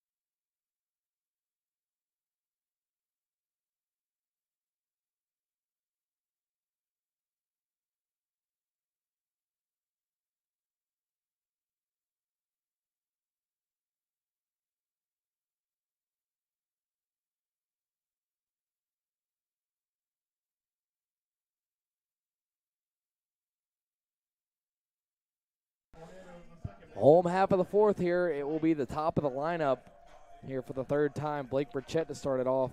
Burchett in 2 games here so far today still has not recorded an official at-bat. Went 0 for 0 at the plate in game 1, and that is the case here so far. A hit by pitch and a sac fly on the ledger for Blake Burchett here today. New pitcher for the Hornets is Brandon Fernandez, who started in center field yesterday for them in game 1 of the series, and he misses low and away on his first pitch.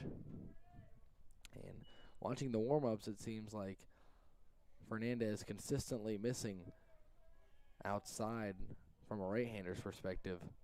We'll see if he can bring it in a little bit as he gets a bit more warm. The 1-0 here. Down the middle, laced into center field, but right at the center fielder. Nice play there to haul that one in by Dale Osterman. Looked like a bit more of a routine play at first, and then the ball just started to drop in quickly. Had to drop to his knees for that one. Able to make the catch for out number 1. That was a great play by the center fielder there.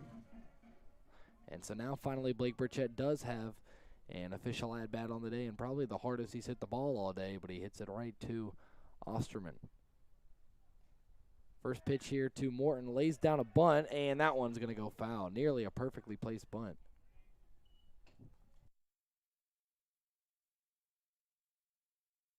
Oh, gee, looks, bro. Fernandez getting strike 1 there from Morton. Logan Clark on deck. Morton 0 for 1, sacrifice bunt, and a walk for him on the day.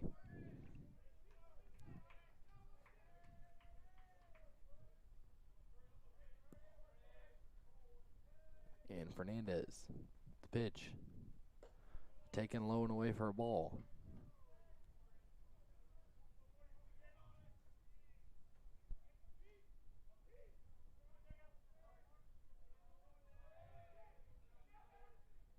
Ball and a strike, 1 away here. And the pitch. Low and away again. In the dirt, stopped there by Frisha. As we saw Fernandez just emphasizing, once again, the importance of getting that first runner out. He did with Burchett right there in the last at-bat. And now we're going to see how he deals from here. A lot less stressful with the no nados on the base. In danger of putting one on, however, as Morton ahead 3-1 here. Here in the bottom of the fourth, 7-inning ball game here today at Gilcone Field. And the pitch. In the dirt, gets past Frisha for ball 4. Frisha will chase after it. Morton just going to go over to first, and now it'll be Logan Clark. Second straight walk drawn by Morton. And a reoccurring theme through these 3 games for the Hornets is a lack of control. 4 walks for them in game 2 of the series earlier today. NATO's issued 3 free passes in that ball game.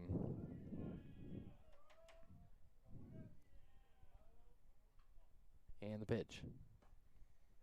In there for strike 1 to Clark, who had a sacrifice fly his last time up. And the throw back over to first. Morton in there without a play. Almost wish we had a pickoff counter here for the Hornets. Definitely, once again, like we said, preoccupied with the tornado runners. As Morton could be ready to go here, he'll stay put for now, and that one low and away for ball 1.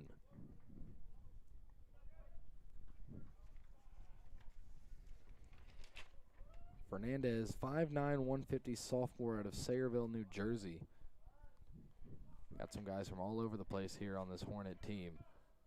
And the 1-1 high for ball 2.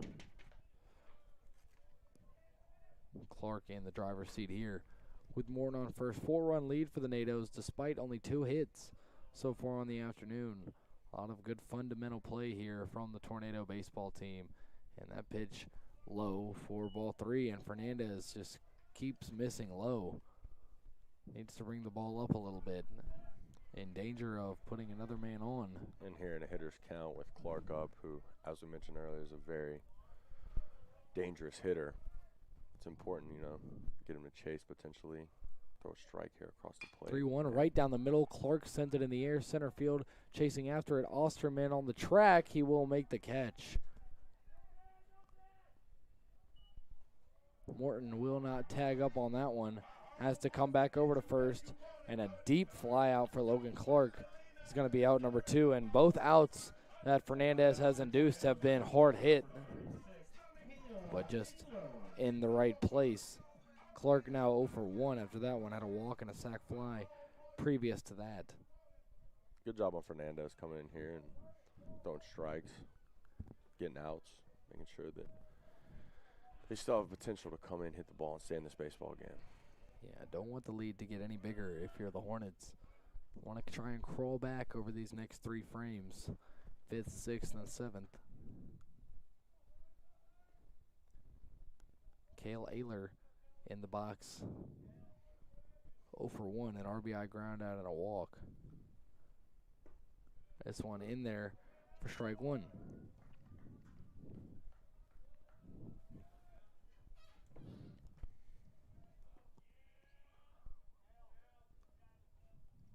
Ayler, no balls and a strike. Pitch from Fernandez. Ripped again down the right field line, and if Cale can just straighten that one out, he might have another home run. He is all over these Hornets pitchers today. He's just the fast hands seem to be working against him almost. Blessing and a curse. There's a tad early on a few of these. Could easily be sent into the trees or over towards the NATO track.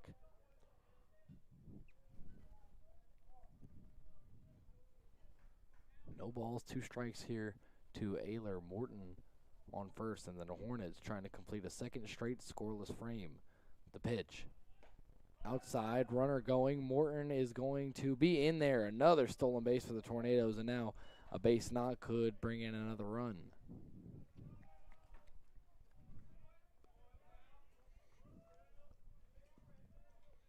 Big spot here for Ayler. The potential to give us our 7th run of the day. But still, we're being out hit 6-2. Just goes to show you the importance of not walking and hitting batters and throwing strikes. 100% of the NATOs doing the better job, especially of the throwing strikes, as Fernandez into a 2-2 count here with Ayler. If he puts it in the zone, there's a good chance that Ayler might make him pay. 2-2 count here to Ayler, and the pitch fouled back. We'll do it again.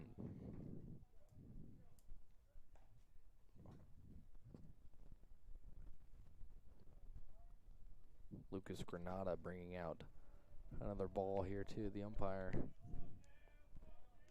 Granada in the hole, Vasquez on deck. We'll see if we get to them with Ayler sitting in a 2-2 count. 2 away here in the bottom of the 4th. Fernandez takes a look back and now fires, and that one fouled back again. Ayler seems to be right on these pitches from Fernandez.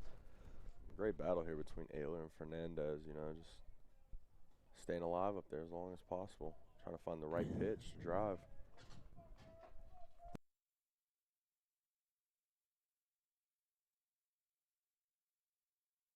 Seventh pitch of the AB coming here from Fernandez to Ayler. Here it is. That one in the dirt, ball 3, and getting over there to third without a throw is Luke Morton.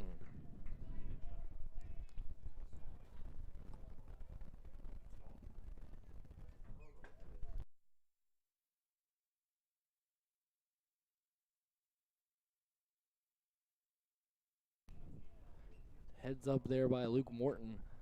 Saw the ball as soon as it touched the dirt, took off. Didn't get far away from Frisha, but he still was able to get in there. Full count pitch is outside for ball 4, and that'll be another walk for Ayler. His second straight walk. We'll bring Vasquez back up.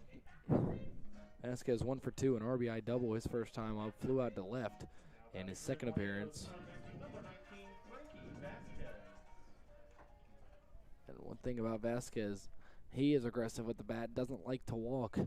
Hornets may not give him a chance with how wild they've been.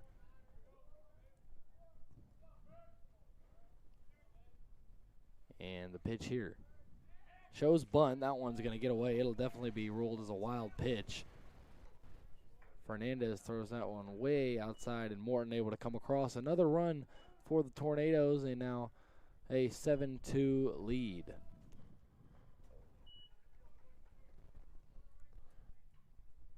Fernandez started out so well this inning and just seems to pass after that Ayler battle with him, man. It's just, that pitch right there is just so crucial to just try and get that first strike. This is the worst case scenario right there. It's funny the way the game goes. The 2 outs that he recorded were both very hard hit balls, and it seems like on some of these at-bats where he's given up something, hey, he's had more competitive pitches.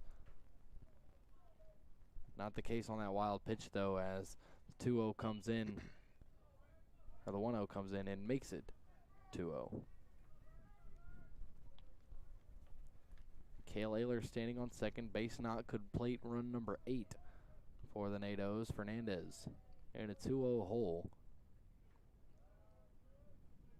And the pitch. A little bit of a high pitch there. Vasquez goes after it and fouls it straight back. 2-1 with 2 away here in the bottom of the 4th. Sky's graying up a little bit here over the last couple of innings. Yeah, that beautiful sunny Brevard day, it seems like it's going to be going away soon, Brady. Some concern with weather for tomorrow. It's the reason this game was turned into a doubleheader for today. Nados were originally supposed to play the Hornets on Saturday. As that one high and tight, 3 balls and a strike. If I'm Vasquez here in a hitter's count, I'm looking to do some damage, big damage right here, especially with the way he's been hitting the ball recently. Vasquez with that 3-1 count, awaiting the offering from Fernandez. And the pitch. Low for ball 4 and another walk. It's really good discipline there by Vasquez, just knowing. Just spoke on how aggressive he is, that he doesn't walk a whole lot, and there he does it right there. And it'll bring Granada back up. Granada over 2, grounded out to second and reached on an error in his 2 plate appearances so far.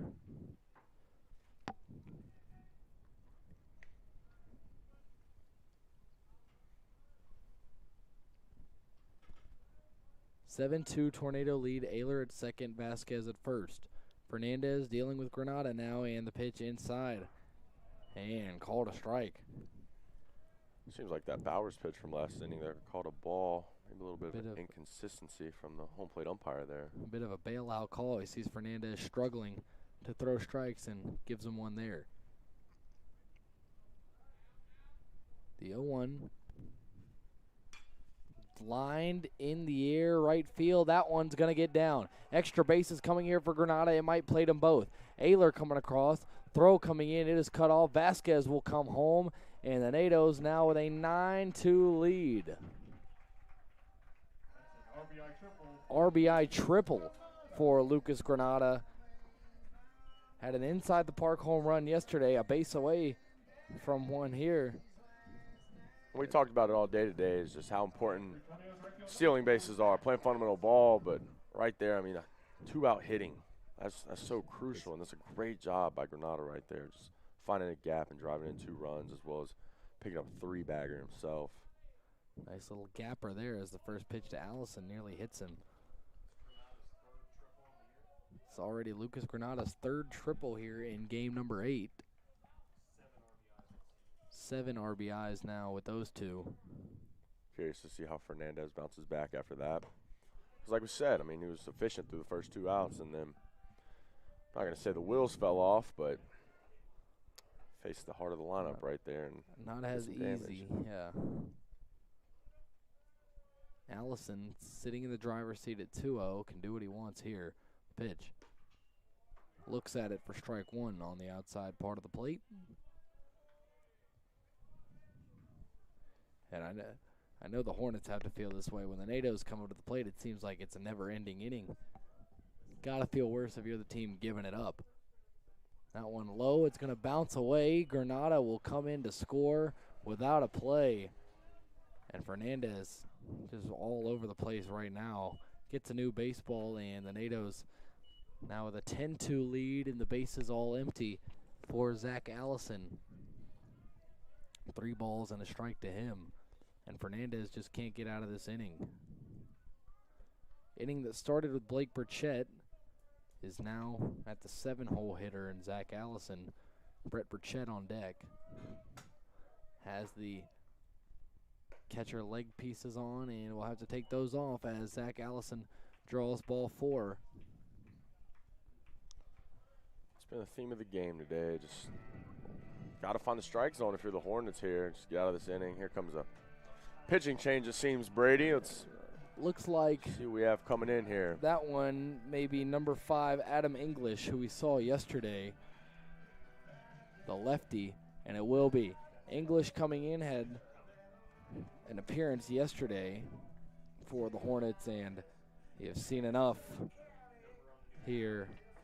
And this one has head coach Cameron Curler.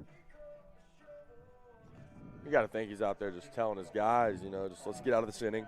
Let's get back in, start hitting the baseball a little bit. But Bowers has just been awesome today. I mean, done a great job limiting damage. English yesterday, an inning pitched, 3 hits, 2 runs, a walk, and a strikeout came in. It was the second reliever for the Hornets yesterday. After Nathan Bigelow had the start in game 1, 4 innings pitched for him, 7 hits, 6 earned runs. 2 home runs on his ledger yesterday, interestingly enough for that. One of them was an actual home run that went out of the park. The other one was inside the Parker for Lucas Granada. English faced 7 batters yesterday, and we'll step aside for just a moment as he finishes his warm-up tosses. Back here in just a second, Tornadoes and Hornets.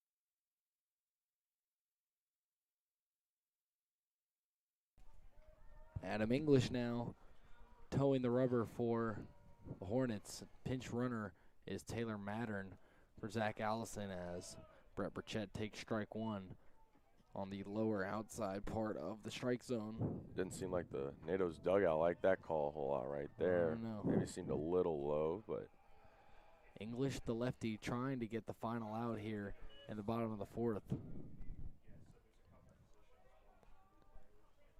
Burchett walked his first time, struck out in his second appearance. Jock Pledger on deck if they can get it to him. And the pitch. Taken for strike 2. And Burchett has looked at a couple here. Now got to protect in a 1-2 hole.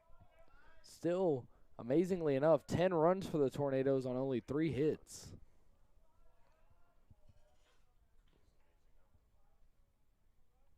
And English takes a look over at Mattern, now fires. That one ripped and foul. Just past the third base line.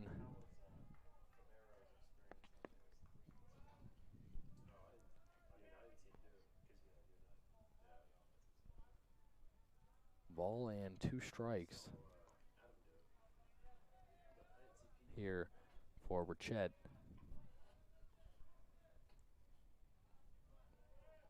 trying to keep the inning alive if I'm Burchett up here at the plate.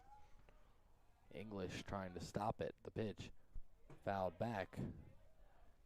And Brett does exactly that, stays alive for at least another pitch. Wouldn't be surprised if English tries to waste one here. Although the Hornets may have unintentionally wasted a bunch of pitches this afternoon. English, the pitch, does exactly that. Misses high and tight for ball 2. Count evened up. 2 balls, 2 strikes, and 2 outs here in the bottom of the 4th. NATOs have put up a 4 spot in this inning.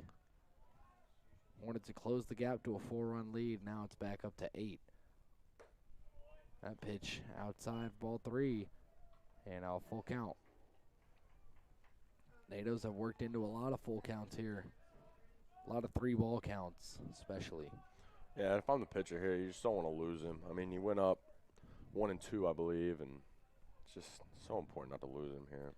Good battle here from Brett. The pitch swung on, grounded over to third. The throw here is going to be in time to first, and they will get Burchett. Finally, the 4th inning coming to an end. The NATOs hanging up a 4 spot, though. They lead at 10-2 as we head to the 5th. Back here in just a moment, Bryce Bowers back out for inning number 5 of work. Tornadoes and Hornets. NATOs closing in on a sweep.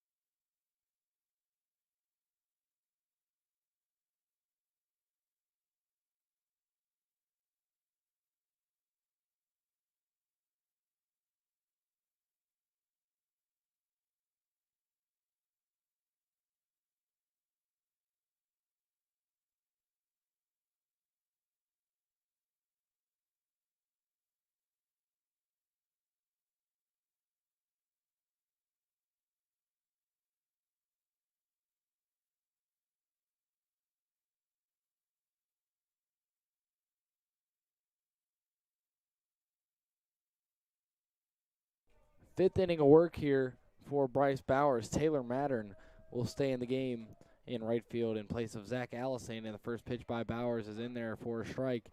And the opposite of what the Hornets have done, Bowers has done a great job of getting ahead in counts and getting that first strike across. As Wilson takes ball 1. Wilson over 2, fly out to left and a fly out to center. You got to think, as a hitter facing Bowers, he's got to always be ready. You know, he moves so fast up there on the mound, gets the ball back and instantly toes the rubber and just gets rolling. Yeah, no time to breathe as the breaking ball just misses there. 2 balls and a strike. 2-1 to Wilson is right by him.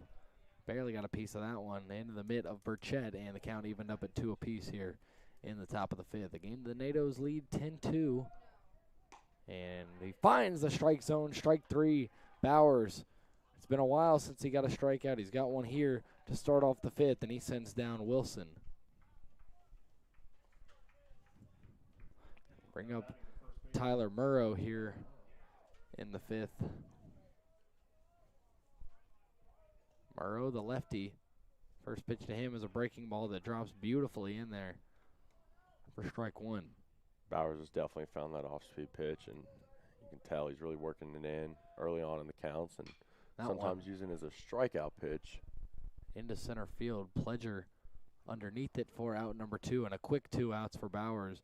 And that's the exact word I would use to describe this performance today, is quick. Now, when the NATO bats have been up, it's been a different story. But on the mound for Bowers, quick work. After that first inning where he loaded the bases, it's been smooth sailing for the most part.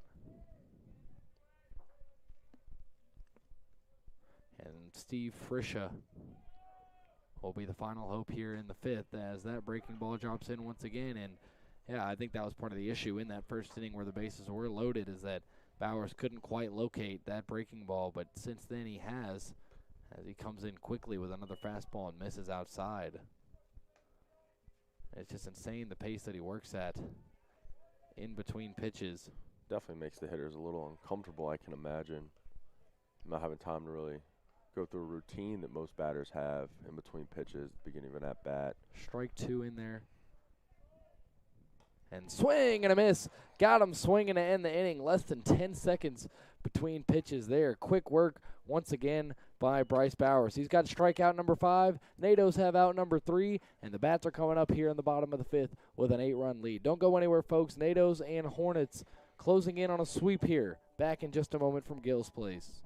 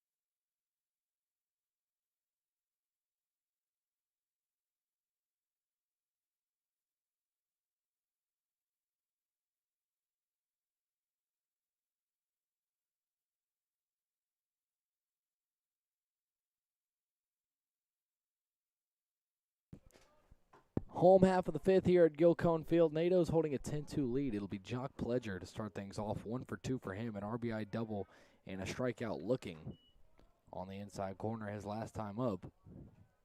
Natos closing in on win number 6 in 9 tries and a sweep, 3-game sweep over the Hornets, including a sweep of a doubleheader today.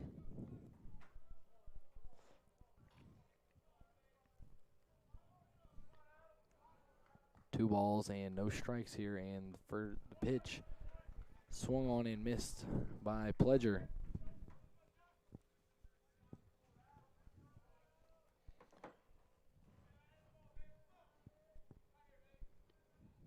Two balls and a strike, and the pitch. Low for ball 3. Even despite the deficit right now, Brady, it seems like the Hornets dugout seems very invested in this game still, and that goes back to what you were saying earlier, I believe. It's just really excited to probably be able to be out here playing ball, get away from that Vermont snow. Yeah, a little bit different here in Brevard. Sitting at 58 degrees right now. Bit of cloudy skies, might have some rain sprinkling in here in about an hour as Pledger fouls that one off, staying alive with the full count. And it's currently 12 degrees where these guys came from over in Lyndon, Vermont. Bit of a difference. And, yeah, the Hornets got to be just happy to be here, being able to play some baseball, and being able to play some baseball in non-frigid temperatures. Goes back to what you're saying earlier, too, about how they don't have access to a ball field because of how much the snow is up there, so they have to travel around and play a lot of away games, which can be tough, you know. I mean, especially during the baseball season when you go to so many different places, feel so many different climates. They come here, of course, and we've been blessed the past few days with beautiful weather here in Brevard. It's crazy the way things changed so quickly here in the B. Last weekend, freezing cold temperatures this week. Feeling like mid-spring as English throws over to first. No play there for him as Pledger stands on the bag. Hoping and praying it stays this weather. Don't really want to feel any more winter. About done with the winter as ball one there to Blake Burchett. Burchett 0 for 1. Was hit by a pitch, had a sac fly, and then flew out to center as he hits another one into right center field gap. That one is going to drop 4 extra bases. It may be 3 bags for Blake. Pledger coming around third, coming in. The throw is going to be cut off. Pledger scores. Burchett into third, and it is an RBI triple, making it 11-2 Tornadoes. Great job taking what the pitcher gives you there by Burchett and just finding a gap backside, which seems to be almost a hot spot for the NATOs today. I would say everyone except Ayler, who, with his Carhartt batting gloves, seemed to be too fast to find the backside today. Oh, yeah. And here's Luke Morton here in the bottom of the 5th. NATO's holding a comfortable 9-run lead here. And a swing and a miss. Big hack there from Morton. Took his head off that one. No balls and a strike here to Morton. And Morton takes strike 2. On deck is a pinch hitter, number 38, Gavin McCoy, the freshman. 6 foot, 275, the big unit out of Silva, North Carolina. Right up the Smoky road. Mountain High School. The 0-2 is Ripped. ripped into the gap. Burchett will score, and it is 12-2 Tornadoes, and they just keep hitting. Morton with his first base hit of the afternoon. Great job hitting with 2 strikes right there by Morton. Just finding a way to put the ball in play, and the baseball gods have rewarded him with an RBI. After 2 consecutive walks, a sacrifice bunt, 2 walks, and an RBI single on the day for Morton. And here is McCoy, the freshman. The big unit, as Brady likes to call him. Getting our first look here at him. English awaits on the mound. Sky's getting a little bit darker the further this game progresses. And yes, the first career at bat once again here for McCoy.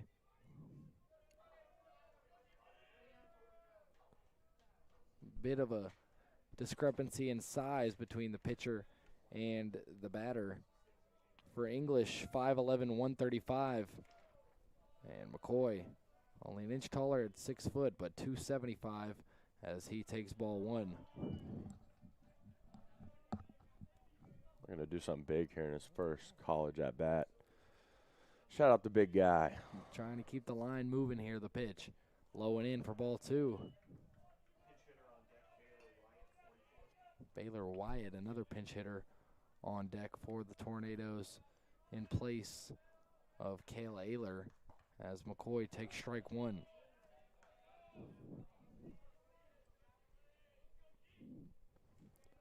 McCoy still in the driver's seat, 2-1. English, the lefty with a man on first, delivers a check swing taken for strike 2. What do you think the approach is here, Brady, for your first college at bat? Put the bat on the ball. That's what I'd be. I know I'd be nervous. And the pitch taken outside for ball 3, and he's worked the count full. Seems to have a pretty good eye. Not too antsy to try and get that first college hit. Pitch here from English. Taken on the outside for ball 4, and in the first career plate appearance for McCoy, he will draw a free pass. And now here comes Baylor Wyatt, another pinch hitter. It'll be, looks like just a mound visit with nobody. No, there will be a new pitcher coming in, And it looks like number 2, Joe Raffis. Number 23, I believe. 23, number 23, Matt Brault. Brault, 5'10", 165 senior out of Milton, Vermont. And that'll be the end of the line for English. Struggling a little bit there, giving up a few runs, getting touched up, and now exiting, trailing by 10 runs. 12-2 NATO's back here in just a moment. It'll be Baylor Wyatt pinch hitting when we get back. NATO's and Hornets here, latter half of the game, bottom of the fifth. Back in a moment.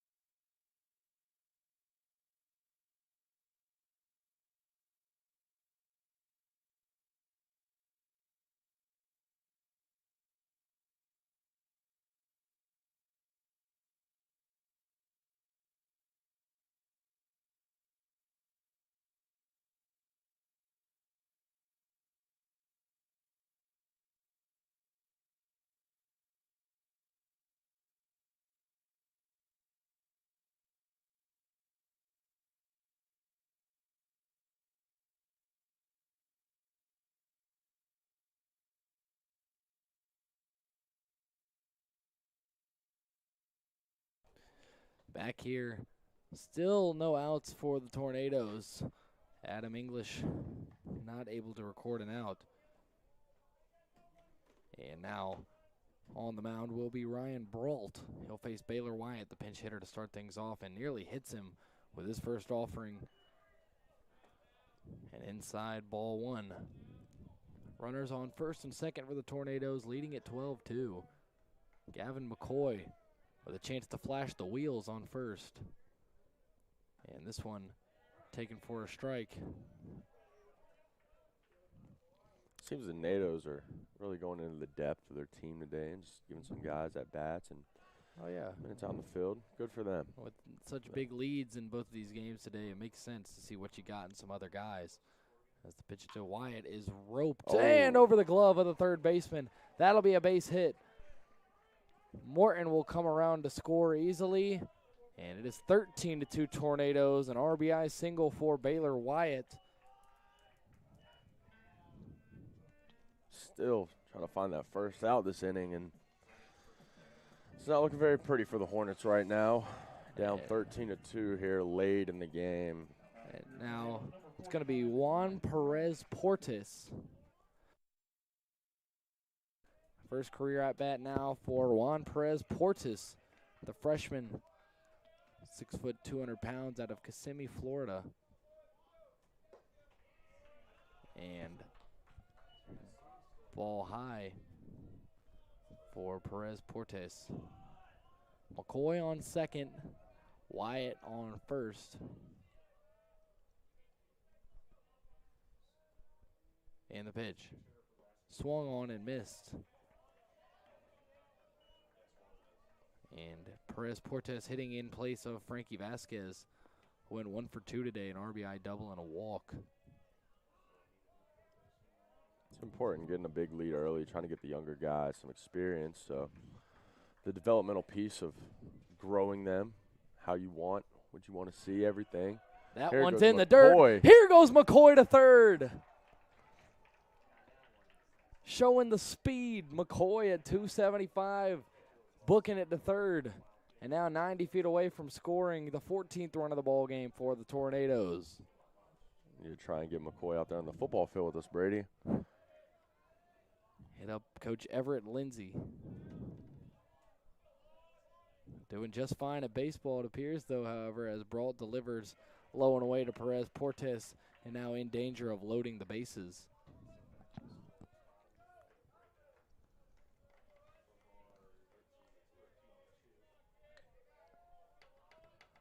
Seems the wind's died down a little bit, even though the skies became a little gloomier.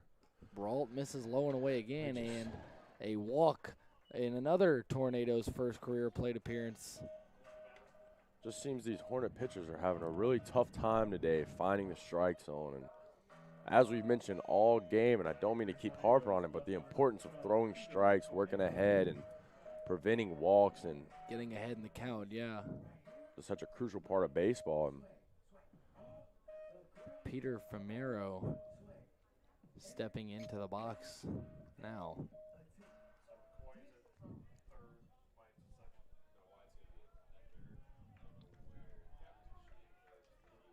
Bases are loaded. Perez Portes on first, Wyatt on second, McCoy on third, and the pitch here to Famero is lifted into the air. Right field, chasing after it, and not able to make the catch is Gagno.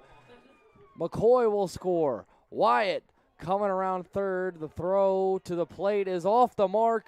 Baylor Wyatt will score. And another run, 2 more runs for the Tornadoes, now leading at 15-2. And it's going to be a deep RBI single for Peter Famero. And that's a tough track out there by the outfielder. I mean, it's just really hard when you're in that position trying to chase, prevent runs to score, because you got to realize that you're going to give up the run on third no matter what because you're so deep. But I think just right there you got to focus on catching the ball, getting out, potentially maybe even trying to get behind it, hit a cutoff, prevent any further runs and damage done. But right there. Mattern nearly gets his head taken off with pitch number 1 from Brault. Mattern, the junior, 6'1", 190 out of Hudson, Wisconsin. Transferred over from Century College, Minnesota. Right up there with the Vermont boys. And the 1-0 is high, 2-0. Brault cannot find the strike zone.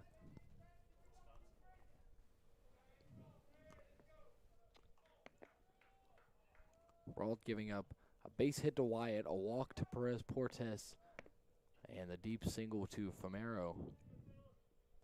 Now Mattern pops this one up left side out of play. I think the NATO's baseball team calls him Wisconsin, Brady. I think that's his nickname.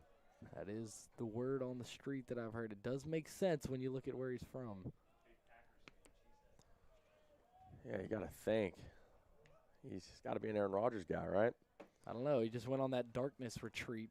Packers fans might be turning on him a little bit as that pitch in there for strike 2. He's not a Tom Brady. We'll put it that way. Or a Patrick Mahomes, in my opinion, but Brady tends to disagree. Oh, well.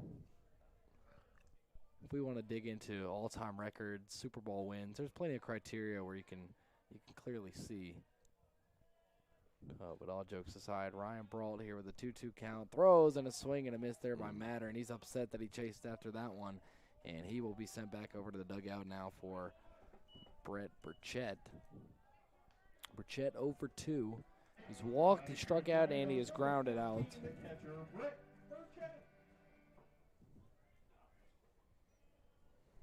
And an out finally recorded by Brault. NATO's leading at 15-2. And the pitch. outside for a ball. Number 21, Micah Johnson on deck, the junior out of Hendersonville, North Carolina, also from West Henderson High School. Yeah, I was about to say, I believe him and Mr. Allison went to the same school, as well as our friend Dalton Cole. A year apart are Allison and Johnson, as a swing and a miss there from Burchett for strike one.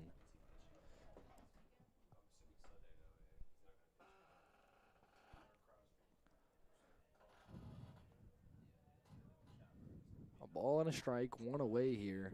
Finally getting that first out was brought a moment ago, and that one way outside. Wow. Nice job knocking that one down by Frisha. You got to think potentially maybe the NATOs have told the runners to be played a little safer, you know, not be as aggressive now with this lead. Yeah, with a 15-2 lead, might be a tad bushly to keep swiping bags left and right. 'Cause I feel like early on in the game that the NATOs would have ran right there, probably picked up second and third. Most likely, as that one outside to Burchett for ball three. Just seems this umpire might be squeezing the zone a little bit sometimes, and then other times he opens it all the way up. Of course, we don't have the best view up here, but what we can see. Bit of inconsistency maybe. And the 3-1. Inside ball four, and the bases are loaded once more for the Tornadoes and Micah Johnson. Johnson coming in for Jock Pledger. Pledger, who we saw go 1 for 2 with a walk and an RBI double in his 3 plate appearances for the Tornadoes. Haven't seen a lot of left-handed hitters today for the NATOs. Really only Ayler.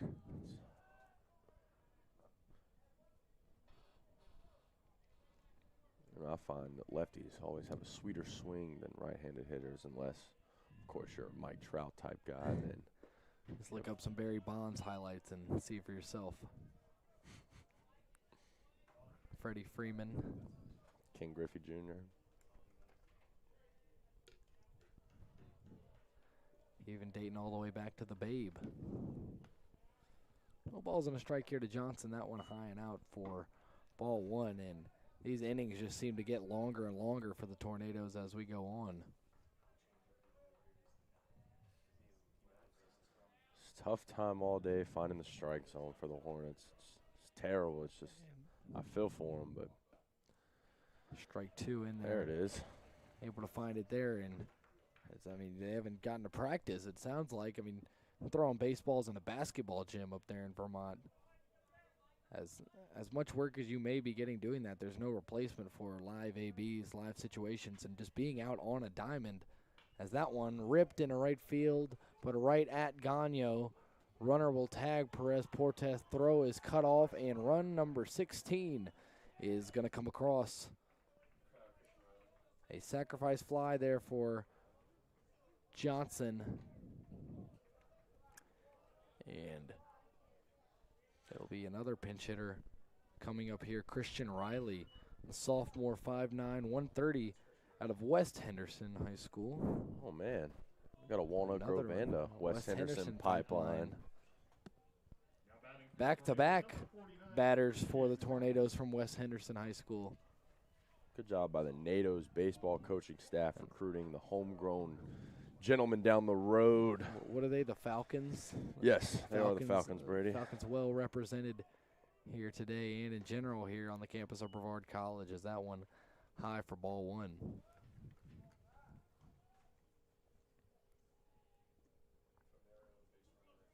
Famero on second. Brett Burchett at first. And the pitch. Outside corner, strike one. And I got to say, it's felt a lot smoother having a color commentator next to me today. Makes it a lot easier to bounce things off of. And everybody, make sure you give your shout-outs to the great Eli Carr joining the stream today. Hopefully more to come for this duo, as that one outside, 2 balls and a strike. It's been awesome being here today with you, Brady. Especially next to such a pristine announcer of your caliber. Oh, goodness. Much appreciated. And another pinch hitter on deck. NATO's leaving it all out there. Adam Rushing on deck. And that one hit high down the left side. It'll get out of play. 2 balls, 2 strikes, and 2 away. A chance to finally bring the 5th inning to an end. Riley sitting in a 2-2 count. 2s across the board here on the scoreboard. Let's see what the Hornets can do with this. Here we go. Brault comes set, fires in the dirt. Ball 3, and the count ran full again. Got to think, man, this catcher for the Hornets today, I mean, he's had a workout back there chasing all these pitches out the strike zone in the dirt. An agility workout for Steve Frisha.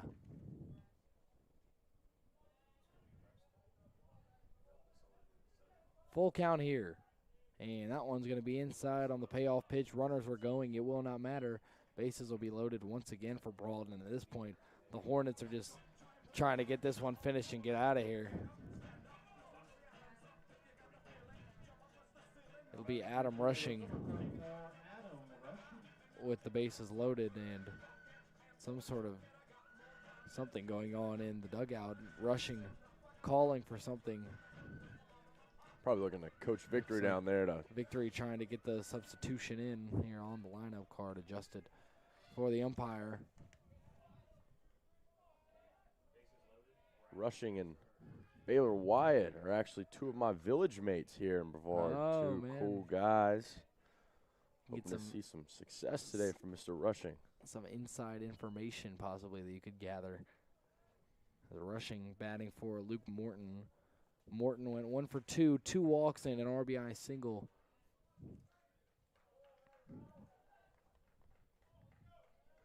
Rushing ahead 1-0. Brault the pitch. Low and away for ball 2. How do you think Bowers is feeling right now?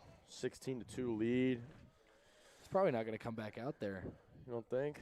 He's already in line for the win. 14-run lead. And remember, he's being used in relief action too sometimes for the Tornadoes, or more commonly in relief action. But a good start here today as that one popped sky high, right side, and looks like no one's going to get to that. It bounces into the Hornet dugout for strike 1. Good effort by the catcher and the first baseman there. It's a tough reach. The first baseman in now is number 38, Kierson Grisham. His first inning out there for the Hornets.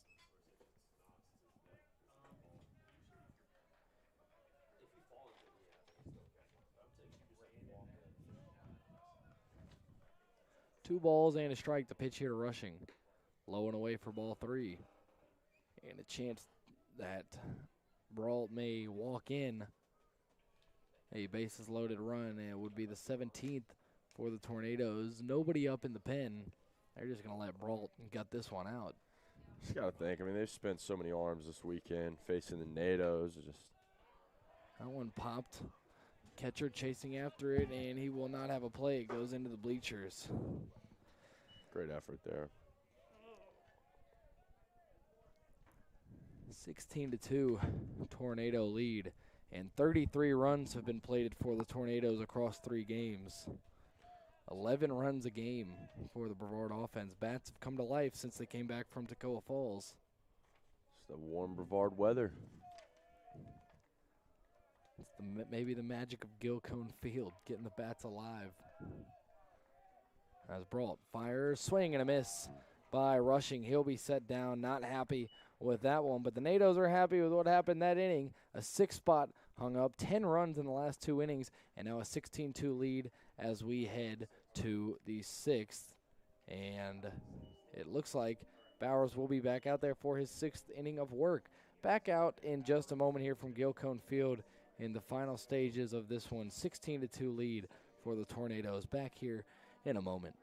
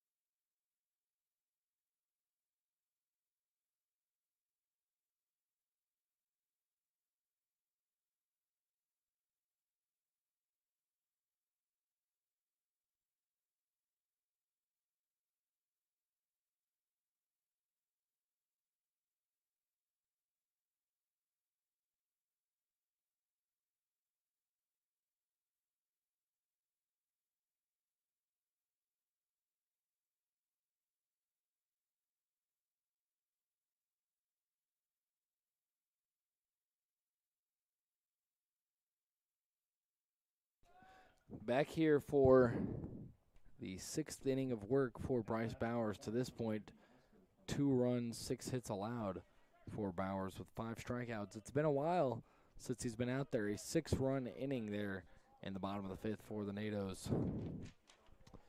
And Bowers' first pitch of the 6th is ripped high in the air to right field and brought in there by Chandler Bryson, a defensive replacement who had a really nice play at the end of game 1 of the doubleheader when he came in.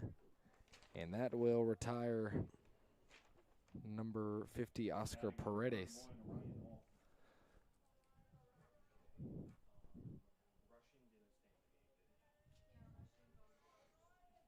And a whole bunch of defensive replacements here for the NATOs. Adam Rushing over at first, Chandler Bryson at second. Looks like Wyatt, the third baseman. Shout out the corners right now. This one popped up sky high once again. Rushing tracking it, Burchett tracking it, and Rushing will make the grab right in front of the Hornet dugout. Good job there by Rushing, just being an athlete, man, making the play, helping his pitcher out. 2 outs very quickly here at the top of the 6th. And now it'll be another pinch hitter for the Hornets, number 29, Jesse Garcia. We saw yesterday pinch hitting and 2 quick outs here for Bowers, and a quick first pitch here is going to be swung on and missed. Couldn't catch up to it.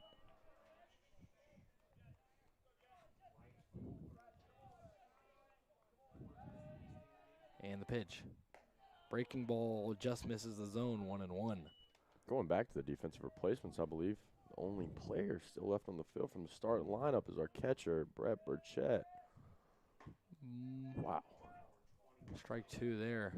Looked like a sword down there. I don't know. Is Morton still in there at short? Is that who that is?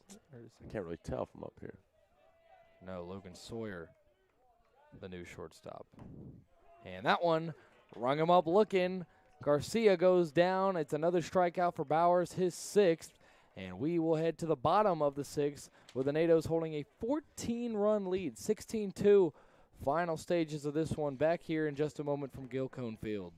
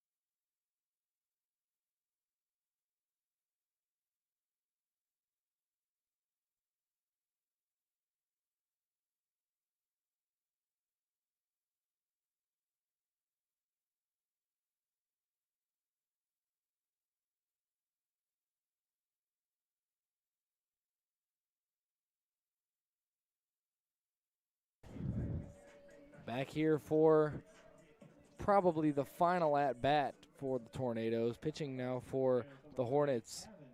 It'll be their 4th different pitcher. It's number 36, Dalton Berry. And Gavin McCoy will take his 2nd career plate appearance, and it's a strike on the outside to start it off. McCoy walked his first time up, and the pitch outside for ball 1.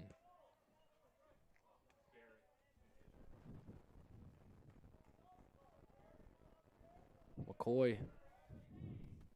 Swing and a miss there.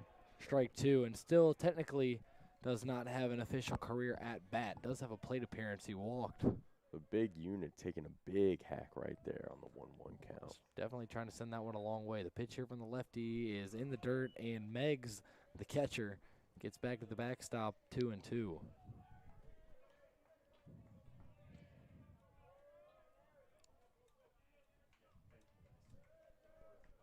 balls, 2 strikes, and the pitch here from Barry is outside for ball 3, and McCoy could draw his second walk. 2 plate appearances, 2 walks if he does in his young career. Give the big guy something to hit right here. Payoff pitch here from Barry is high for ball 4. So there it is. 2 plate appearances in his career, 2 walks in his career. And it'll be Baylor Wyatt once again. Wyatt with an RBI single his first time up.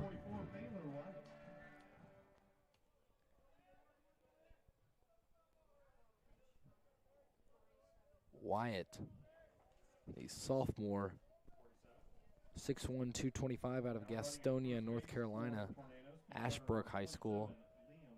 And now pinch runner Liam Smithson, another one of our teammates on the football team, here now on the baseball field, pinch running. It'll be strike 1 in there to Wyatt. Yeah, Liam has some serious speed. If it wasn't 16-2, I'd say could probably get him a bag himself. But like you said earlier, it's a tad bush league with this big of a lead. 14 runs. As Wyatt fouling one straight back there for strike 2, quickly in a hole. 0-2.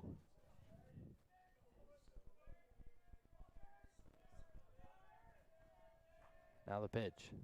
Breaking ball, high and out for ball 1. Good job right there by the pitcher. Just, potentially having him chase something right there, especially, a guy that hasn't played a whole lot recently, and maybe he's a little eager to get a hit, get a second hit of the day. Find a way to contribute to this big lead that the Natos have today. He's worked it back to a 2-2 count. And now the pitch from Barry. Outside ball 3, and in danger of walking the first 2 hitters here in the bottom of the 6th.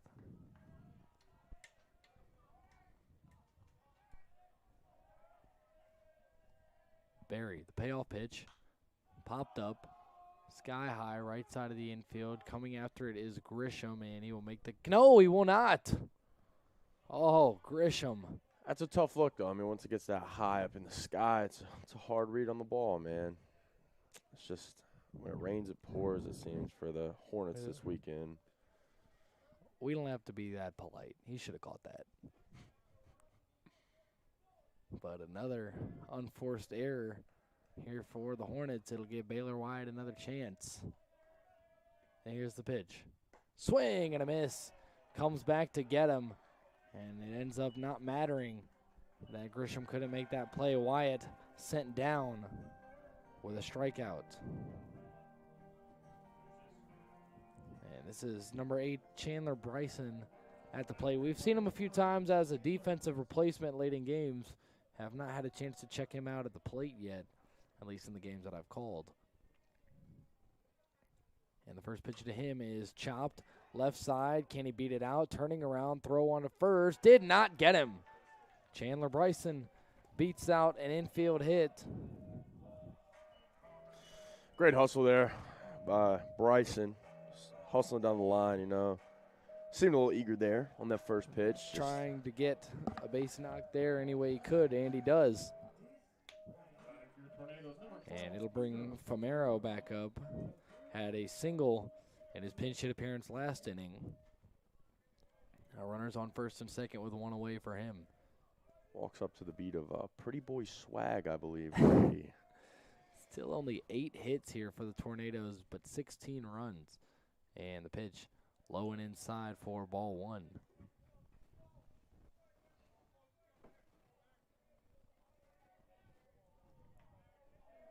One and 0 here. Barry has 2 runners on with 1 out, and the pitch on the outside corner for strike one to Famero. Taylor Mattern on deck. He struck out his first time up. Has been in the last couple of innings for Zach Allison. And the pitch swung and sent straight back. Now Famero in a 1-2 count.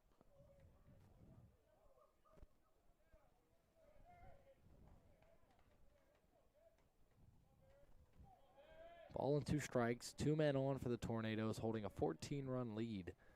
Just trying to get it over to 7th so they can close this one out. And the pitch by Barry is fouled off. Famero stays alive. Got to credit a lot of these NATO batters, just the way they battle up there at the plate when they get 2 strikes on them. Such a crucial part that I think gets overlooked sometimes about this beautiful game that we call baseball. Agreed. And then can't really think of a time the NATOs just went down swinging on 3 pitches or anything like that. As Famero does strike out there, is sent back to the dugout. He will now sit at 1 for 2. And a second strikeout here for Barry. Dalton Barry, freshman out of Tavares, Florida. Got to think there's a difference between the Vermont and the Florida weather. And the pitch to Mattern. First pitch is in the dirt for a ball. And on deck for the Tornadoes is number 40, Ben Peeler, the freshman out of Cary, North Carolina. Athens Drive Magnet High School. Doesn't look like a freshman down there. It's got seems like a full face of hair. Got the facial hair, got the long Almost hair. a mountain man down there on deck. We'll see if Peeler gets a chance. Mattern in the box now with the 2-0 count.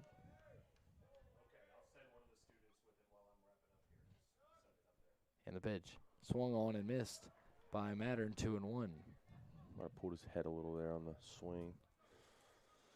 Swinging hard down there, though. These guys are still in it to just play ball, man. It's awesome to see. Excited to be out here for baseball season. 100%. And the pitch popped up by Mattern. This one will get out of play. And the count even at 2 apiece.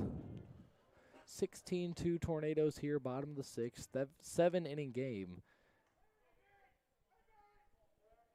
And the Hornets an out away from getting their last chance at the bat, down 14. Pitch swung on and missed. Mattern strikes out again. And now we will head to the 7th inning. NATOs holding a very comfortable 16-2 lead. Back here in a moment for the final inning here at Gilcone Field. NATOs trying for the sweep here. Back in a moment.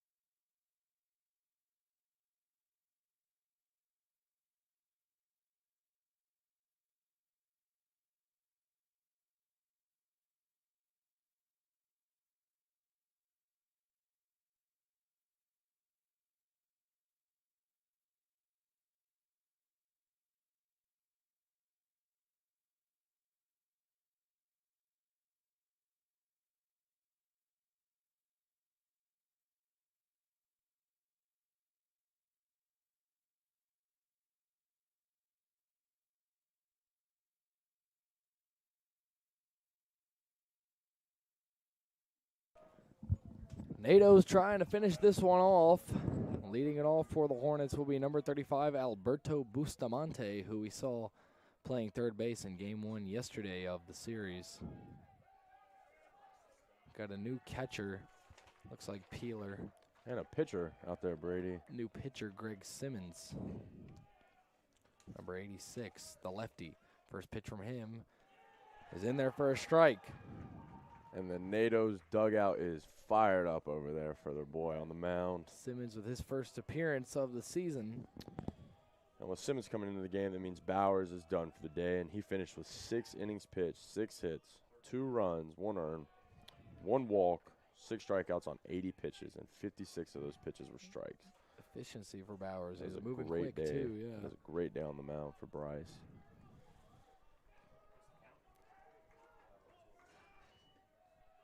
Ball on a strike here. Simmons delivers. Breaking ball in there for strike 2. NATO dugout loving it. Heck yeah, all of them are standing up on the fence and the chairs. Again, the first time that we've seen Simmons, a freshman left-hander out of West End, North Carolina. And the 1-2 offering here. High for ball 2. Good idea, though. Just move his eyes up, potentially chase. But you got to think the Hornets are probably going to try and just hit their pitches, being down 14 runs today. The 2-2 pitch here coming from Simmons. Swung and a miss. He got him. Strikeout here for Simmons, and I believe that is career strikeout number 1 for Greg Simmons here. I feel like we got a lot of number 1s on the field today, from the plate to the mound to the field potentially. A lot of guys getting opportunities for the first time here for the Tornadoes today in a blowout win, it seems. This one in there for a strike.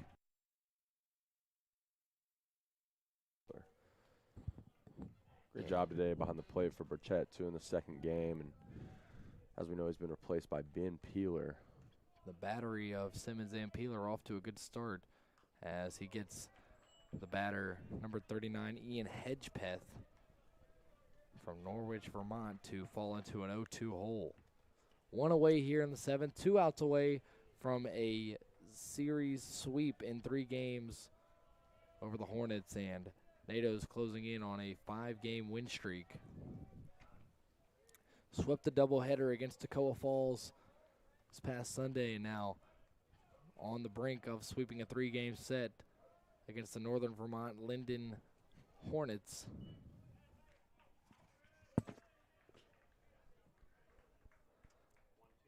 Ball and 2 strikes here with 1 away. Simmons on the bump. Got a strikeout his first time and could get another one here. In the driver's seat, 1-2. Pitch from Simmons. Nearly hits the batter.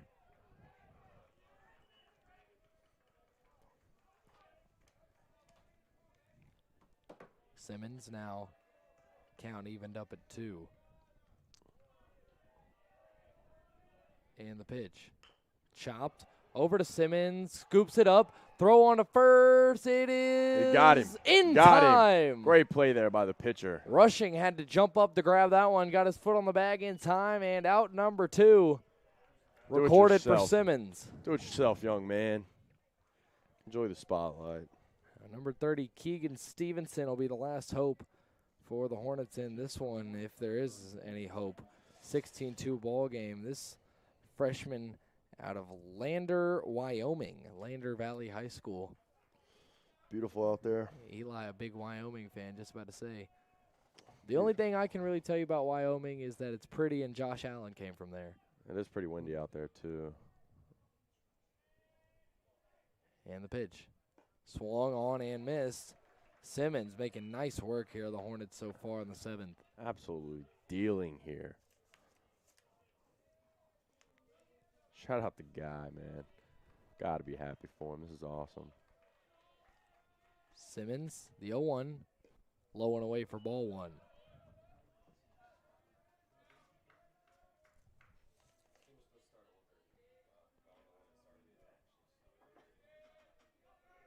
Ball and a strike, 2 outs, and an out away from celebrating a 3-game sweep of the Hornets here. Simmons, high and tight for ball 2. Here to Stevenson. Got to think his juices are a little high right now, and the fact that he's pitching and even fielding the way that he has been is impressive. Just battling the adrenaline, everything, and coming in. Those jitters seeming to not bother Simmons as he gets a swinging strike. Now putting the NATOs a strike away from victory here. Simmons, the southpaw, looks in, takes a deep breath, gets a signal. Now coming set. The 2-2 pitch here from Simmons is in the dirt. Count ran full. So Stevenson trying to get on base and delay what seems to be the inevitable, which is a tornado victory. You got to think here, Brady. This dugout might go crazy with a strikeout A here. strikeout here. 3-game sweep. Might erupt. Might be the loudest tornado dugout we've ever heard. Here's the pitch. Oh, just misses strike 3. A little high there. Stevenson will earn a walk.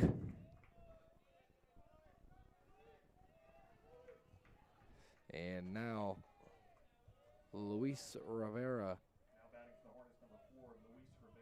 coming up to the plate. We saw him yesterday as well. Simmons comes set, the pitch, swung on and missed. Seems to have these batters baffled up there right now. It seems like the adjustment from Bauer's speed of his pitches to the slower fastballs of Simmons is one that the Hornets hitters cannot make. The 0-1 taken outside for a ball. Rivera, 5'6", 160 sophomore out of Riverview, Florida, and more people on this team out of Florida than you'd expect. The 1-1 is going to make it back to the backstop, a wild pitch. Stevenson will make it to second. Overall, though, just a great job by the NATOs this weekend, early on this weekend, because they do have a doubleheader, I believe, versus Guilford on Sunday. Yeah, correct. 2 games against Guilford College Sunday afternoon. But for now, the focus on the Hornets, trying to close them out. Simmons, 2-1 is a check swing. Did he go? He did not. And the count ran to 3-1 now. Settle back in. Take a deep breath. Simmons. Got a great lead right here. Maybe this getting last out. Squeezed a little bit here. And the 3-1 here. Lined foul, and it'll be another full count for Simmons.